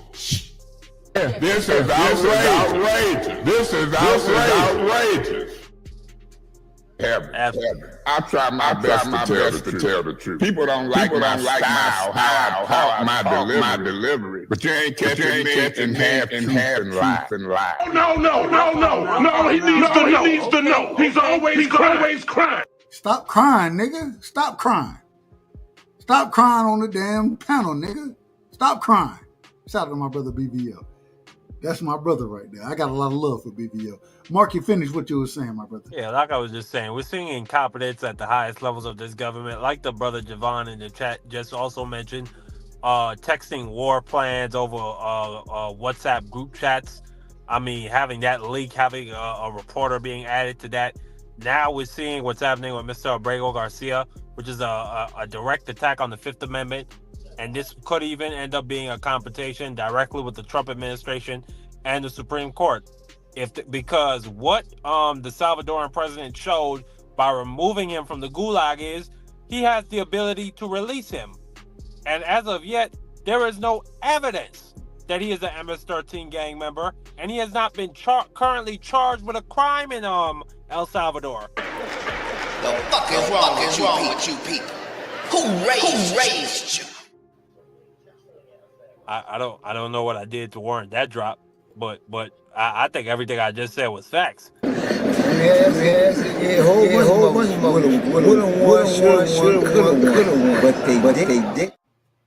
they didn't, nigga. The nigga lost. I don't understand what you're saying. Hey, man, shout out to my brother Marky Dan, man. Marky. What's the last topic, Dub? Ain't no damn last topic. We done. Yeah, can I just finish? Golly. No, nobody want to hear your sugarcane logic, man. So, man, we had a great show tonight. We had a fantastic show. Marky Dan did his thing. You know what I'm saying? BVO. No. Let me bring him back. My bad. I ain't gonna do him like that. I'm not gonna do that. I can't. I should. I probably should. You dictator right side. Wouldn't be the first time you called me that. Supreme leader. This is outrageous. This is outrageous. Cares, nigga. Yeah, you damn right. I'm dictator right side. Supreme Hey, RP that dude, man. That dude was funny. Hold on. Say it again. Supreme leader, right? Yeah. I'm the supreme leader out this motherfucker. You're a knuckle dragger. I'm the what? You're a knuckle dragger. There we go. And we had a great show tonight. Shout out to my brother Marky Dan. Shout out to my brother BVO. Shout out to Pittsburgh T. Shout out to and y'all make sure y'all go sub to BVO. Y'all make sure y'all go sub to, well, Marky ain't got no damn channel, so I say that respectfully to him. Damn all that though. We done tonight. We done.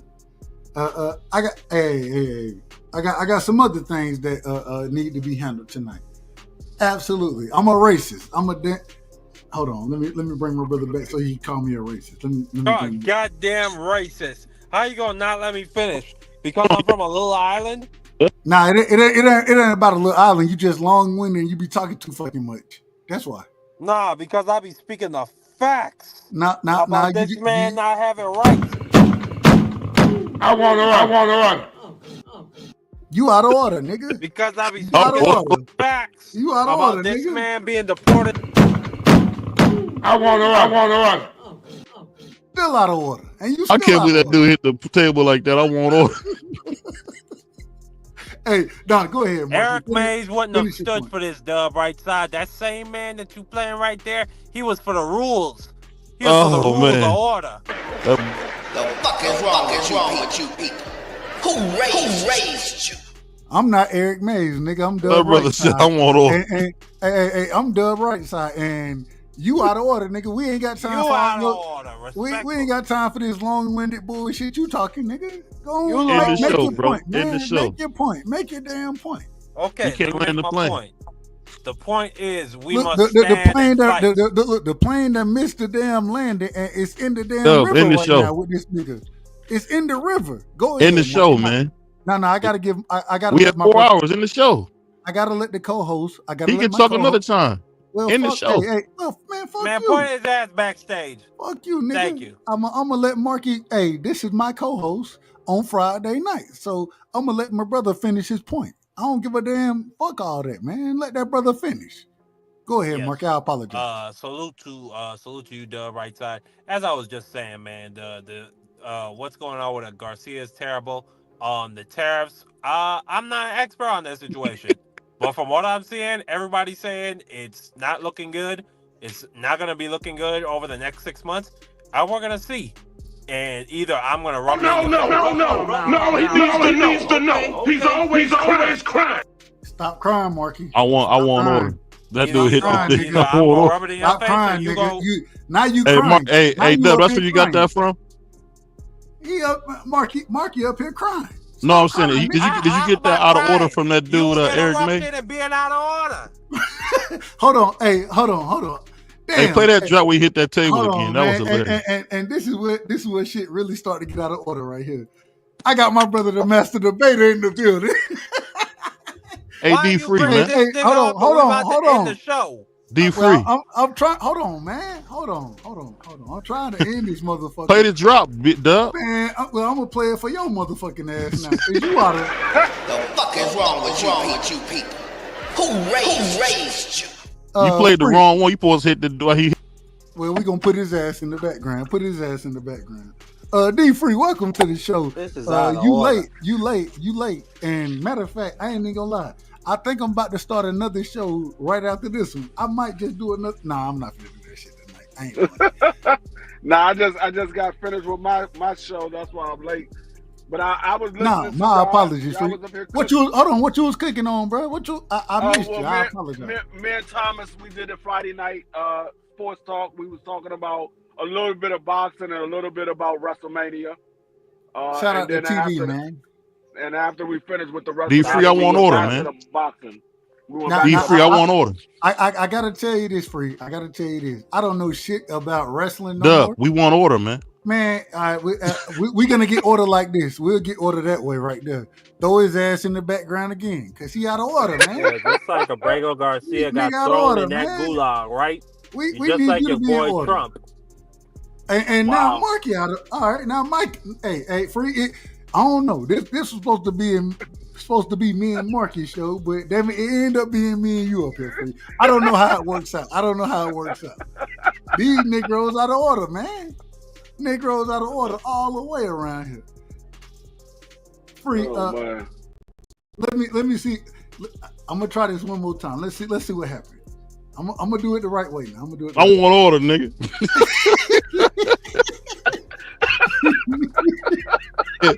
I've never seen. I gotta see that drop again, man. Play that drop again. I want. I've never seen somebody hit the table like that. I want order. I want order. Hold on. Did y'all see That's how the the funniest drop I ever seen. Did y'all see how the nigga stood up on their ass? Damn. I want to run. All right. Hey, that's D Free right there. I want order. I can see Free doing that. It's about to be Marky Dan in a second. This nigga Dub. Marky Dan, go ride a horse, man. All right. Man, BBO, go eat.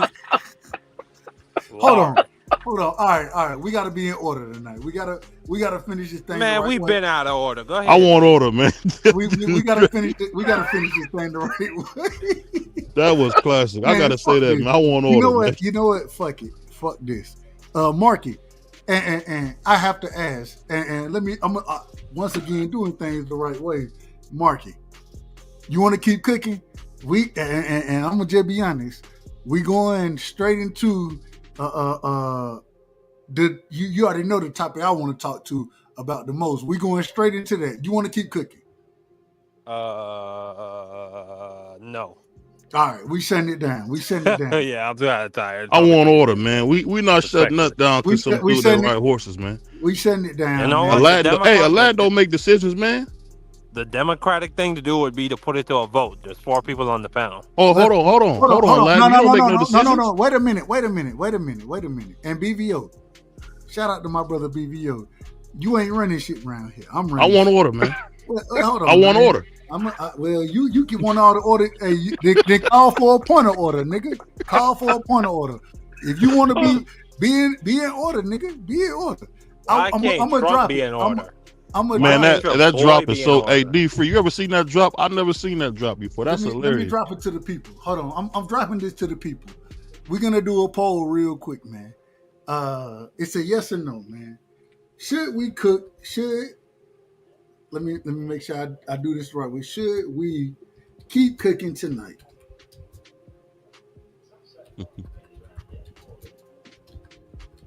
Shout out to Jab Queen Boxing. And shout out to my sister Tom, man. The poll is in the chat. We're gonna end the poll shortly.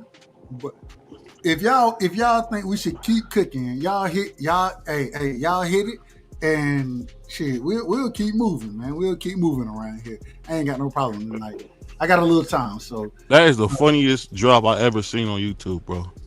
I've never seen one. If we didn't see that nigga, I want BBO must have been drinking because he is completely done. Oh, I'm just having some fun, man. I don't be doing no drinking. Look at that. Don't spread no propaganda. Don't spread no propaganda. See how the Puerto Rican do? He came at your helmet. No, you know what I'm gonna say, D Free. We gonna send you back to DC. Put some mumble sauce on you, man.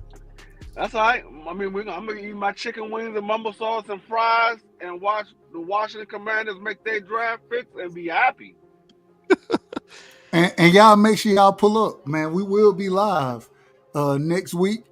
Thursday, hey, Pittsburgh T said absolutely. We will be live. Hey, we will be live. Dub, Go just ahead. to let you know, giving you a heads up. Wednesday, we supposed to be doing a mock draft. We might have all 10 spots taken up on the panel because a lot of people pulling up to do their draft picks for their teams. We got the Raiders, we got Seattle, we got Green Bay, we got the Vikings, we got Dallas, we got Washington, we got Cleveland, we got Philly, we got the Giants, San Francisco, and there's one more. Oh, Kansas City. Free sound like an exciting time to me. That sounds exciting. They got the cowgirls on there. Of course, they got the cowgirls. Dub is the cowgirl. Oh, okay. Man, hold on, man. Fuck y'all niggas. All right. That's what y'all want to do. Fuck y'all too. Can you? Yeah, fuck you, nigga. Free. So the people, and we only got. I ain't gonna lie to you. I ain't held the vote ain't been up there that long. We got 2 out of the 3 individuals who voted on the poll. We got 2 out of the 3 that said keep cooking. So we're gonna respect the people, and we're gonna keep cooking real quick. Respectfully. I want to play this right here. I want to play this video, and now we're gonna move into because this was the political show. But we're gonna move into the conspiracy show in the same breath and the same. And we hey, y'all know how I am. If this is what we're gonna do, let's do it. Long-winded. Well, I'm gonna be long, motherfucker. Nigga, start a show then, nigga. Start a show. I did. Show. This is my show, nigga. Respectfully. This is my show, nigga. Hold on. This your show? This your show? Yeah. All right, we'll see if it's your show, nigga. This my show. We'll see if it's your motherfucking show. We'll You see. get your D3 on, Hey, throwing we'll niggas see. in the back. Hey, well, fuck them. Hey, they think this they show. They think, nah, nigga, you. I plead the fifth. I'm out of order. You are out of order. Hey, man, somebody hit the super chat for us, man. Somebody send Dub $1, man. Make sure the super chat's still working. Hey, man, like Blue used to tell me, man. 6 people just text me and said that they couldn't send a super chat. Somebody put $1 in the super chat so we make sure it's still working, man. Yeah, you gotta make sure, make sure the Cash App is working. Drop a dollar, refresh the super chat. Refresh it, man. I got 6 people. I got 6 people telling me that the super chat ain't working right now, man. Y'all make sure drop $1 in that motherfucker. Hey, make sure that I don't hear the Cash App ring. Somebody make sure that Cash App is working. Make sure the Cash App working, man. You know how I got 9 people. I got 9 people telling me that the Cash App ain't working right now. I'm just telling you. Shout out to you Blue, know how man. many times Blue got me with that shit till I realized what the hell he was. I like, hold on, how can you refresh the goddamn? I said, man, this nigga be getting people like a mother. Hey, Blue out of order. Shout out to Blue though. Oh, it's working. Shout out to the Queen. It's working. Oh, there we go right there. Shout out to my sister in the building. And I gotta say this respectfully. I say this respectfully to my sister, man. Y'all need to. I'm gonna say it this way. Y'all need to start calling my sister Jab Queen Boxing. The jab is the most important punch in the sport of boxing. Shout out to Jab Queen Boxing. But her mama called her Ty, so I'm gonna call her Ty. Shout out to my sister Ty. Shout out to Picasso. Shout out to my sister making sure that the super chat is still working. Shout out to my brother Picasso in the building, the oldest man living, possibly a vampire. We don't know. And I say that respectfully to my brother. I think that he is a figure in the Bible if you look close enough and get the right translations. Well, Picasso said he needs to know. Absolutely. Tell him again, Picasso. They need the motherfucking know, man. I used to love that movie, that Ricky Bobby. Right side, you keep cooking. I'm gonna get up out of here, brother. Respectfully. This was a great cook tonight. Salute to D3 coming in late. You're gonna get to chat about a real interesting alien topic. You a punk? You leaving? You're a punk. You're a punk. How about that? You're a punk. Go get back on your horse, man. Shut up, man. Go get back on your food cart. Hopefully you could still afford it after the tariff. Marky Dan, you about 2 cupcakes away from blowing up yourself. What are you talking about? Man, listen. What's here, your blood BBL. pressure? I'm listening here. Well, my blood pressure is perfect. I'm healthy. What is I'm it? 180 pounds, and I'm 6'2". So you 6'1" and you smoke Primos every day. Hey, yeah, my sister. My sister is now. And I say this respectfully, the Jab Queen, man. The Jab Queen over there. We gotta show my sister. We gotta show. Hey, pull up on her, man. Go show my sister love, man. The Jab Queen. I ain't know she had a channel. I'm about to subscribe right now. That's probably new. That's probably new. Yeah. I'm gonna definitely subscribe too. Salute to Ty. Hey, and another person, man. Right Salute to my man Cam, man. Salute to Cam, man, from Cincinnati, man. He doing his thing too, man. Shout out to Cam. Shout out to Cam, man. I But don't like know I which said, Cam you're talking about. But Marky, you out for the night? I am out for the night. Peace. Hey, Scholar, the link should be pinned at the top. Marky Dan, man, go jump in the lake. I don't know why you would say that to me. I We'll go jump in the lagoon.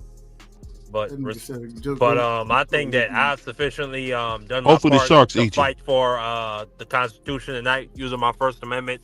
People like BBO, the fat bastard, will continue to capitulate to Trump. It is what it is. Peace. Man, don't you wear New Balance shoes?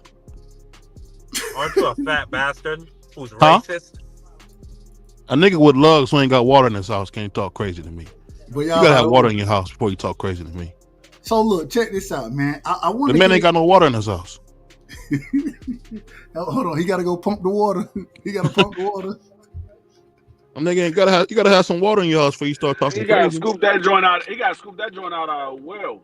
That nigga got a house with a star on it where he gonna take a dump. All right, so look, man, I want to get into the conspiracy show, and I will say this. I got to say this first. Normally, we talk conspiracies from a point that it comes from other individuals, right? We talking a conspiracy topic that comes directly from the White House, the current individual who is, and I don't want to give the wrong name for his position. I don't want to say it incorrectly, but I believe he's the head of science and technology, which is very interesting to me. That's very interesting. I want to play this video right here, and let me make sure I pull it up the right way. Let me make sure I'm in order. I want to play this video because I thought this was incredible. Some of the shit that the brother spoke on, in my opinion, was absolutely fantastic. And I think we need to go into this. So let me pull this up. Let me do it the right way. Here we go. Wow. Real quick, do y'all have anything on? And we're talking. What we're going into is the government admitting that they have patents, or not necessarily just patents, but they also have information on the energy. And I believe BVO on your show, I believe we talked about it. Energy that hydroelectro energy. Free energy, really. That's what it really comes down to. If you got water, then you have the ability to have this type of energy. Mm-hmm. Also speaking on some of the things that Tesla had going on, I thought this was incredible when I heard it. I want to play some of it. And Director of the office. The way I want to do it, let me make sure I find the right piece of it, because I don't want to play the whole damn video. It's a long video. But at the same time, I'm going to start right about here. And I want y'all to hear some of the things that he says, and then we'll react accordingly. Y'all hit the link, man. If y'all want to pull up, feel free. All right, let me make sure I do things the right way. Let me know if you can hear this. Can y'all hear this? Technologies. Yep. All right, here we go. Here we go right here. And this goes into the conspiracy show. You know what I'm saying? So we exhibit behavioral characteristics. We good. We're going to do it this way. That's fine. Here we go. And capabilities that most of us would attribute, if we witnessed them without context, to an alien visitation of some form, when in reality it could very well be an unacknowledged platform being developed by humans, deployed by humans, and with a very human agenda. And yet these statements by Michael Kratzios throughout his speech suggest that we may be nearing the public rollout of exotic propulsion and free energy systems, and they're beginning to lay the ideological and bureaucratic groundwork for that shift right now. Kratzios begins by invoking a familiar American narrative, one of manifest destiny, the pioneer spirit, national rebirth. He characterizes the current moment as the early light of a new golden age. And real quick, we don't own the rights to this content. This is for educational purposes only. Once again, trying to enlighten the people. I just love what the brother is talking about. So let's keep this going. Shout out to my brother, the Scholar, in the building. Salute to my brother, Boxer Scholar. Y'all make sure y'all go sub to Boxer Scholar. And shit, I gotta say this real quick. Nigga, I be saying y'all niggas go sub to these dudes. Man, these niggas got more followers than I got. So, I mean, it is what it is. Shout out to all y'all brothers. And I say that respectfully. Here we go. Hey, we on the road to 1,000. What you talking about, nigga? I ain't made it to 1,000, nigga. Hey, that's what I said. We on the road to 1,000, nigga. We working over here. BBO, we don't condescend to hosts over here, brother. We do not condescend to hosts. Go ahead. I'm sorry. Hey, man, fuck you. See, look at hostility. Hostility. Well, the parents in the home. This brother crazy. What the parents in the home. I'm sorry. This is outrageous. Y'all outrageous. You already know. This is outrageous. This is outrageous. You already knew I was going free. You already. Damn. It's a bunch of bull. The fuck is wrong with you people? Who raised you? All right, let's get back into it. Let's get back into what the brother is speaking on. directly referencing the optimism of the mid-20th century. Back then, Americans looked at the future with a kind of techno-utopian faith. Nuclear power promised electricity that was too cheap to meter, the moon was no longer out of reach, and hypersonic planes like the X-15 set records that have yet to be broken. But in the next breath, Michael laments our modern stagnation. Commercial nuclear development has slowed to a crawl. Our aircrafts are slower than they were decades ago. And even our railways lag far behind the world's leading nations. Now, this contrast isn't just rhetorical. It's a clever framing device. Kratsios is contrasting what we were told the future would be with the bureaucratic and economic entropy that stole that future from us. And then he points to a solution, a resurrection of that vision, but now armed with tools and technology that are already in hand, just not yet in the public hands. So when he's talking about Tech Krios, or however you say the brother name, this is the individual who's the head at this current moment in time of technology science, that department under the Trump administration. And the brother goes out and gives this this speech, speaking on these type of things and utilizing, in my opinion, when I say utilizing, I think that once again, you gotta figure a way to put this shit out here. And what they're utilizing is saying, we gotta beat China. We gotta beat China, right? We gotta be ahead of them technology, as far as technology goes. And so this is some of the things that we have, and we have to roll these things out. And mind you, the most interesting part about it is that even though they're utilizing these things or they're utilizing China to say this is why we're rolling it out, nigga, we're talking about, and we're gonna hear it here, we're talking about manipulating time and space. You know what I'm saying? Propulsion. What's the word? Propulsion. Shit that ain't, you can't tell how the fuck this shit moving. Let me put it that way. Shit, I can't say that. Hey, I'm from the country. We're talking about alien technology that allows you to move forward, backwards, side to side in direction that we think aircraft shouldn't be able to move according to the science that we currently have right now. And the brother is bringing it out right here. And really what was being brought out is what was said previously from this individual's speech that he gave. My brother Mel 2G said, Doug, could you drop the link to the video? Yeah, I got you. Here we go right here. Definitely put it in the chat. We not hiding information over here. Shit, we want everybody to have an opportunity to address it and feel, you can feel however you want to about it. I just try to put it out there for y'all. It's in the chat, my brother. It's in the chat. All right, here we go. One of the speech's most curious and mind-blowing moments was when Kratsios states, and I'm quoting, "Our technologies permit us to manipulate time and space. They leave distance annihilated." To manipulate time and space. I want to hear y'all opinion on manipulating time and space. I want to hear y'all y'all. What do y'all think about manipulating time and space when he says that? What's y'all thoughts on that?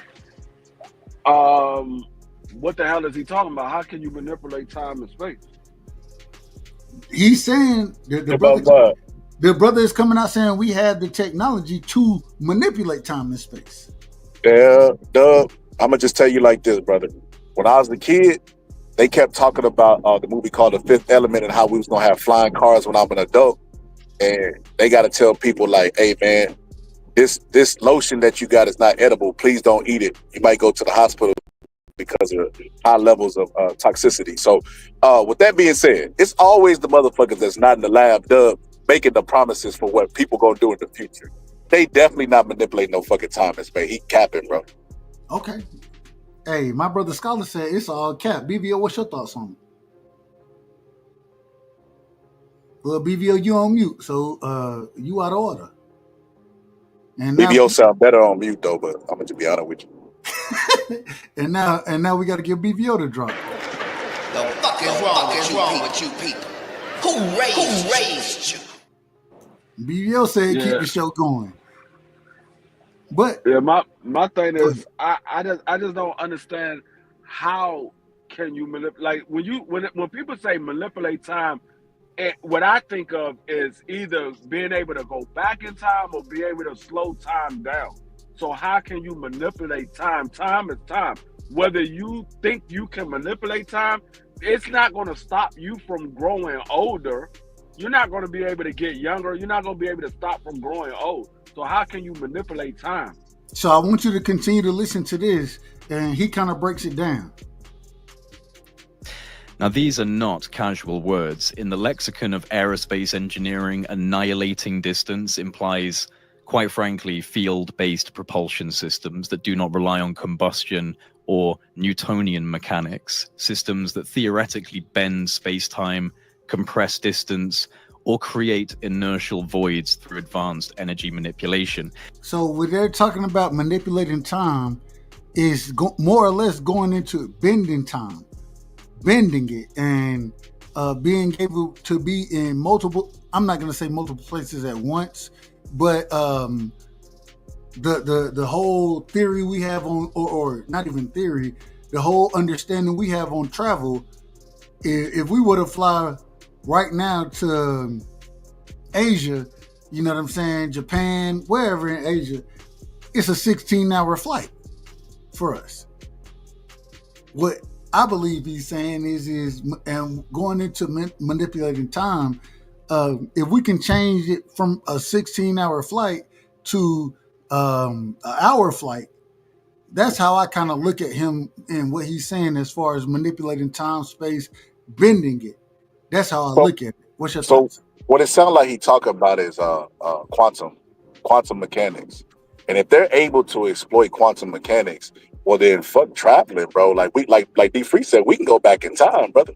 We can go back and get Hitler, get baby Hitler, and do our thing. You know what I mean? But now, in all seriousness, yeah. If he's serious about what he's saying and his quantum mechanics, which if you follow the people who study string theory and quantum mechanics, they the ones who say like how far we are on the cusp of breakthroughs and stuff like that. It can't be somebody on the outside saying how close we is to this when we haven't even mastered the ability to travel at the speed of light. But this is, and this speech, even though, and if y'all know, this came from Project Unity. Shout out to them. We don't own the rights to this material. This is for educational purposes only. Even when we're talking about what he's speaking on, the problem is it's not like he made this shit up. He's giving a response to the speech that was given from the head of, and I believe it's the head of technology and science. I believe that's the title that the brother has in Trump's administration at this current moment in time. But that's what he's speaking on. He's not speaking as far as this is something he came up with. This is a speech that came from that brother, respectfully. But Dub, that's what they do at these seminars. They go there and blow smoke up everybody's ass. They go up there and they tell us about how robots are going to be, robots are going to be doing this. They're going to be athletic. They're going to be this, they'll be that. And then you look at the fastest robot we got and it can't even go 5 miles per hour. They've been projecting that robots was going to be strong and fast for like at least the last 10 years. It depends on what conference that you watch. That's what they do. They go there and make claims about the future and projections that might not never come true. Because remember, Google Glasses was supposed to be revolutionary. It was for to change everything. People was going to be walking around without their phones, with glasses on. Nobody embraced that shit, and Google Glasses fell off the map. I ain't gonna lie to you. I don't remember Google Glasses. Me personally, I don't remember it. I'm not saying it's not true. I watched the seminar, Dub. I watched the seminar. They were like, oh, these Google Glasses, they're so amazing. It's going to change everything. You're going to be walking around like Tony Starks and blah, blah, blah, blah, blah, blah, blah. And then nobody even embraced that shit. That like it fell off the map. Do y'all remember? I think when it comes to some of the science and some of the things that we looking for, if you think about all the stuff that we seen like from the 50s, like if you've seen Project Green Book, it's been a lot of different things written about what's going on. We all know the famous story of Area 51. I think a lot of the technology that we're seeing is kind of being held back because one thing I've noticed is that they use images, as Confucius said, those that control images control minds. If you remember as a little kid watching reruns of the Jetsons, everything they had on the Jetsons we pretty much have. Shout out to the Jetsons, man. That was Except one of for my like maybe favorites. That was flying one of cars, but it takes watching it on a movie to get your mind ready for it. And I think slowly but surely we're gonna see more and more technology get introduced to the public because even like jetpacks, they had jetpacks back in what was that what year was the Olympics in LA, D3? Was that 88? Olympics was in LA? What show you talking about? No, remember the Olympics when Carl Lewis won? Was that 88? Yeah, I think it was. 88. You guys remember they showed the old videos of people riding jetpacks back then? I think really when it comes to technology, they suppress certain technology to kind of push profit. The thing that we don't understand is that we use kerosene for an extra 60 years over electricity because they tried to hold kerosene back. The Rockefellers tried to suppress electricity in its growth. So you got to remember the thing that kind of hurts America or hurts most capitalistic society is the fact that we put money over progress. And that's the problem. Like, you think Bill Gates is the only one that came up with great computer programming? Steve Jobs? No, there's always somebody coming up with something. But if you don't have enough money, they'll suppress it to hold profit. It's just that simple. incredible, absolutely amazing. Amazing. I want to. It is. I mean, and shout out to my brother in the building, man. Real quick, let me bring my brother on, man. We got and if y'all need anything as far as graphics, thumbnails, anything like that, DVO do a hell of a job. My brother Kazi does a hell of a job, man. So y'all hit these brothers up and show them love, man. Shout out to my brother Kazi in the building. Kazi, what's going on? How you doing? Say it My again. cam? Yeah, there you go. Now your picture's on. Oh no, I'm good. Don't worry about me. I make things move. Don't worry about me. The boxing scholar. Salute to you, sir. How you doing? Salute to fucking Dub right side in the motherfucking building. Let's get it. Going back, real quick, I want to get to, and this is where things start to kind of heat up as far as this video goes. I don't know if we're gonna finish this shit tonight. 22 minutes up here with us is 2 hours, so I'm just being honest. But here we go, right here. Here we go. Now, these are the same technologies that have long rumored to be buried within black budget special access and unacknowledged or waived and carved out special access programs in the labyrinth of the Department of Defense and the Pentagon. Technologies associated potentially with reverse engineered UFOs, non-human technology, alien vehicles, vacuum energy extraction, and zero-point field dynamics. So Kratsios goes further, referencing quotations limitless energy and claiming that the main thing holding this back is not the tech, but the regulatory regime that's been in place since the 1970s. That's very interesting. Let's stop here for a moment and just consider this.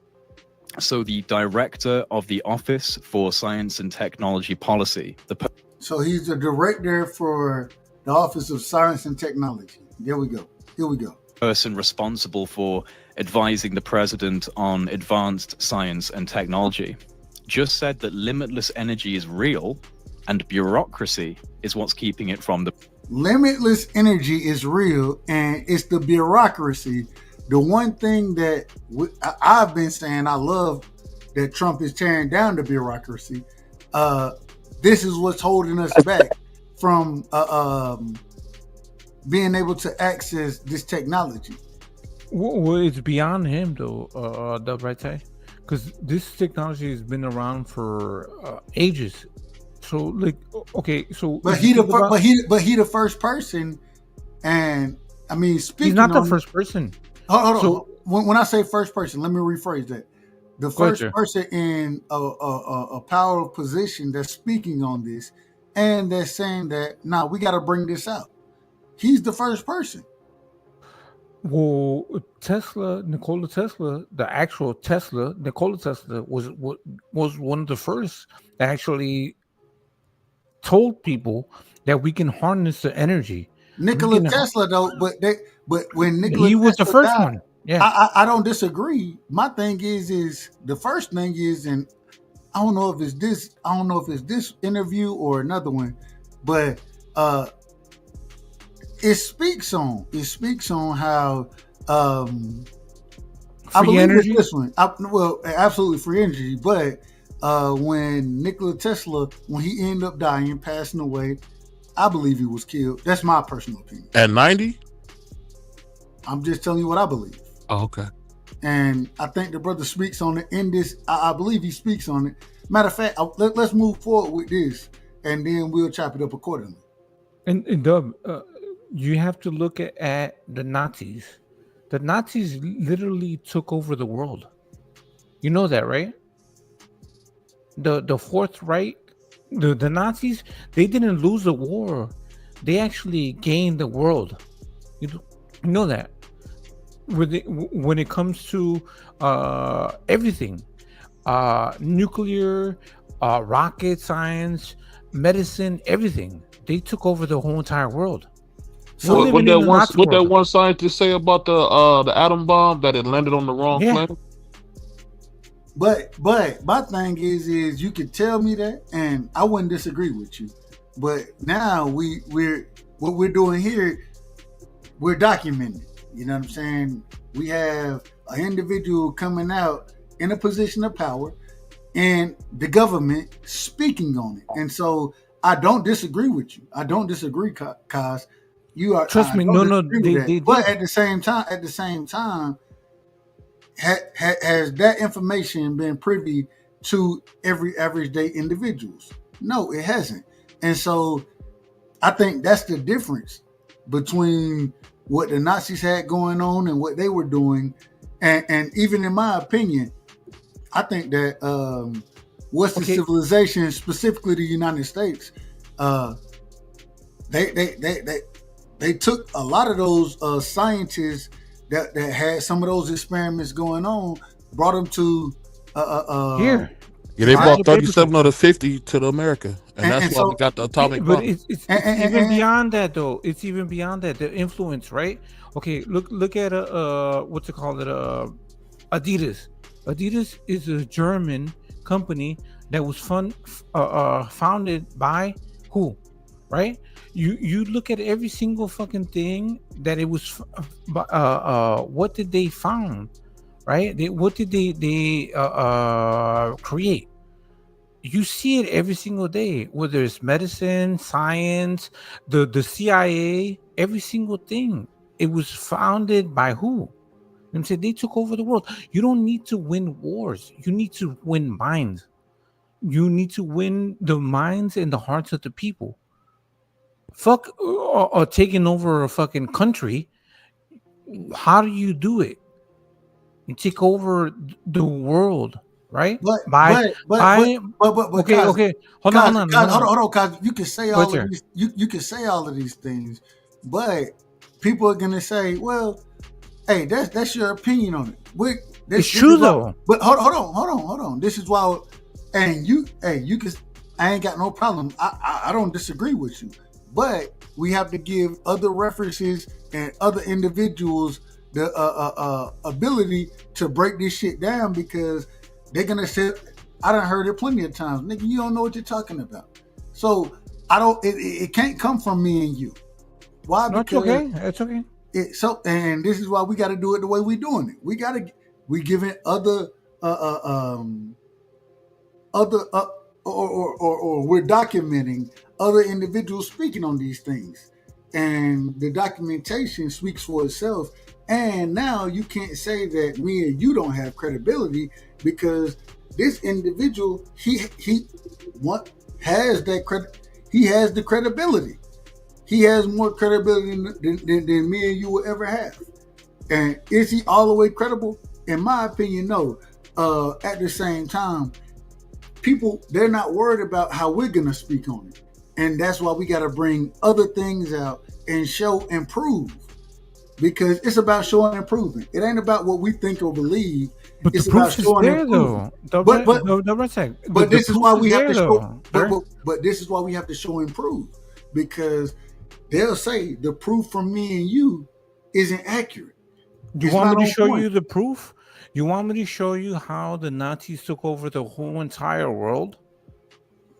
No, well, really, I want to play the video. They did. but- Go ahead, sir. My bad. I'm sorry. I just came in here at the last minute, but the Nazis literally took over the world.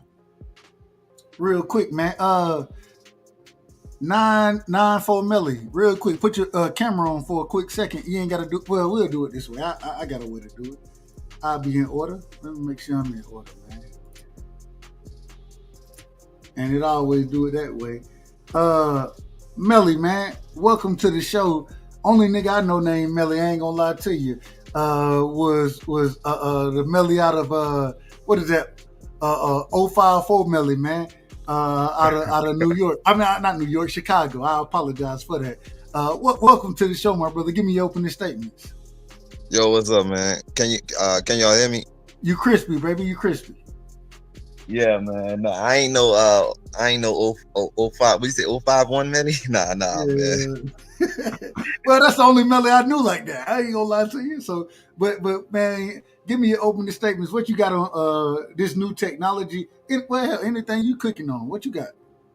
But first of all, I just want to say salute to y'all brothers, man. I was just listening to y'all tonight. Y'all sound real intelligent, and y'all spitting some good facts and some good conversation. And salute to you, Dub. I've been seeing you come on KO because I've been watching KO for a long time. And, salute to my brother KO, man. That's my brother. Yeah, and I always gravitate to what you were saying, even though we don't agree on everything with the boxing. I respect your opinion and stuff like that. So, it's nothing but respect from me. So I just wanted to say that first. You know what I'm saying? Absolutely. And real quick, we ain't never got to agree on anything boxing, but we can still have a good conversation. So that's for sure. And but this topic right here, now I agree with y'all saying. I feel like with this Trump thing, I feel like Trump is he's doing something different. I feel like he's the first. I feel like he's at risk. I feel like he's the first president that is like anti-establishment, anti-government, or anti-establishment, so to speak. Right. So I feel like he's bringing things to the forefront that could get him, just simply put, just get him killed. And I think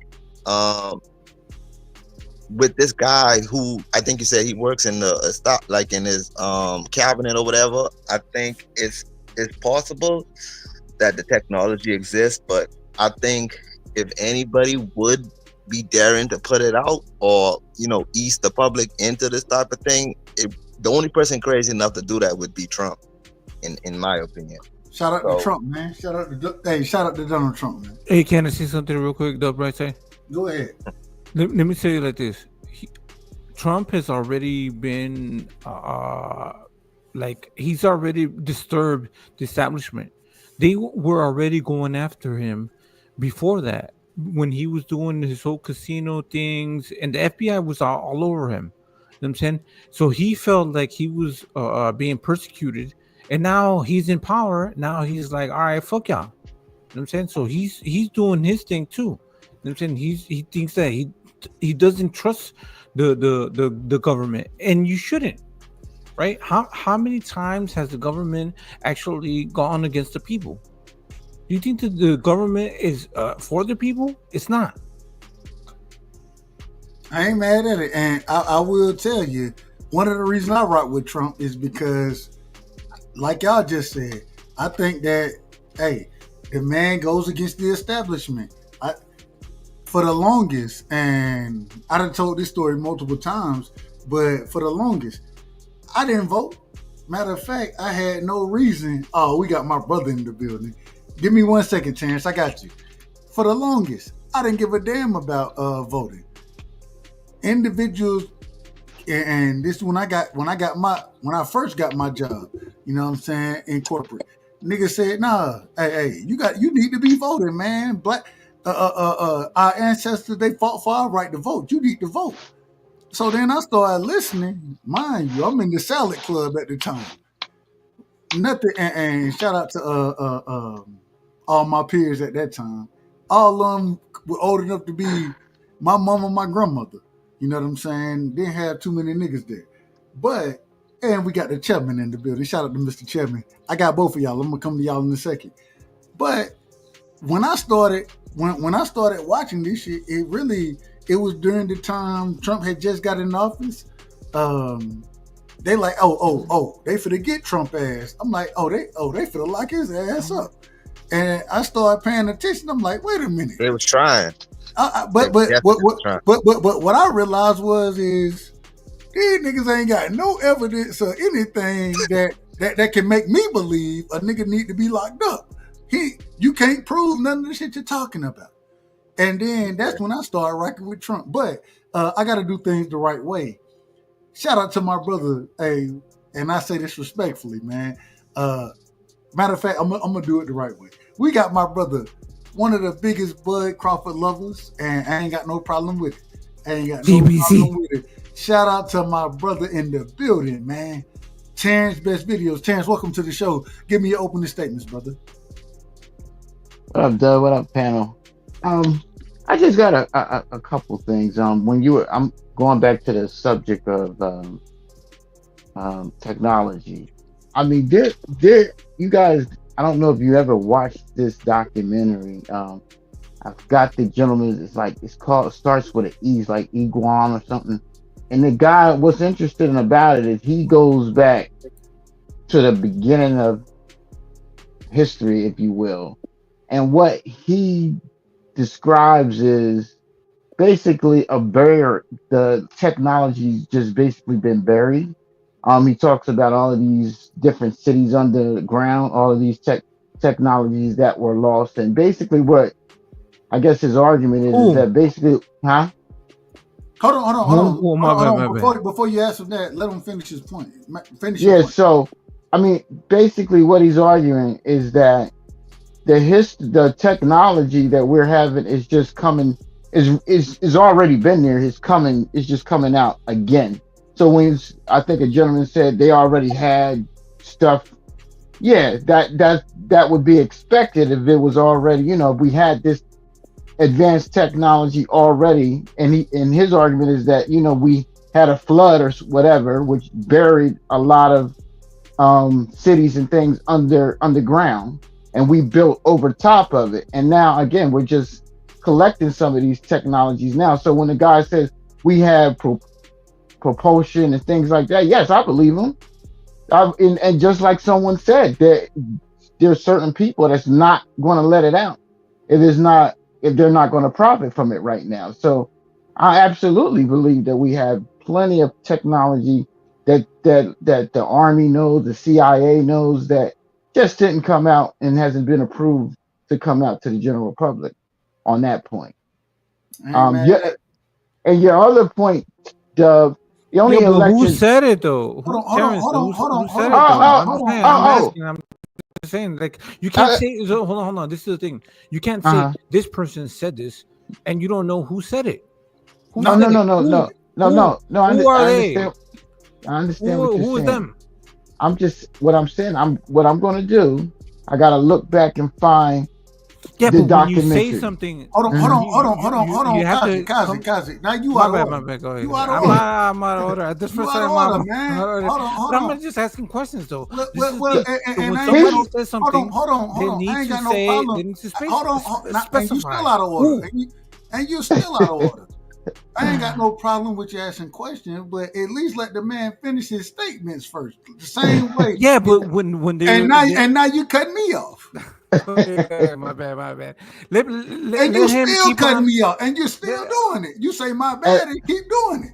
I just one minor other point too. And now Terrence out of order. Okay, go ahead, Dove. We gotta listen. Y'all know I love structure. I love structure. I love structure. You're a corporate man. When you say Hold on. something, Wait a minute. you have to have something. And now you out of behind order, and you still out of order. Damn.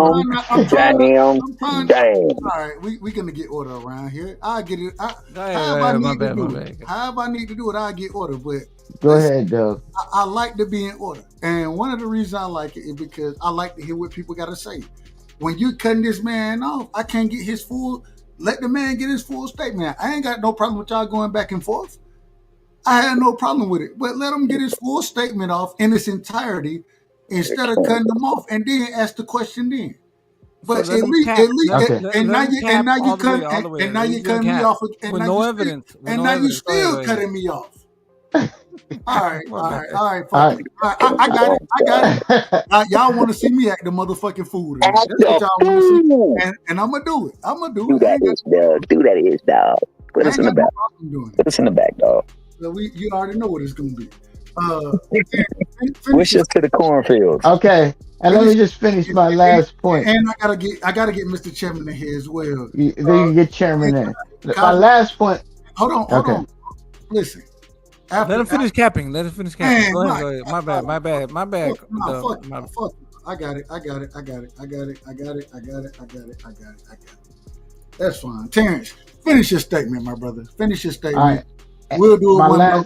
If that's what we gotta do. Since niggas ain't gonna have order and respect for the show, we'll do it this way. Go ahead. So the last, you said you didn't vote in the past, and then you started voting after the corporate brothers told you. I mean, I understand that, but here's my thing. I only vote in local elections, state and local things. I don't vote federally. And let me tell you why, because it shows that you had Trump and you had Biden. Out of 3 million, I don't know how many people, 320 million people here in the U.S., you're telling me these are the two best candidates that we have to choose from? No. And by the way, like no matter which one of them on the federal level you're voting for, I guarantee you that both of them agree on every single thing that's going to hurt the average working man or woman.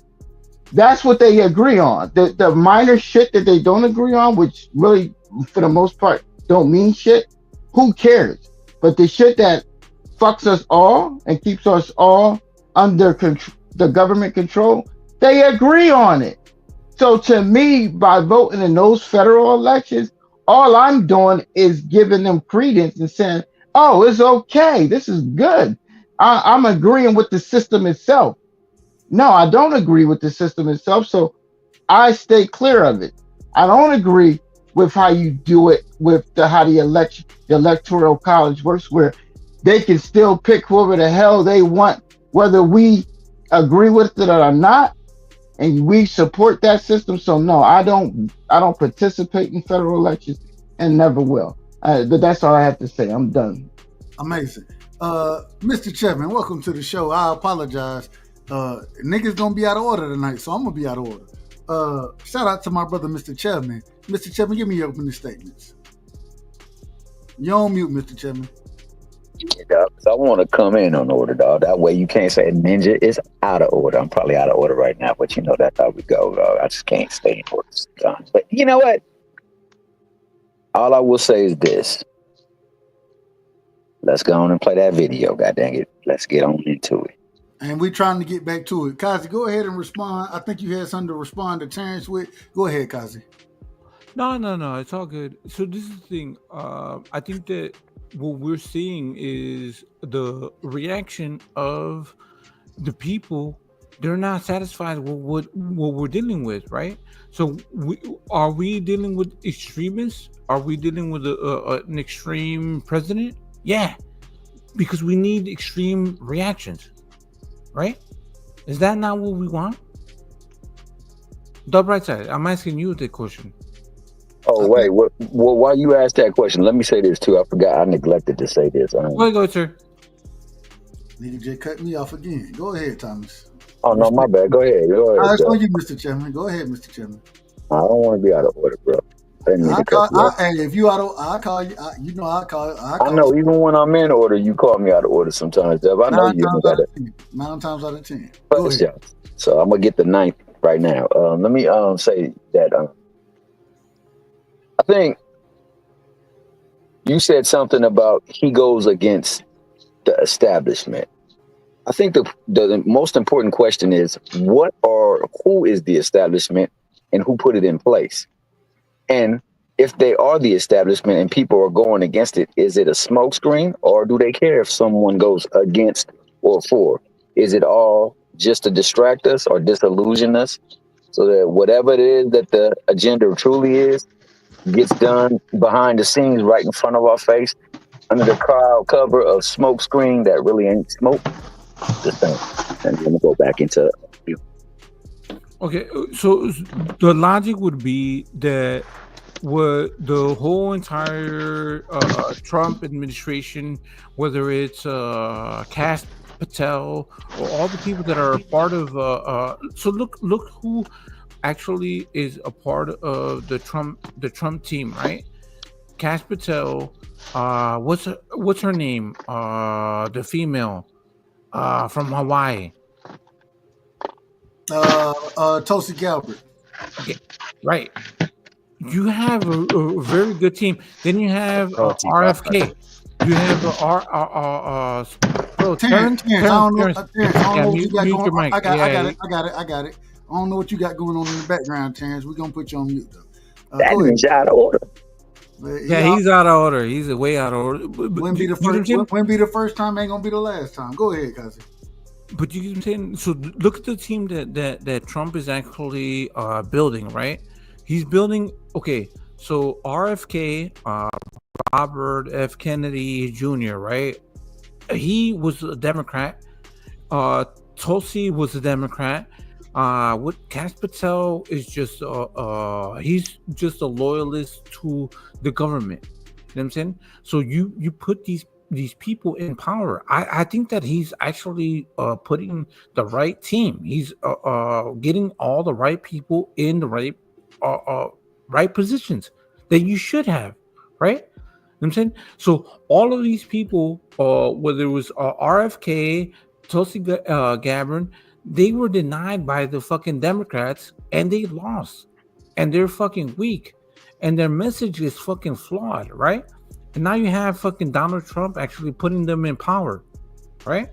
But I want to, and I don't disagree with anything you just said, but I want to finish this video because really I want to speak on this technology, this free energy technology, the things that may be coming out that this individual was speaking on. So I want to continue this video and keep us moving forward with the conversation. Oh, my bad. Go ahead. And the reason I say it because we'll talk this shit all night, and I've been. Real quick. Well, real quick. I'm gonna just tell y'all, I'm 5 hours into a show. 5 hours into a show, so I got to get this damn video off. I'm just telling y'all the truth. Go ahead, Melly. Now I was just gonna say real quick, the free energy stuff. Yeah, that's one part of it. I've heard some things about on the medical side too, like some crazy stuff, like regrowing limbs and all kind of stuff, bro. I've heard that as well. I have heard, but I haven't heard it come out and spoke on publicly the way that this was spoke on publicly. You know what I'm saying? Right. But remember, Trump was talking about. Sorry, go ahead. No, go ahead. Trump was talking something about, when he was doing them speeches, he was talking something about this space age medicine or something like that, something to do with right to try. Right. So we don't know what that is. And I do think there is medical technology out there. Well, we know that to be a fact. We know that Dr. Sebi himself had cures for a lot of different diseases. So just saying that alone, we know that technology is there. But I do think that they're starting to speak on it more. And I want to get back to the video, and I want to finish this. We 7 minutes into a 22-minute video, and so I'm trying to. I want to hear the rest of this, and I want y'all to respond to the rest of this right here. Hey, Doug, when you play the video, and you go to everybody, just remind me, just say Dr. Sebi. I want to go back to that point, but I'm gonna let y'all continue with the floor. I don't want to break up. Go ahead and get your Dr. Sebi point off. Go ahead. Okay, I was just gonna say that, you know, Dr. Sebi, he actually didn't cure anything, bro. That's a myth. He didn't cure HIV. And then, like, if you look at the people that went over to Dr. Sebi, they all left, bro. Like Michael Jackson went over to Dr. Sebi. If Dr. Sebi was on to something, Michael Jackson would have stayed. You know what I mean? But he left. You know, Dr. Sebi is not a real doctor. People see that name, doctor, and they trust him. But it's weird because they don't trust American doctors, but they trust Dr. Sebi because he got doctor in front of his name. He really just a herbalist, like a witch doctor, like a voodoo doctor type dude. But anyway, I digress. That's all I wanted to say on that. While he digressed, let me regress and progress, man. I'm gonna say shout out to my main man, the scholarly one, the boxing scholar. Shout out to 94_Melly. Shout out to Cosmic One, man. He over there taking you on the cosmic trip. Shout out to D Mickey Freaky Free, my Mickey Freaky knees. Shout out to the artist formerly known as Terrence Best Videos. Nigga was making so many wild noises in the backdrop. He's the worst videos right now. And shout out to Mr. Respectfully himself, aka you're rocking on the dub right side, and if you ain't, you on the damn wrong side. Let's play that damn video. I shout out to the chat too, and shout out to Mr. Chapman, man. I appreciate that, Mr. Chapman. Here we go. Now that statement alone demands scrutiny, because if what he and, says, and let me rewind it because we're starting in the middle. But the regulatory regime that's Are been we in listening to the video or we're here? Or are we watching the that's video? very interesting. Can y'all hear it? No, we want to see it. Well, I can hear it though. You can't do it that way because you can do it. Come on now, Kazi. We monetized over here. I done already played videos and they done struck the check. Listen, man, I gotta say this. If you don't like what I'm doing, leave. No, you get. If you don't like what I'm doing, leave. And we do things a certain way because we tried to play videos at a certain time. YouTube took the shit down, blocked us, or we got warning strikes, all type of shit. So we do things for a certain way. And the link, I put the link in the chat. If you want to go watch it, go watch it. I say that respect. You good. Well, you out of order. I'm just telling the truth. Man. You out of and now you got to get the drop. You got to get the drop too. The fuck is wrong with you people? Who raised you? The fuck, man. All right, man. Nah, I'll leave. My bad. Go ahead, though, right there. You ain't gotta leave. Hey, stay up. Hey, I don't want you to leave. I'm just saying, if you want to see it, it's in the chat. Okay, my brother left. Shout out to my brother Kazi, man. Man, bring your ass back up here, man. We can't be temperamental like that, dog. Yeah, he took his ball and went home. That crazy work. That's fine. And Kazi is my brother, and that's my brother too. But I need any type of video work or man, shout out to my brother Kazi. Shout out to that brother, man. I ain't got no problem with Kazi, but I need that nigga to bring that video back then. But we done did this. We done did this previously, and we done been strucken. We done been taken down, and we trying to be in order. We trying to be in order as a show. So let's move on. Here we go. Progression, not regression. Let's stop here for a moment and just consider this. So the director of the Office for Science and Technology Policy, the person responsible for advising the president on advanced science and technology, just said that limitless energy is real and bureaucracy is what's keeping it from the people. Now, that statement alone demands scrutiny. Because if what he says is true, then we've been living, as many have claimed, in a world artificially constrained by outdated systems, while the real breakthroughs, those that could eliminate energy poverty, climate disruption, and perhaps even geopolitical conflict, those have been hidden behind layers of classification and red tape. Now, this is something that we see echoed across all sorts of critical industries and domains that have the potential to create controversy, to create disruption. We're seeing this happening with our models in history. We're seeing this happen with our models for consciousness, our models in physics.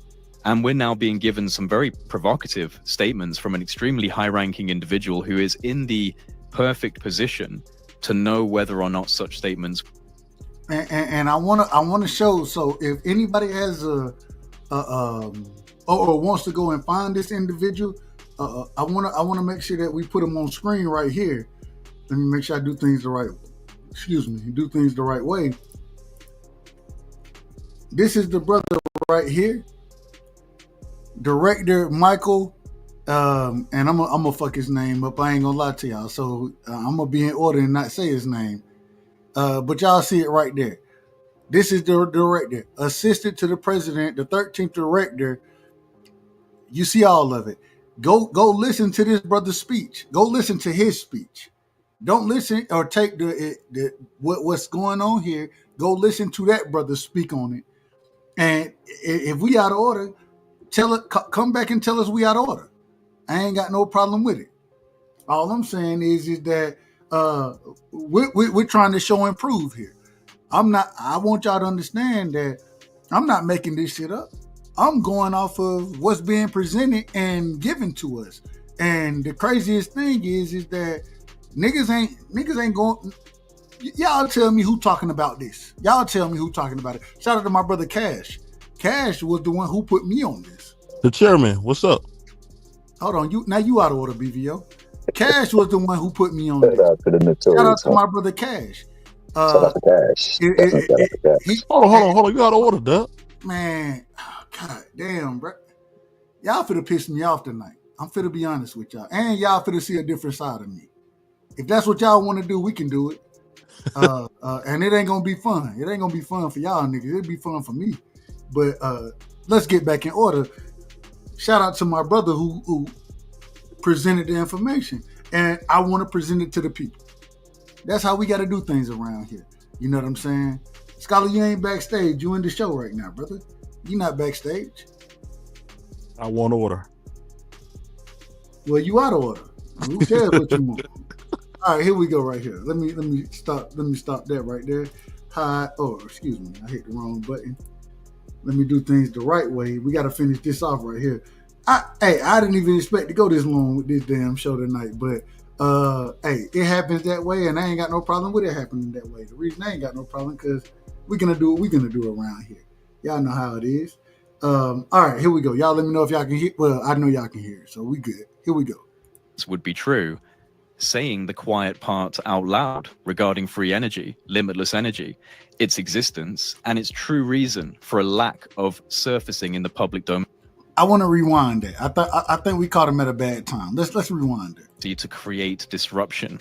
We're seeing this happening with our models in history. We're seeing this happen with our models for consciousness, our models in physics.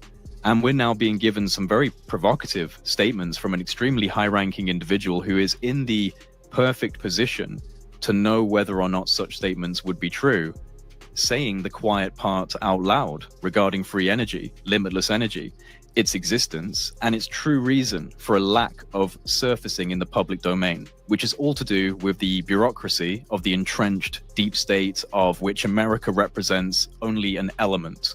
But what we're truly dealing with here is an octopus with a lot of tentacles in many regions of global influence, especially across the West. And I would remind people that not too long ago, venture capitalist Mark Andreessen admitted to being in meetings with Biden administration White House officials who informed him that they had classified entire branches of physics during the Cold War and could do this again and would do this again in relation to their discussion at the time, which was on AI development, the regulation of that development, and Mark Andreessen's comments regarding the core math involved and how they couldn't just prevent people from accessing the math, at which point one of the officials butts in and says, oh, we can.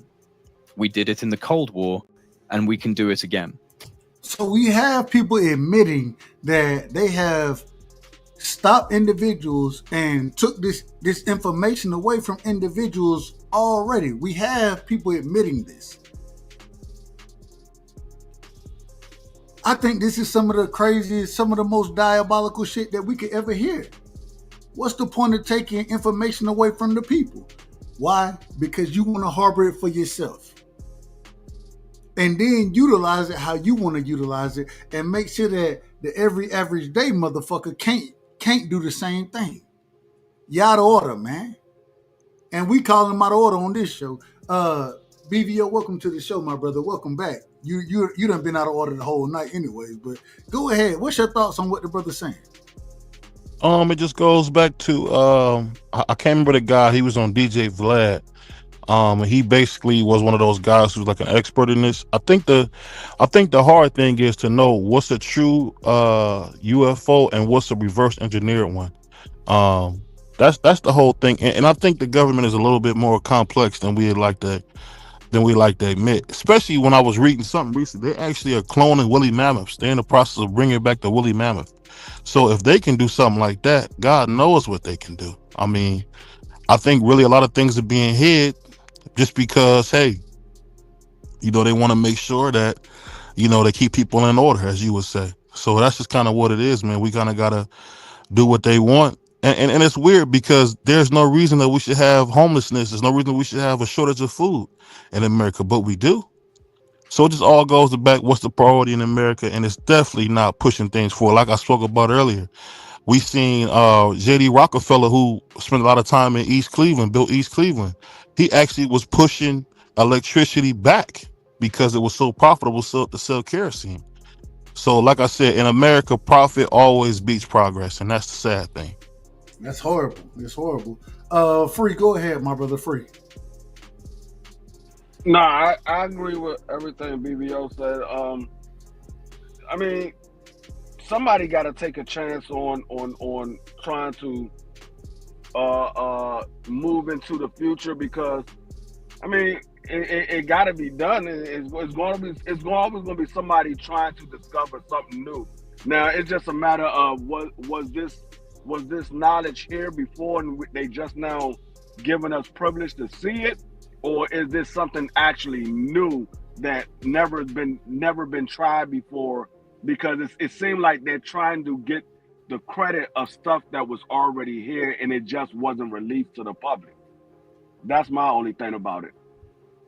I ain't mad at it. Let me go to my brother, Melly. Go ahead. What's your thoughts? You're on mute, brother. You're on mute. Melly, you in the building? Got to put the pipe down. Are we gonna come? Oh, my bad. There you go. Go ahead, Melly. Go ahead. Yeah. Sorry. Read the question again. Say it again. So, yeah. What's your thoughts on what the brother is saying as far as the technology that is out here that the people don't know about, that haven't been brought to the people, but the government has plenty of knowledge on, and now it's starting to come out. What's your thoughts on that? Oh yeah. So, I mean, you know what I'm saying? That's what governments do. That's what they've been doing. You know what I'm saying? So it's all about, like the other brother was saying, profit. And I think even though a little bit more than profit, I think it's just, a manipulation. It's in my personal opinion, I feel like it's a satanic agenda. I don't want to get too deep into it. No, hold, real quick. I want you to go more into that piece of it, right? And I don't know if I've ever done this, but I cut you off to tell you I want to hear more about that piece of it. You said you think it's a satanic agenda, correct? Yeah. Break that down for the people. Break that down for the people. I feel like the United States, right? I feel like the United States. Let me see how I can put this. The United States is like, okay, you see how you got the families, right? You got Rockefeller, you got Rothschilds, you got all this other stuff going on, right? I feel like, obviously, a lot of people know that those people, they really run and control things, right?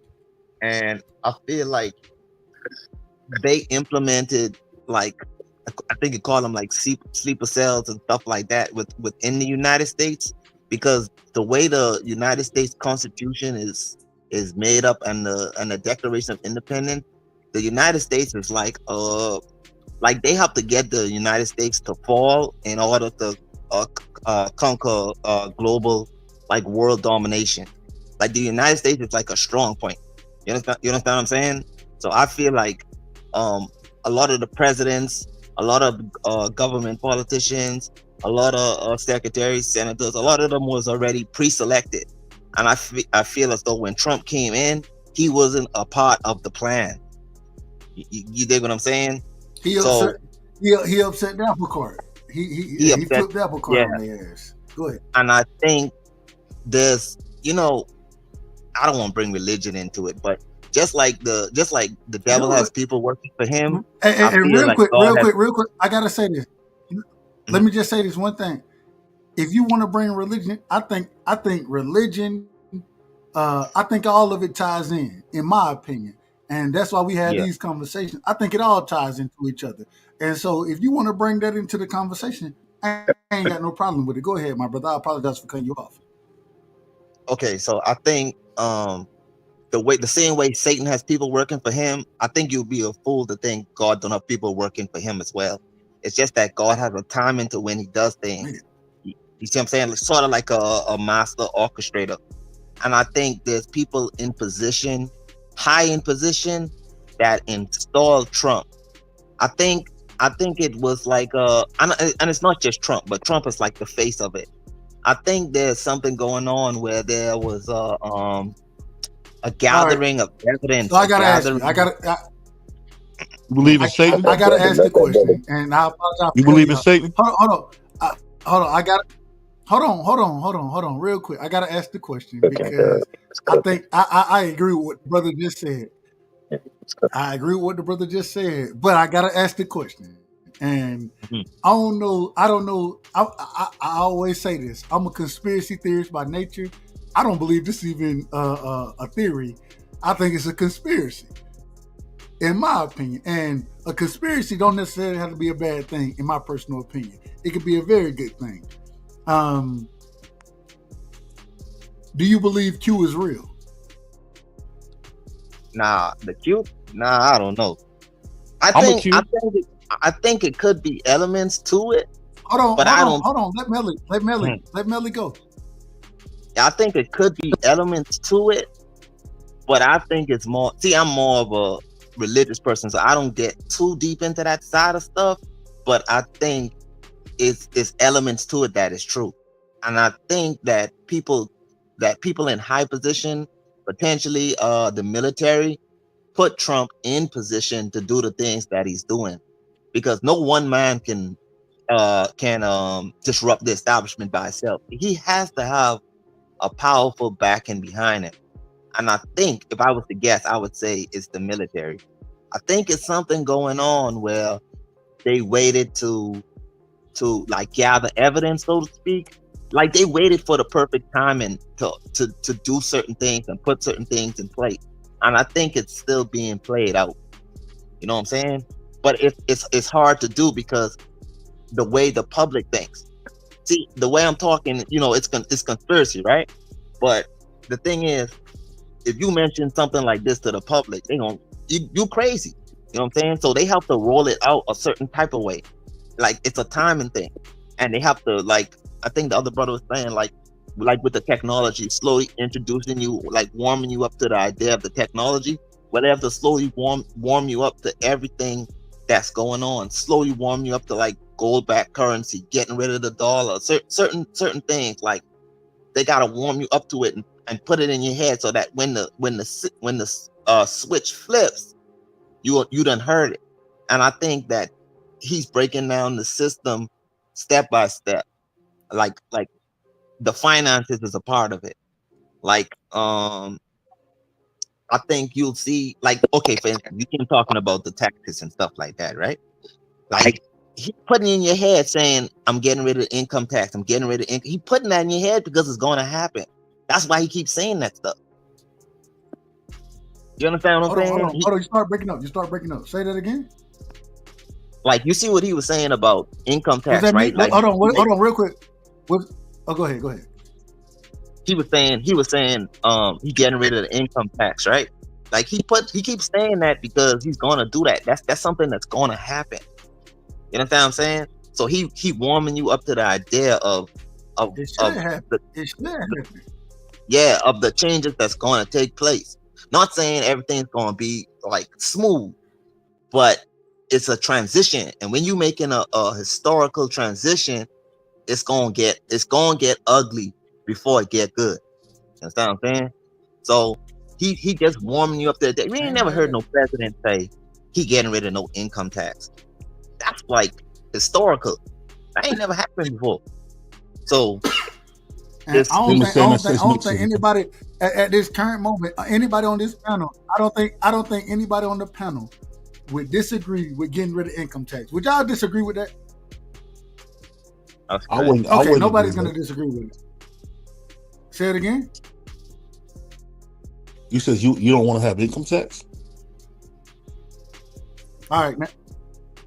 I said, do you agree or do you disagree with getting rid of income tax? Would you disagree with that? I would, because that pays for a lot of stuff. Amazing. He's saying taxing your income, not getting a return. You're talking about and I have a response to you. I have a response to that piece. I have a Well, I'll response just say to this. what BVO just said. Go, my bad, Mr. Chairman. Go ahead. Oh no, man, my bad. No, go ahead. Either one of you. Go ahead, Chairman.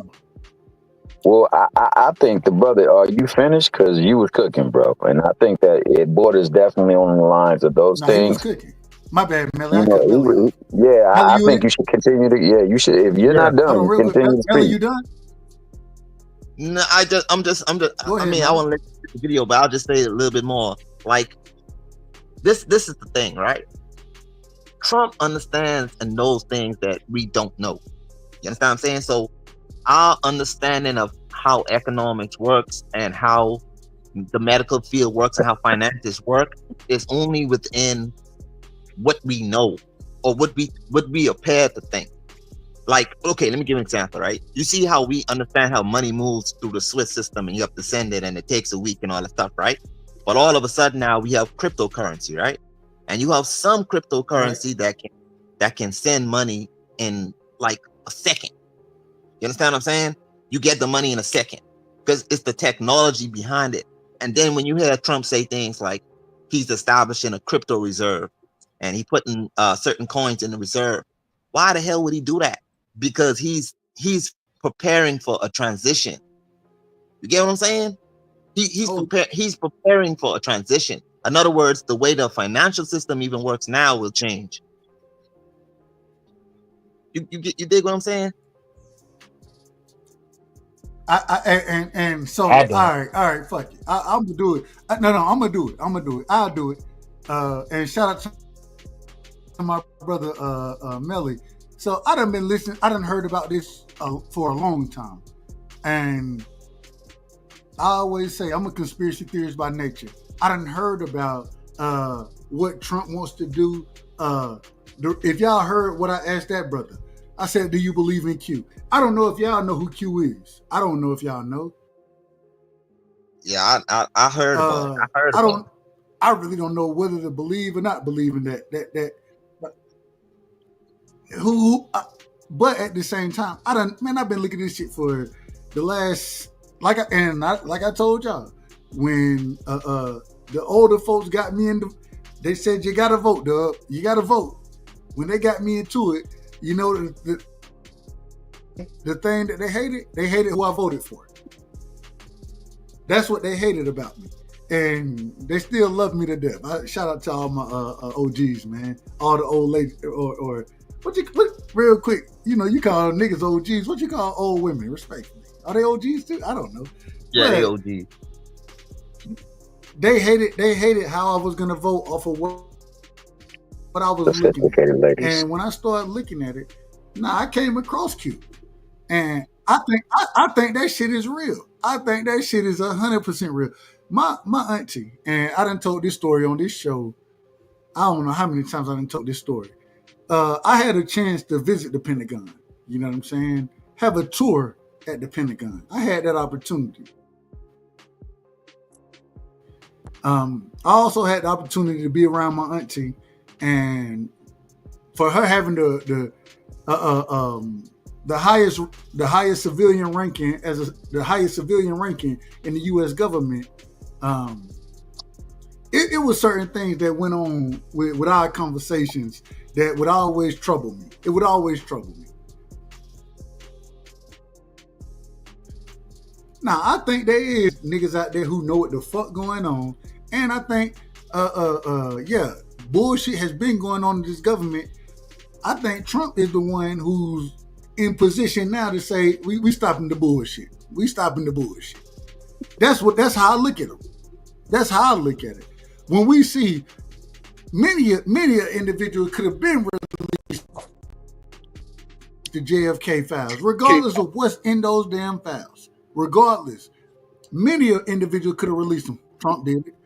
Nobody did it. Trump did it. Many individuals could have show and prove, and even all. Let me be short-winded with this one, not long-winded. I know how the show goes. My apologies. All I'm saying is, I think that Trump has put himself in position, and the reason they didn't want him there is because some of the shit that he's gonna start doing is gonna expose their grift. That's what I believe.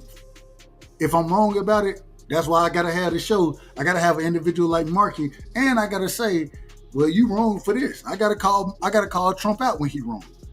At the same time, I think the brother can be wrong, but I do think that he's doing it for the right reason. And I think that, matter of fact, let me shut the hell up. Let me pass it around before I get back into the interview. We'll do things the right way. Terrence Best Videos. Are you in the building? We're going to Mr. Chapman. We're going to D-Free. We're going to BVO after this. Yeah, Terrence, I'm in the building. I'm still in the building. Terrence Norton. Hello? What's your thought? What's your thought? Oh, yeah, well. Yeah, now we can hear you. We can hear you. Yeah. Do you know who Q is first? And Q, you talk about QAnon? Expound on as far as it goes. You talk about the QAnon thing? Are you talk about the QAnon thing? Yeah, absolutely. Oh no, yeah. I don't no, I don't believe that. I said you believe that. You know, yes. I'm gonna say no to that, Dub. No, I don't. But let me say this, Dub. Nothing happens by accident in this country, bruh. I'm gonna tell you that nothing happened. What have they said throughout this process is that we know that there are certain families that control everything. And if they control everything, do you think that they would ever allow someone that they couldn't control in some manner or way in that White House? No. It's just not going to happen, Dub. If Trump is in there, they didn't allow it. The people. Okay, well, that's where we disagree. Matter of fact, and that's where we disagree. Hold on, Terrence. Hold on. And I'm cool with that. I'm cool with that. What I'm trying to tell you is, do an individual try to be impeached twice? We ain't never seen that. We never seen individuals go at Trump the way that they went at him. We ain't never seen this. It happened with Trump. Why? Because I think, and maybe I think what you're saying is, and correct me if I'm wrong, you're saying that they understood he was gonna. What I'm trying to tell you is no, they don't want that nigga there. Matter of fact, they doing everything they can to get this nigga out because he not with their agenda. That's my opinion. Go ahead. I apologize. Listen, Dub. I'm telling you, this is throughout history that these folks do not allow anyone to get power unless they approve it for some reason. So whatever Trump is there to do, trust me, he's not going to do anything to buck their interests. Trust me. So if they are going back to the if they're going back to the greenbacks instead of fiat system, is on their okay to do that. There ain't no way he's doing something that they don't want him to do, something major like that. No, that's under their approval. Because guess what? You know what happens to those people, Doug? They end up 6 feet under. And now here's the interesting thing about it. They tried to kill the man twice. They tried to kill the man twice. But here's the interesting thing. But they don't have to kill people now, Doug, just look at the entertainment industry where now they clone these people, so they don't even need to kill them. They can kill them, and then Trump is there. You know, so don't think just that they will ever, the people will ever be over these people, have power over them. It's never going to happen. But I'm gonna hold on, Terrence, real quick. Who was cloned? Who was cloned that you? A lot of people, bro. You gotta look it up. No. Well, you tell. Well, I'm asking. They've been cloning people since. Okay, the last one. So they cloned your boy, the the comedian? What's his name? With the bald head, the one that supposedly went to Africa and then. Dave Chappelle. Yeah, they cloned him. They cloned Dave Chappelle? They killed him and cloned this man. Amazing. What do you have proof of this, or it's just a thought?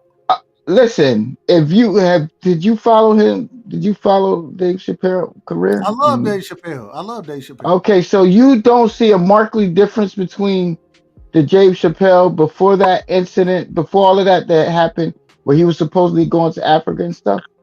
That's not what I my question. And if you want and his cousin, hold on, real quick. Mm-hmm. If you want to say that this man was cloned, mm-hmm. Okay, and I'm not gonna lie to you. I don't know if cloning. I believe there is cloning technology. I don't know if they're cloning folks like that. I don't know. And all I'm saying is. So you're telling me that you know that Dave Chappelle is a clone right now? That's what you're telling me. Well, they did an interview with his. First of all, I'm going by the mannerisms and the things that I see, but his cousin said you're speculating. You're on the cloning. I mean, Dub, do we have proof of anything? 100% proof of anything? So is that the new standard? Is that the new standard that you have to have 100% proof? It's not. It's circumstantial evidence. That's what I'm going by. Just like you can be convicted of murder with circumstantial evidence. I don't have 100% proof, but it's enough proof to make me believe that a reasonable person would believe it's true. Okay, go ahead. And what I'm saying is that his own cousin, yeah. No, hold on. Let him finish first. His cousin did an interview. I don't know if you heard that. You can go to the interview with his cousin, and he explained the marked difference between Dave Chappelle when he was the real Dave Chappelle and this new character. And you can go to that interview and he'll tell you everything you know. That was his actual cousin that he used to talk to all the time. Before all of that incident, so he's basically telling you that ain't his cousin no more. So, will you believe him, or who else are you? I mean, if you want 100% proof, no, you're never going to get that. You rarely get that in murder trials. But anyway, keep going. What's your question? No, well, we're gonna pass it around. Okay. No, we'll pass it around accordingly. We'll come back to you. BVO, real quick, the brother just spoke on cloning, and I'm not saying that he's wrong. What I'm saying, I don't know too much about cloning, me personally. What's your thoughts on what the brother brought out there? Also, what's your thoughts on first off, do you know who QAnon is? Do you know anything about that first? All right, BVO out of order. D Free, do you know anything about QAnon first? Nah. Do you know anything about and as my brother Terrence just brought out, cloning? What's your thoughts on how Terrence just broke that down? Respectfully, I think cloning, the conspiracy about cloning, I think it's something that is made up. I think they're trying it.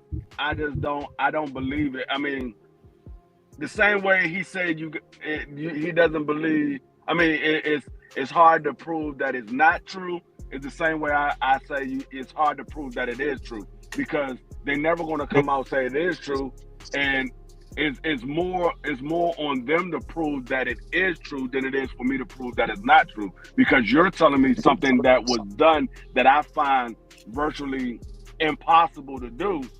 So you have to show me proof where it was actually done. So if you can't show me proof that was done, then that's all I need. Because the proof is the burden of proof is on you. It's not on me. I'm saying that you telling me something that's virtually, I believe is virtually impossible to be done. So you have to prove to me where it was done. You have to give me some type of evidence where it was done. If you can't give me any proof where it was done, you just basically telling me that something happened that you can't show me any proof that it did happen. I don't believe in cloning until you can show me proof of something that actually has been cloned outside of something that's not living. Real if quick, you can't show me anything that's living that's cloned, then I can't. You can't make me believe it. BVO, you back in the building? So what? Are you back in the building?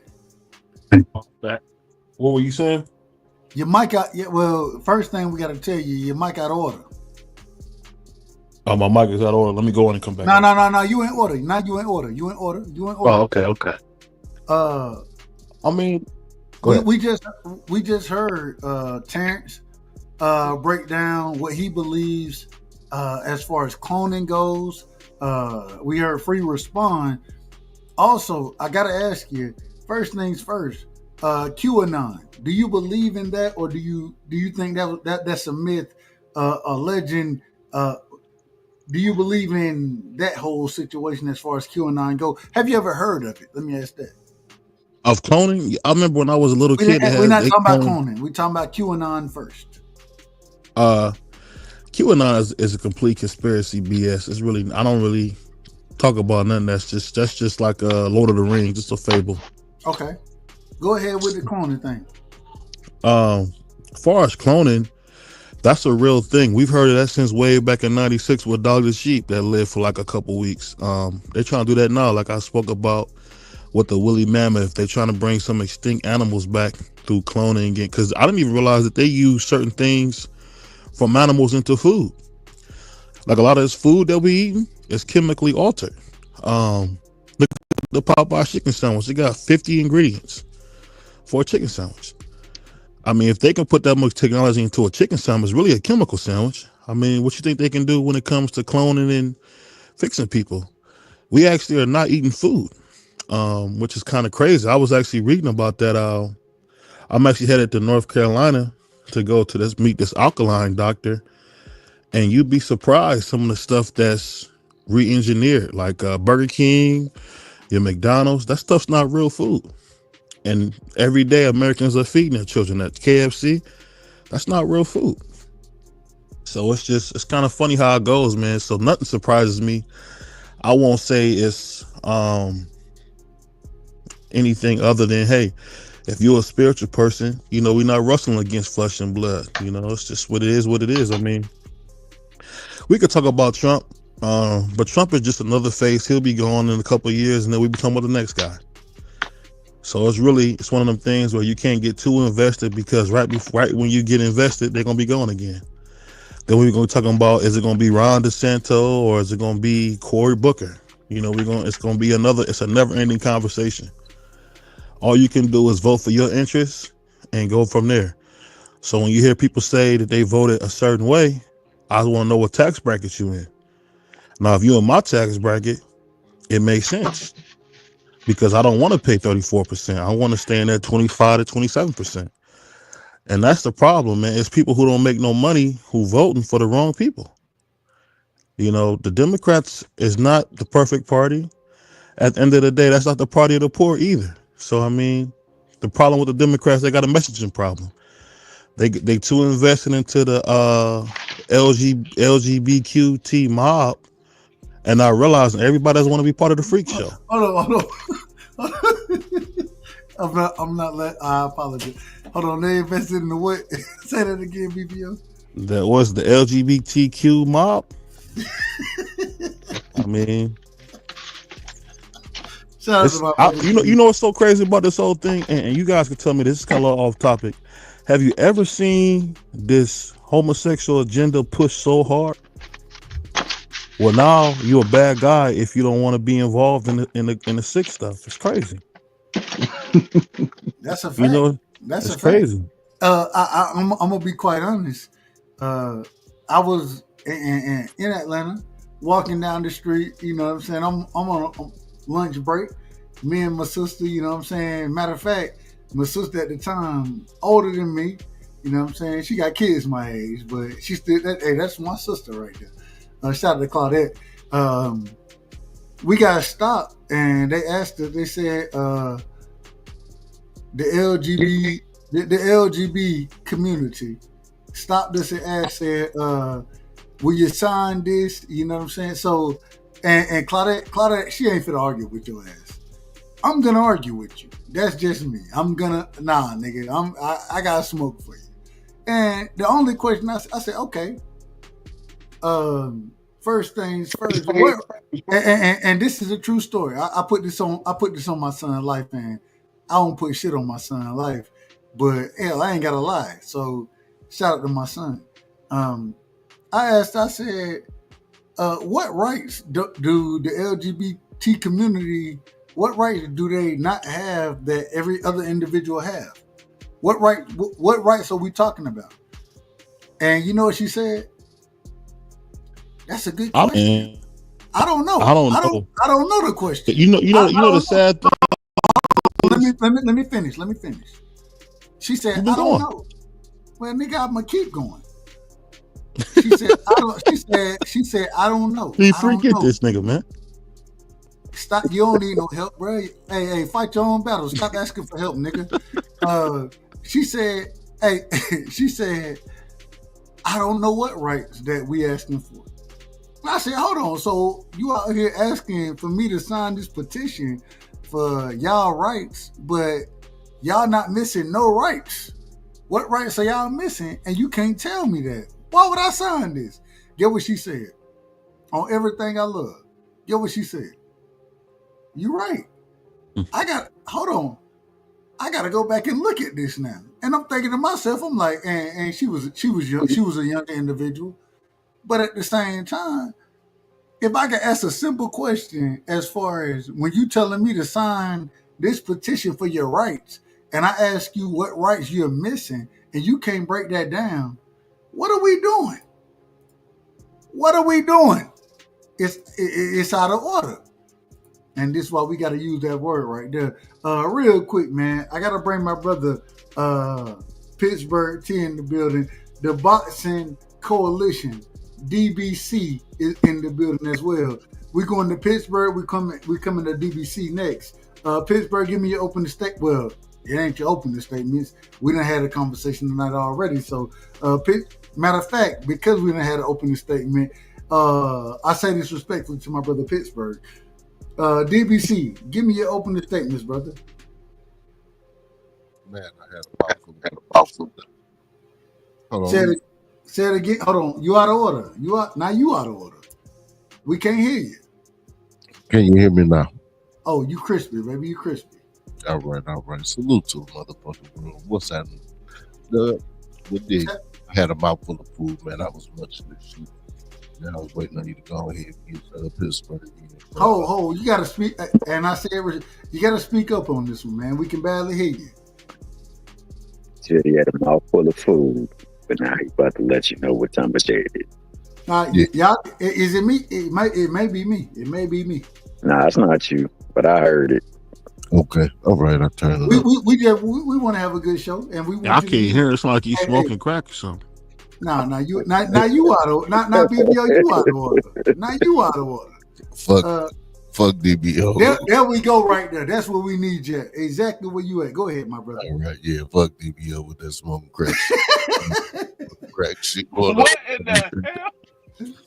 No, yeah, that nigga's out of order. Like a motherfucker. You call me a nigger? Yeah, you are a nigga. Go ahead.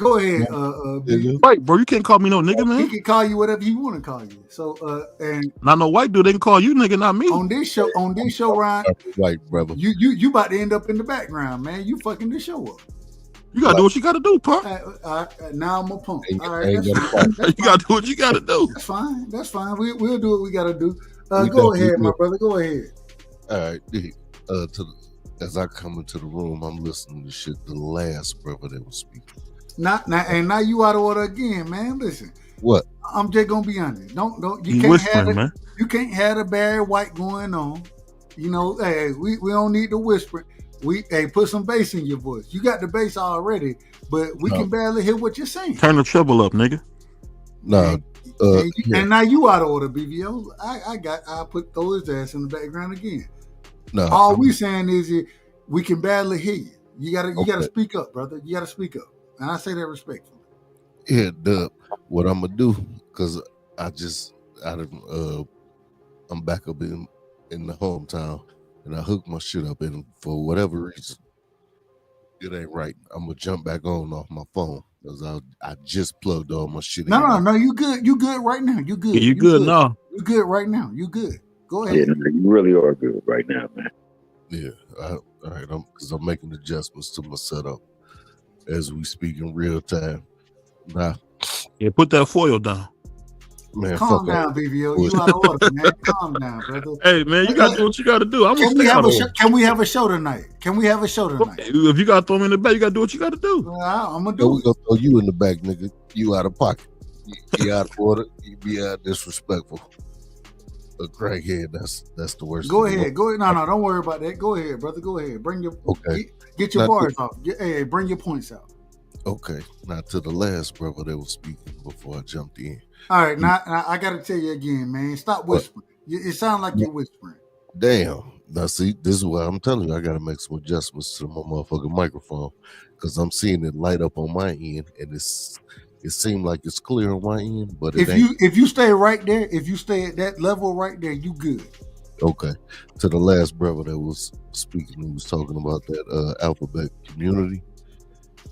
They put up a lot of bread to get them white folks behind them. And it's always a reason why they get behind them people and support them people, because they got an agenda.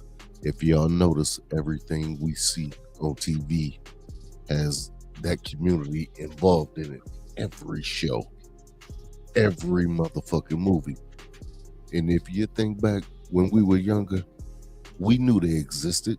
We talked shit about them, but they were not so broadcasted as they are in these current times. And there's a reason behind it, because them people definitely got an agenda, and it's way deeper than what the fuck most people even give a fuck to acknowledge, because we so caught up in the rat race of struggling and trying to make it day to day, check to check, etc., etc. We know what the fuck it is. Whether a nigga want to own it, admit it, it is what the fuck it is. And we in a fucked up point in time right now. And I'm a pause right now, make some adjustments shit, and come right back. Keep the show rolling. Only thing we asking around here, just be in order, and man, hey, your mic in order. Man, or go jump in the lake. I ain't even gonna lie to you. The reason we got to be quiet when you're speaking, and can't nobody jump in, because even though it was better than what it was from the beginning, it's still low, man. Okay. And I put that torch down. Hold on. I asked the question to the panel. Y'all hear my mic right now? I sound loud than a motherfucker, respectfully. Can't nobody talk, nigga. That's why. Well, fuck you. What? Fuck you, nigga. Because I'm black? Wow. Nah, it ain't because wow. It That's ain't because I'm black. Okay. Nah. It ain't got nothing to do with you being black. It's because you my brother. And you racist, bro. Nah, you gonna ain't that what that punk Marky say? You racist, bro. Well, Marky, I'm black, bro. It ain't got nothing to do with it. It got everything to do with you being out of order. It can't never be brother against brother. Man, you still my brother. Hey. Get what? I tell my brother fuck him all the time, and I still love him. I love that brother. Hey, Chairman, you hear this guy? That's my brother. Mr. Chairman, tell me I'm out of order. You called me a jigaboo. Mr. Chairman. You're not out of order. You're rocking on the right side, player. You're rocking on wow. The chairman let him call me a jigaboo. Oh, wow. I ain't call you no disrespect that, man. jigaboo. I just said shut the hell up. I ain't He don't call disrespect you that. no I said shut the jigaboo. hell Come up. on, man. I said shut the hell up, man. You And I'm can't gonna say tell that. anybody else. I'm gonna tell them the same thing. We running the show Yeah, around. he already told me to shut the hell up. So, I expect that to go around the whole room with that.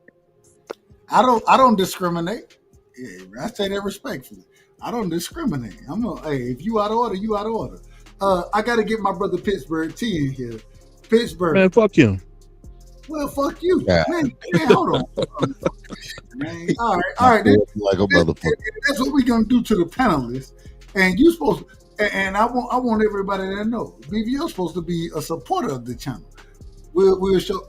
That's how we're gonna do BVO tonight. Go ahead, Pittsburgh. Do your thing. I apologize. You done been cut off multiple times. Go ahead, my brother. We good. I want to say this part about the conspiracy. It's a little bit of truth for a lot of the stuff that we be saying sometimes, but a lot of times we don't dig deep enough. For example, the crypto thing, where Trump said he wanted to make a crypto reserve, they already confiscated like a ton of crypto, starting with that guy from the Silk Roads that was selling the drugs online. When they confiscated crypto from him, they confiscated like 70,000 coins, Bitcoins from him, and he never got that back. And he's going to be in jail. He's not going to get those coins back, amongst other people that got those coins. I wish he was confiscated. I wish I had that 70,000 piece of that 70,000 crypto coins. That's got to be like a couple $1 billion at this point under today's market. That's just one example of it. But that's what they're doing. They're not creating more coins. They're just taking the coins that they already have, and then they're putting them in the reserve, the Federal Reserve. That's what they're going to be doing. So they're not creating anything. They're just taking what they already have and they're using it in our budget. That's all. That's one thing. The genes themselves and the cloning. They've had a company. We've got two companies that are real well known, which is CRISPR Therapeutics and Beam Therapeutics, where they do gene splitting, where they can go in and split genes up for various amount of things. Those are publicly traded companies. In case you want to look them up, that technology been around for a long time. As far as cloning itself, I don't know. There's literature on that, depending on what you define as cloning. Like, can they take a person and like physically clone them? Like, another BBO, like as though we need that? I don't know. I ain't never seen that happen. It's never been done. I ain't never seen that happen. We've never seen that. So that part, I don't know. And the other parts that I will say this part of it, every technological innovation we've had within the last 60 years, it's come from the military industrial complex. And though people say that they don't like the military industrial complex, we get all our technology from there. ARPA was created, which is the internet. From there, GPS was created from there. Your drones was created from there.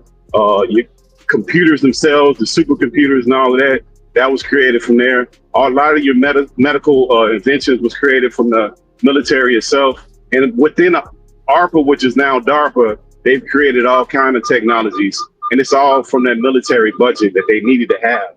So we can't say that we don't want the military budget itself, because we wouldn't have the adventures that we have. We wouldn't move forward. They start the groundwork and then they pass it on to these private companies, and then they put their spin on it and make it better. But it initially starts out with their initial invention comes from the military. A lot of the big technologies that we have, even now, we're moving forward into quantum computers. That's a military project.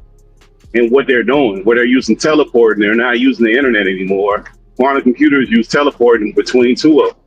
So like some of this stuff, it's there. We kind of getting bits and pieces of it, but some of it we don't know. And the stuff we do know, we just got to dig a little bit deeper. I ain't mad at it. I want to finish this video real quick before I go back to the video. Does anybody have anything they want to put on the record? You know what I'm saying? Speak on anything like that before we get back to the video. I just want to say, Pittsburgh T, I hate you, man. I imagine two of those. We don't need two BBOs, though. I'm just saying. That's crazy word. And that nigga said I hate you. Hey, I don't know if I've ever heard it. I don't know. I think that's the first time that he said, "Hey, Pittsburgh, I hate you, bro." All right, let's do things the right way. Let me make sure I pull the video back up. Make sure we in order. All right, here we go. Here we go. Here we go. Oh shit! Nah. Oh man, I fucked up. I fucked up. Give me 1 second. Give me 1 second. Let me pull it back up. I'm out of order. I'm out of order. Project Unity.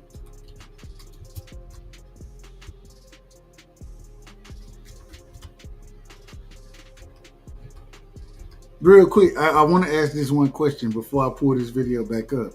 I gotta ask this. D Free, the link pinned in the chat, man, pinned at the top. I gotta ask y'all this one question: is Q real? QAnon. Let me make it that way. Do y'all believe QAnon is real?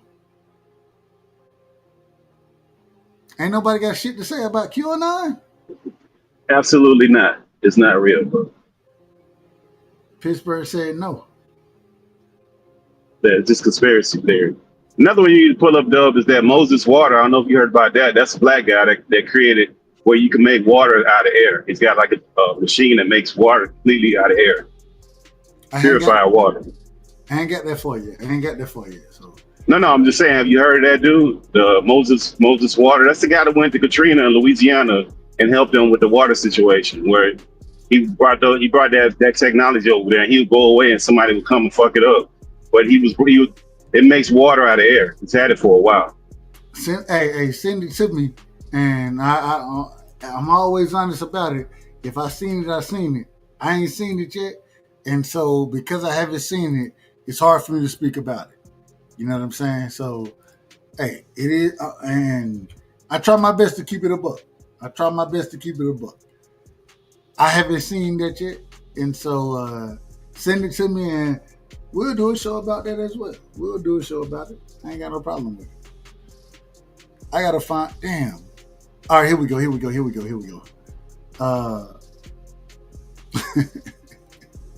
Y'all know it's so crazy. You do this shit long enough, and you start to realize that, man, you be done fucked your damn self. You fuck your own self. Wu-Tang is for the kids. Say it again. Wu-Tang for the kids. Wu-Tang's for the kids. Shout out to Wu-Tang. That's a whole nother story. All right, here we go right here. Y'all let me know if y'all can hear this. Let me make sure I do things the right way. There go my brother Free. Let me make sure I do it that way. All right, here we go right here. Y'all let me know if y'all can hear it. I'm pretty sure y'all can. So this is what we're y'all can hear that, right? Dealing with. And this seems to be what Michael Kratsios is referencing in relation to a regulatory regime that is stonewalling incredible innovations in order to, what? Maintain the status quo, in order to maintain the balance between essentially the dinosaur industries of oil and gas with a vested macroeconomic interest and the emerging paradigms that are pushing into the forefront, all being controlled by a shadow state that oversees development in these critical arenas. When Kratsios speaks of technologies that, I quote, bend time and space, he's using language that directly parallels, as many of you know, decades of theoretical physics and suppressed research into warp drive mechanics, gravitational wave propulsion, the manipulation of inertial frames. These are not the idle dreams of fringe pseudoscientists. They're concepts explored by defense contractors, NASA's Breakthrough Propulsion Physics program, and even the infamous Pais effect, patents filed through the US Navy by my dear friend and frequent guest on the podcast, Dr. Salvatore Pais. So Michael Kratsios is obviously not just talking about faster planes or better batteries. He's talking about fundamental paradigm shifts in how we interact with the fabric of the universe, the same kind of shift that occurred when Newtonian mechanics gave way to quantum physics.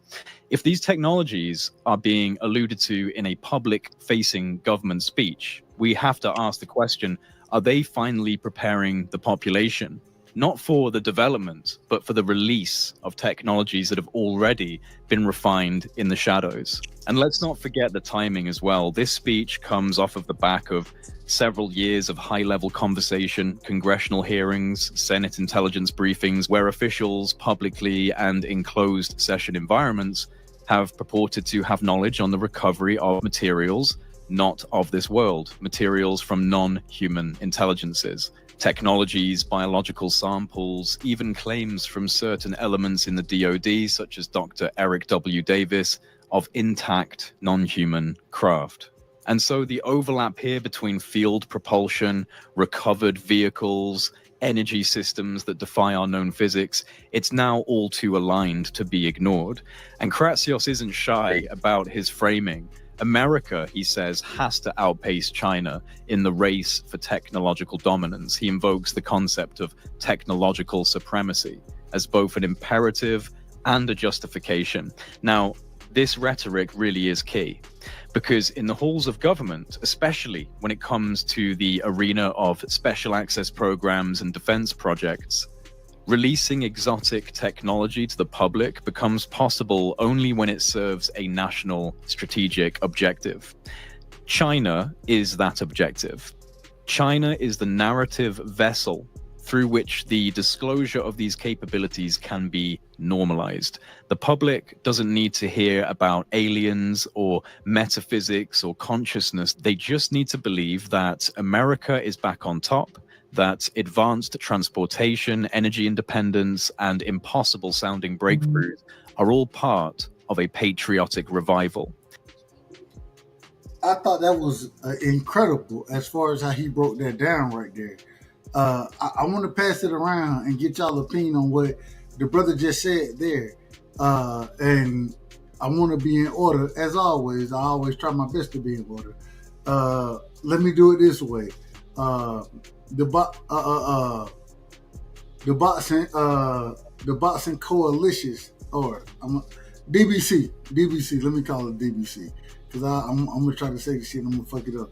We're gonna start with you this time. Going to Terrence. Okay, this nigga left. Well, never. Shout out to my brother Terrence in the building. Terrence, go ahead. All right, Terrence sleep. So, fuck. Man, go to Pittsburgh T, man. Man, hold on. Nah, I'm fucking. I wasn't asleep. I was away from the phone. I had it on mute. Okay, go ahead. What's your thoughts on what the brother said? You didn't Well, hear I mean, yeah, I did hear it. I mean, I got my headphones on. Okay. What he said about he's basically saying that the government is feeding us this information for their best interest, and that's the only reason it's coming out. Now, the question with that, I would ask, is it true or not? Because sometimes the government lies about stuff like going to the moon and shit. So, I mean, that's disturbing, because now you don't even know if this shit is true. Because normally, yeah, we never went to the moon, but y'all still believe that? Hold on, BVL, real quick. I know y'all still don't believe that. No. Before we and I want to pivot back to what you just said there as far as the moon go, but I want you to finish on this topic first. Okay, this time, yeah. So I mean, like I said, that's the only disturbing part, because normally it's like this: if something's going to come out, it normally just comes out. I mean, you don't have to make a big hoo-ha about it. Let's say let's for instance say it was going to be a flying car. Well, normally whatever company makes it is going to be in its infancy, and maybe that first flying car would be terrible, and then as it goes on, if it catches on, then more and more people start making it. In other words, you don't need to make a big statement about all this technology coming out. What's the point? So I'm agreeing with him that what he's saying is for their own best interest. And why now? Why are you letting this out now? And is it true? That's the second part of it. I don't know at that point, when you're just strategically letting it out for your best interest. That's all I gotta say about that. So I want to ask, and I'm gonna ask everybody this is a two-part question moving forward now because Terrence said this. Respectfully, Terrence, do you think do you think we've been to the moon or not? No, absolutely not. 100%. Okay, I ain't mad at it. I want to do things the right way. Melly, you in the building? You heard what Terrence? Shit, man, go ahead. You got it. You didn't heard the conversation. What's your thoughts on everything we're talking about? If you need a specific question, let me know. Yeah, like, I mean, I just look at things different. I just think that, we moving into a different era, and I just think that the way things to work, it won't, or like the way you think governments work and stuff like that. I think that's what's going to change. I don't think the standard way of the way things work will work like that going forward. So that's basically how I see that. And as far as the moon thing, have we been to the moon? Nah, hell no. Definitely not. Man, I ain't gonna go no further than that. But nah, definitely we ain't been no moon, man. I'm just saying, and I give my opinion when it's time. Free, are you in the building? Yep. So we got, and first things first, as far as this brother is speaking on the technology that's out there, break that down, and then I would ask you the same question: have we been to the moon? How do you want to respond to it? Far as what he said about the technology that's out there, like I said earlier, I think it's always been out there. It's just they're breaking the people into the new technology because people are stupid. Let's be honest. People are stupid. they believe whatever you tell them. A lot of people don't do the research. They just take whatever your word is. They just go by what you tell them. But when it comes to certain stuff, you have to give it to them gradually because they're not going to know how to use it. It's almost like giving a 86-year-old woman a brand new iPhone that never used a cell phone before. She's not going to know how to use it. She needs to be broken into. You might want to start her off with a flip phone and then gradually move her up and show her the technology. So that's how I feel about it with the technology that's out now. I think it's always been out here, and they just breaking us into it little at a time. But as far as the moon, when I was a kid, I did, but as I got older, the evidence that I received and the reports that I've looked up and done, no, I don't believe we ever been to the moon. Amazing. Let me bring my brother Pittsburgh T in the building, man. Pittsburgh, same question. And first things first, going off of what the brother is speaking on as far as technology goes, and then do you believe that we've ever been to the moon? Well, I mean, as far as the technology go, there's some truth to what he said, but I don't think it's done in the way that he's saying it. And I think that's the problem with a lot of this stuff. A lot of these charlatans come around with no actual proof, and they just hit on emotional triggers, and people just go off of it. That's how we end up, especially in our community, with some of the grifters that we end up with no actual proof or no actual change. And unfortunately, we get somebody that's non-black and they can say stuff like that, and nobody runs through their character. But then when we get somebody like Terrence Howard come out, it's automatically the dude is assumed to be crazy, and he actually has actual work with actual white papers and actual models. And this guy's just talking. And shout out to Terrence Howard. The next show we're gonna be playing.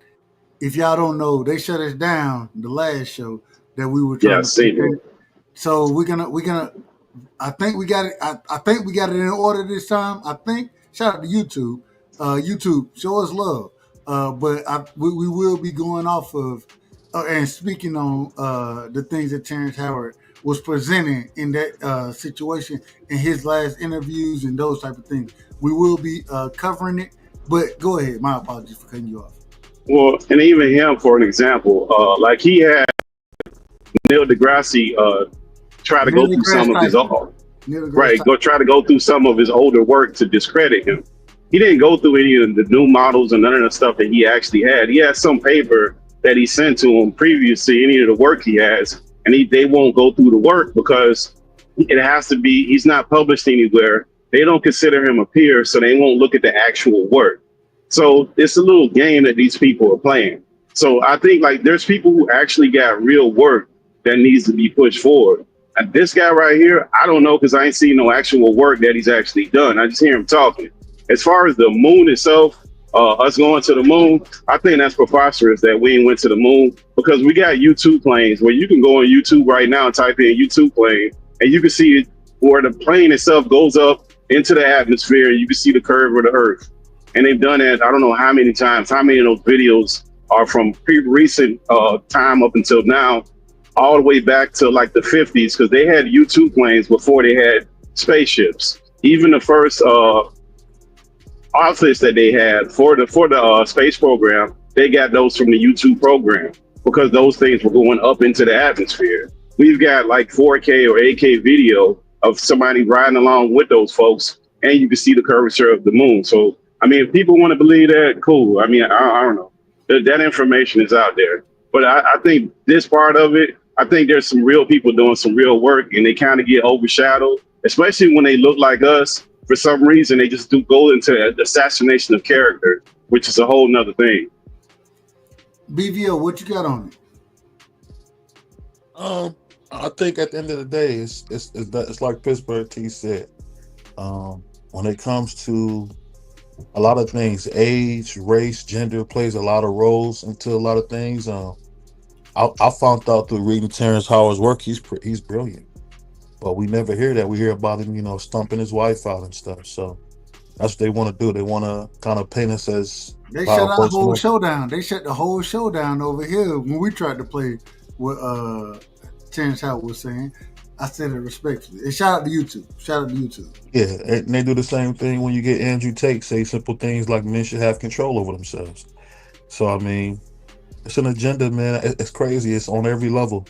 We can't be in science. We can't be in literature without some roadblock. It just sucks, man. Langston Hughes was saying the same thing. Charles Baldwin was saying the same thing 80 years ago. I don't understand. We're gonna get rid of this invisible glass ceiling for blacks. It's crazy. It's crazy, man. I wanna do things the right way, and I ain't gonna lie to y'all. I'm taking my black ass to sleep. That's what I'm finna do. Me personally. But before I do it, I gotta do things the right way. I gotta start with my brother, Terrence Best Videos in the building. And I gotta tell y'all, man, Terrence be wrong. But if I'm gonna be wrong, I'm gonna be wrong like Terrence. I ain't gonna lie to you. And he be right. He be right on certain topics. But Terrence, man, you be out of order the majority of the time. But give me your last words. My brother. All I can say is about seeing a YouTube video, man. I'm sorry, but that doesn't cut it. I mean, they said with regards to the moon, the guy had a nerve to say that we lost the technology to go back. Let me get this right. In the 60s, in this tinfoil thing that went up there, you say you got up there, and I mean, just look at the thing. If you ever have a chance, take a look at that. The thing is supposedly with tinfoil on it went up there, and now with the technology we have now, you're telling me you're not able to get up there. Okay, whatever. But I mean, all I can say is technology is a great thing, and it can advance a country, and the military does a great job of protecting it, and that's what they're supposed to do because you don't want this stuff to get in the wrong hands. So thanks, Doug, for having me on. And I mean, when you normally do this, Doug, I just happened to catch you tonight. So the way we do things now, Mondays is conspiracies. Fridays is politics. The political show kind of rolled into what we got going on now. Throughout the What time week, do you come on Monday? Mondays, shit, I don't know it.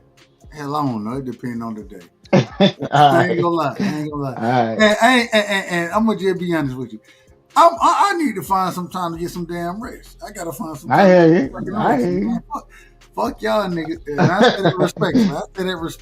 I say that respectfully. No problem with that, Dub. No problem with that. Sometimes a nigga need to get some sleep, man. Hey, what they say? Don't be like Mace. Don't leave when you're hot. No. Hey, we gonna keep working around here. We're gonna keep working. So what it'll be is Mondays and Fridays. Mondays conspiracy show, Friday political show, Tuesday, Wednesday, Thursday is gonna be boxing. Saturday definitely boxing. Sunday is probably gonna be conspiracy. The conspiracy Sundays will roll into the conspiracy Mondays. So Doing that? What a nice show on Sunday too? Dang. Yeah. That's kind of how we got it working right now. That's kind of how we got it working right now. All right, thanks, Dub, for having me on. Good night, panel. Hope y'all have a good night. See y'all next time. Shout out to my brother, man. Much love to Terrence. All Much right. love and respect. Melly, man, give me your last words, brother. I appreciate you pulling up, and always know, man, I gotta tell Elder you, Melly. I appreciate you.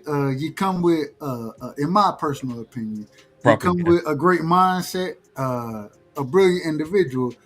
I want to hear you talk boxing a little more. I ain't gonna lie to you. I want to hear some of the boxing talk with you as well. But tonight, that ain't what we was on. And I thought that you was all the way in order. And you showed love and respect to the panel. And when, like my brother BVO, out of order, you was all the way in order. So I appreciate you, my brother. I appreciate that. Nah, man. Nah, I appreciate you for having me up, bro. You know, it's the first time we chop it up, and I gotta say, you know, I enjoyed the panel. I enjoyed having the conversation, and I want to say, you're doing a good job, because you know, you ain't just covering boxing. You know, you're covering other topics too, and topics of interest. You know, where the brothers can come up and spit some knowledge. You know, I learned a lot from the brothers on the panel today. So shout out to BVO, Pittsburgh, and D Free. And you know, one more thing I'll say in the technology, you know, that stuff is gonna come out. It's gonna come out slowly but surely, just like the Epstein list. So don't worry, but it's gonna come out. We need it. We need all of that. We need all of that. Hey, free Larry Hoover. You know what I'm saying? So, you out of order. You out of order. Go ahead. Go Yeah, ahead, Melly. Go ahead, Melly. So nah, man, it's all respect, bro. And we gonna chop it up some more on the boxing talk for sure. You say you come back on Monday, so if you're talking boxing on Monday, I'm gonna try to swing through, and we gonna link up. Nah, so we'll be talking. First things first. We're gonna cover every fight, and I believe tomorrow we probably will be live. My brother gonna be out of order, but whether it's pro box, man, I love boxing. So anything you want to talk boxing. We got Gabriel Frendor tomorrow night. There we go, and we got Charles Conwell as well. And so, hey, pull up if you anytime you get the opportunity. We will be live, and man, you more than welcome, man. I appreciate you, man. I appreciate your time and energy. All right, salute y'all. Take it easy, my brother. Right. Take it easy. Pittsburgh team, man. Give me your last statements, my brother. Give me your last statements tonight. We done covered. Put your glasses back on, Pittsburgh T. Put your glasses back let on. me put this nigga in the background, man. Go ahead, Pittsburgh T. This nigga out of order. Hey. He out of order. Hey, we need a BVO. We got to have a disruptor every now and then. We can't take two of them, but we can take one. Put a little salt in the game, yeah. As far as, but we still gotta call his ass out of order. We gotta call him out of order when he out of Pittsburgh T, order. put your glasses back on. What you gonna do? Put your glasses back on. Yeah, he spiced it up a little bit. But I say this with technology. Technology, people got to be careful what they ask for, and they got to understand what they're saying. When they start saying stuff about budgets and they want to cut the military and the military industrial complex, that's where we get all that technology. I'm gonna say it again, because people just don't they don't really think about some of the things they say because they get stuck in these little holes of like political parties and they don't really think about stuff. Because a lot of our majority of every piece of technology that we use forward, it came from the military in some sense, and then it got into private companies and they pushed it forward. And sometimes it wasn't even the military; it was the contractors that do it. Like I believe GE, somebody can look this up. GE is the one that formulated the cloud seeding, where they use that over there in Saudi Arabia, where they have something, a drone go up, wish I could put strike something in the you, cloud. man. Jesus. Hey, man, I'm just putting the knowledge out there, man. That's how I go. Hold on, BBO, you out of order, nigga. You out of order. I'm He always out of order. He always out. I don't think he ever been in order. This is this. I asked this man to give his last statements, and you 3 came hours the last. ago. All right, well, we'll do it. We'll do it the right way. We'll do it the right way. Yeah, I don't think BBO been in order this whole show. So at this point, it just is what it is. I don't think he can. But I think that the technology, we just got to know where it's coming from. And as far as what's going forward, a lot of these public companies have a lot of this stuff, and they've already laid out their plans on what they're doing as far as artificial intelligence, quantum computing, all of that. They're doing it in investor meetings, and they're saying it. A lot of this stuff ain't secretive. So like when that guy's speaking and he ain't got nothing that he's invented that he can actually show, no model or none of that stuff like Terrence Howard, I kind of raise my eyebrow with him. As far as the space stuff and the space program itself, like I say again, the U-2 number 2 plane has been around since I believe the 50s or the 60s. That particular plane is the spy plane. That's how they knew that Russia had the nukes, because they sent them planes up and it's high enough up where they could take pictures of Russia because it's at the atmosphere and you can see the curve of the earth. Those planes been around before we went into space. Those planes were up and they're still up. They got more recent video of them things going up. So I don't know what that space stuff, where they're coming up with it. It's all theory, but you can't really show any proof of anything.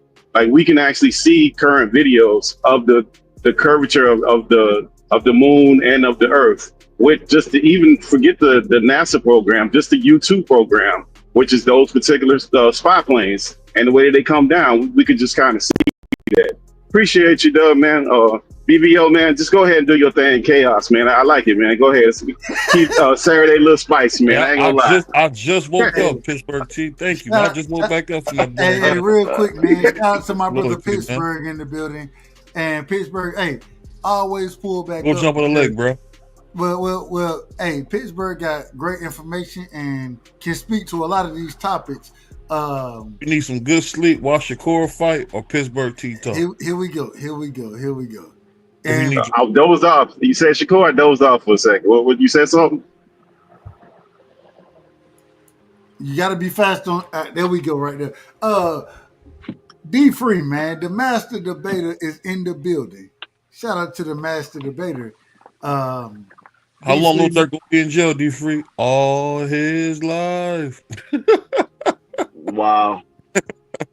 D Free, first thing first, I gotta ask you one question, D Free. You know you my brother.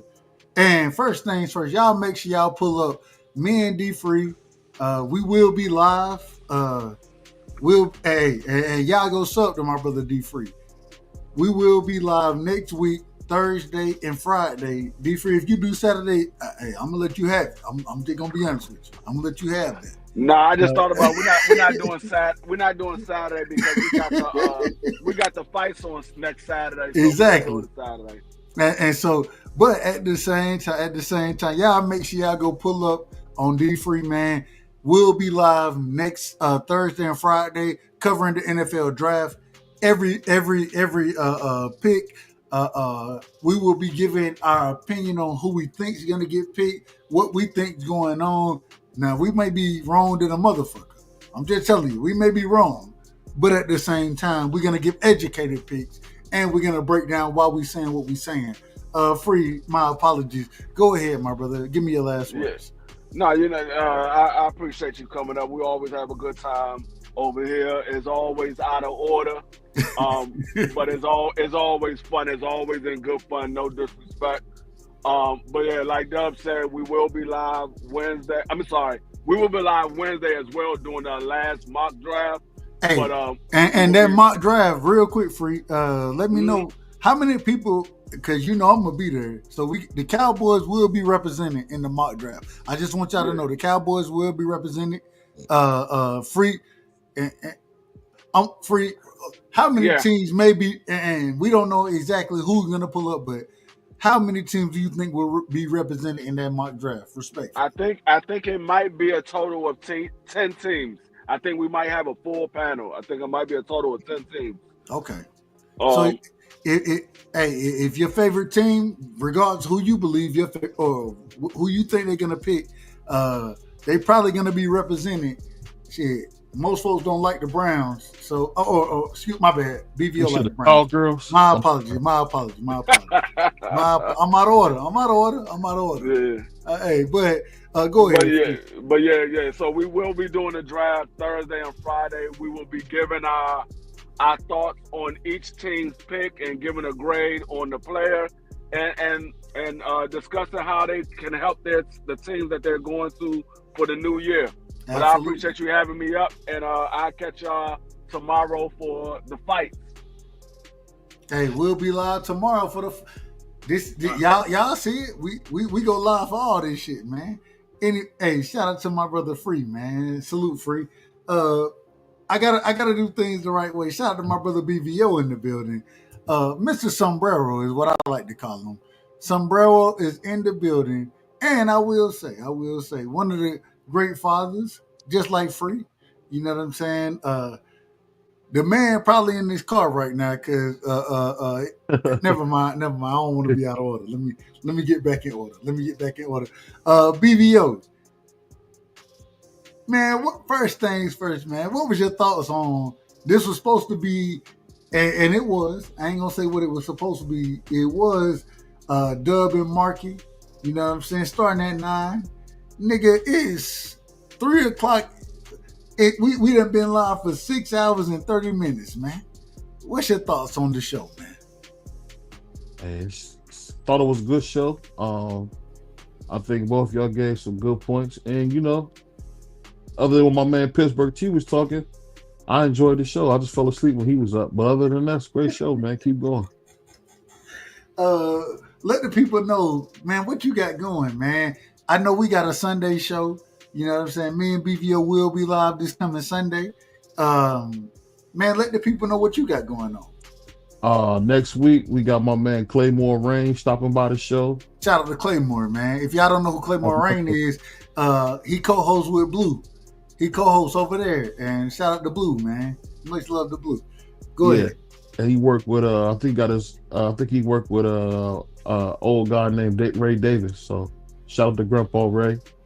And we got my man Johnny Boy Boxing coming on Wednesday. Shout out to Johnny Boy. Straight from correct me if I'm wrong, Fight Hype. Is it Fight Hype? Yeah, Fight Hype. Shout out to Fight Hype, man.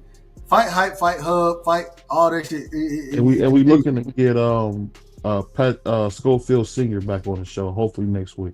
Hey, shout out to well, never mind. I don't know if you want me on that interview. The nigga gonna cuss me out, bro. He's gonna cuss me out.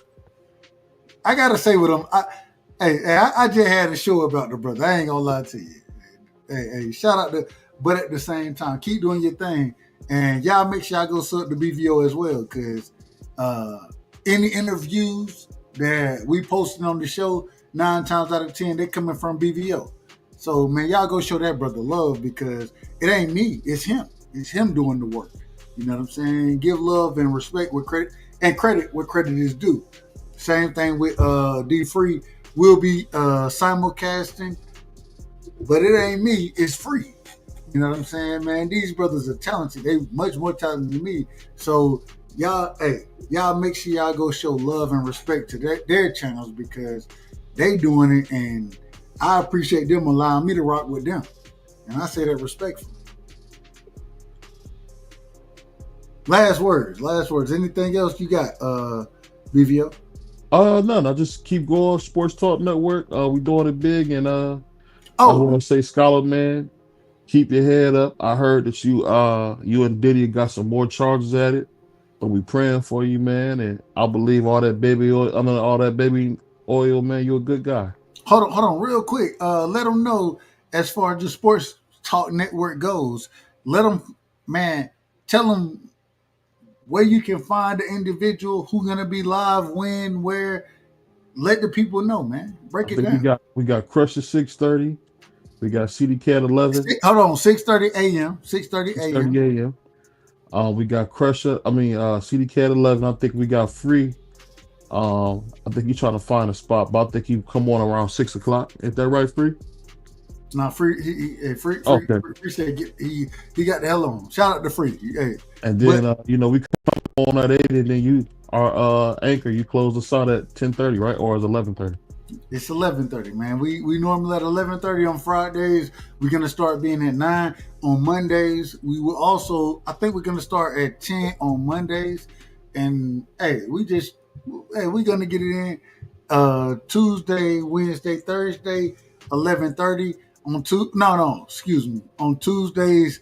It'll be me and Bella, Georgia's finest, and we'll start at 10:30 on Tuesdays, Wednesdays, Thursdays. It's 11:30, and tomorrow we'll probably be live again. Sunday we'll probably be live again, and Sunday will be the conspiracy show, and we're gonna cover everything boxing tomorrow. So, man, shout out to my brother BVO. I appreciate you, bro. And I appreciate everybody, man. Everybody in the Sport Talk Network, everybody that's in the chat, everybody that, anything that y'all have to pull up and jump on the panel and give any type of information, credit, whatever you got, man. We want it. We want all of it. You know what I'm saying? Just the only thing we ask, be in order, man. Be in order. And let me get a drop real quick, because I ain't giving a drop. Actually, BVO, real quick. Yeah. I gotta ask this question. Did you hear the opening to me and Marky show tonight? Yeah. What you thought about the opening? And we're gonna do we finna play that shit anyway. So I thought it was pretty fun. I like how you guys got a pretty good kid. I liked it. So one of the best openings drops. I don't know what you want to call it.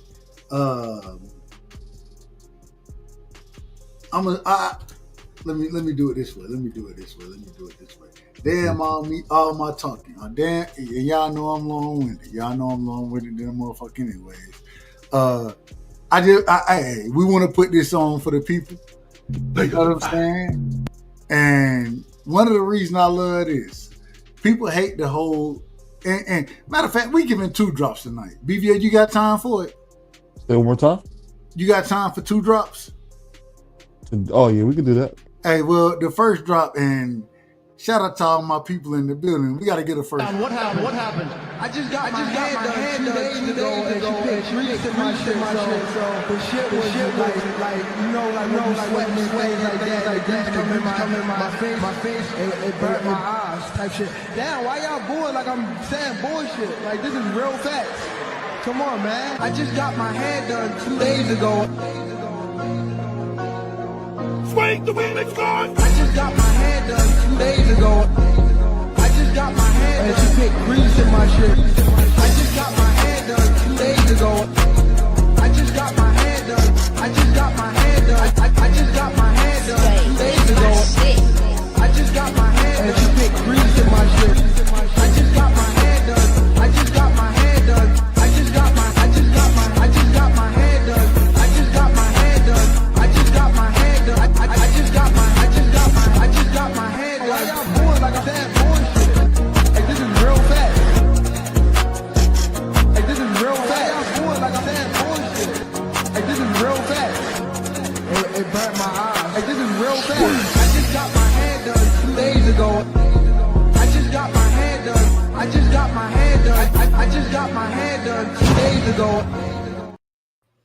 Hey, Cash, send me that. Send me the Haney Pack remix. Send that to me, and we'll play that as well. Man, I don't give a damn. I have no problem with it. But we got to play this right here. We got to play this one. Let me know if you can hear this, BVO. Can you hear this? Can you hear that? BVO, are you there? I'm here. Can you hear it?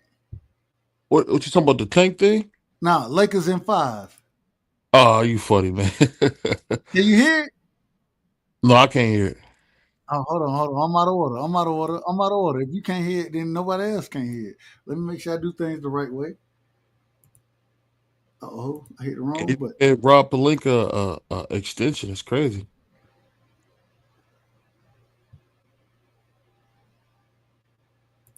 Let's do it this way then. Fuck it.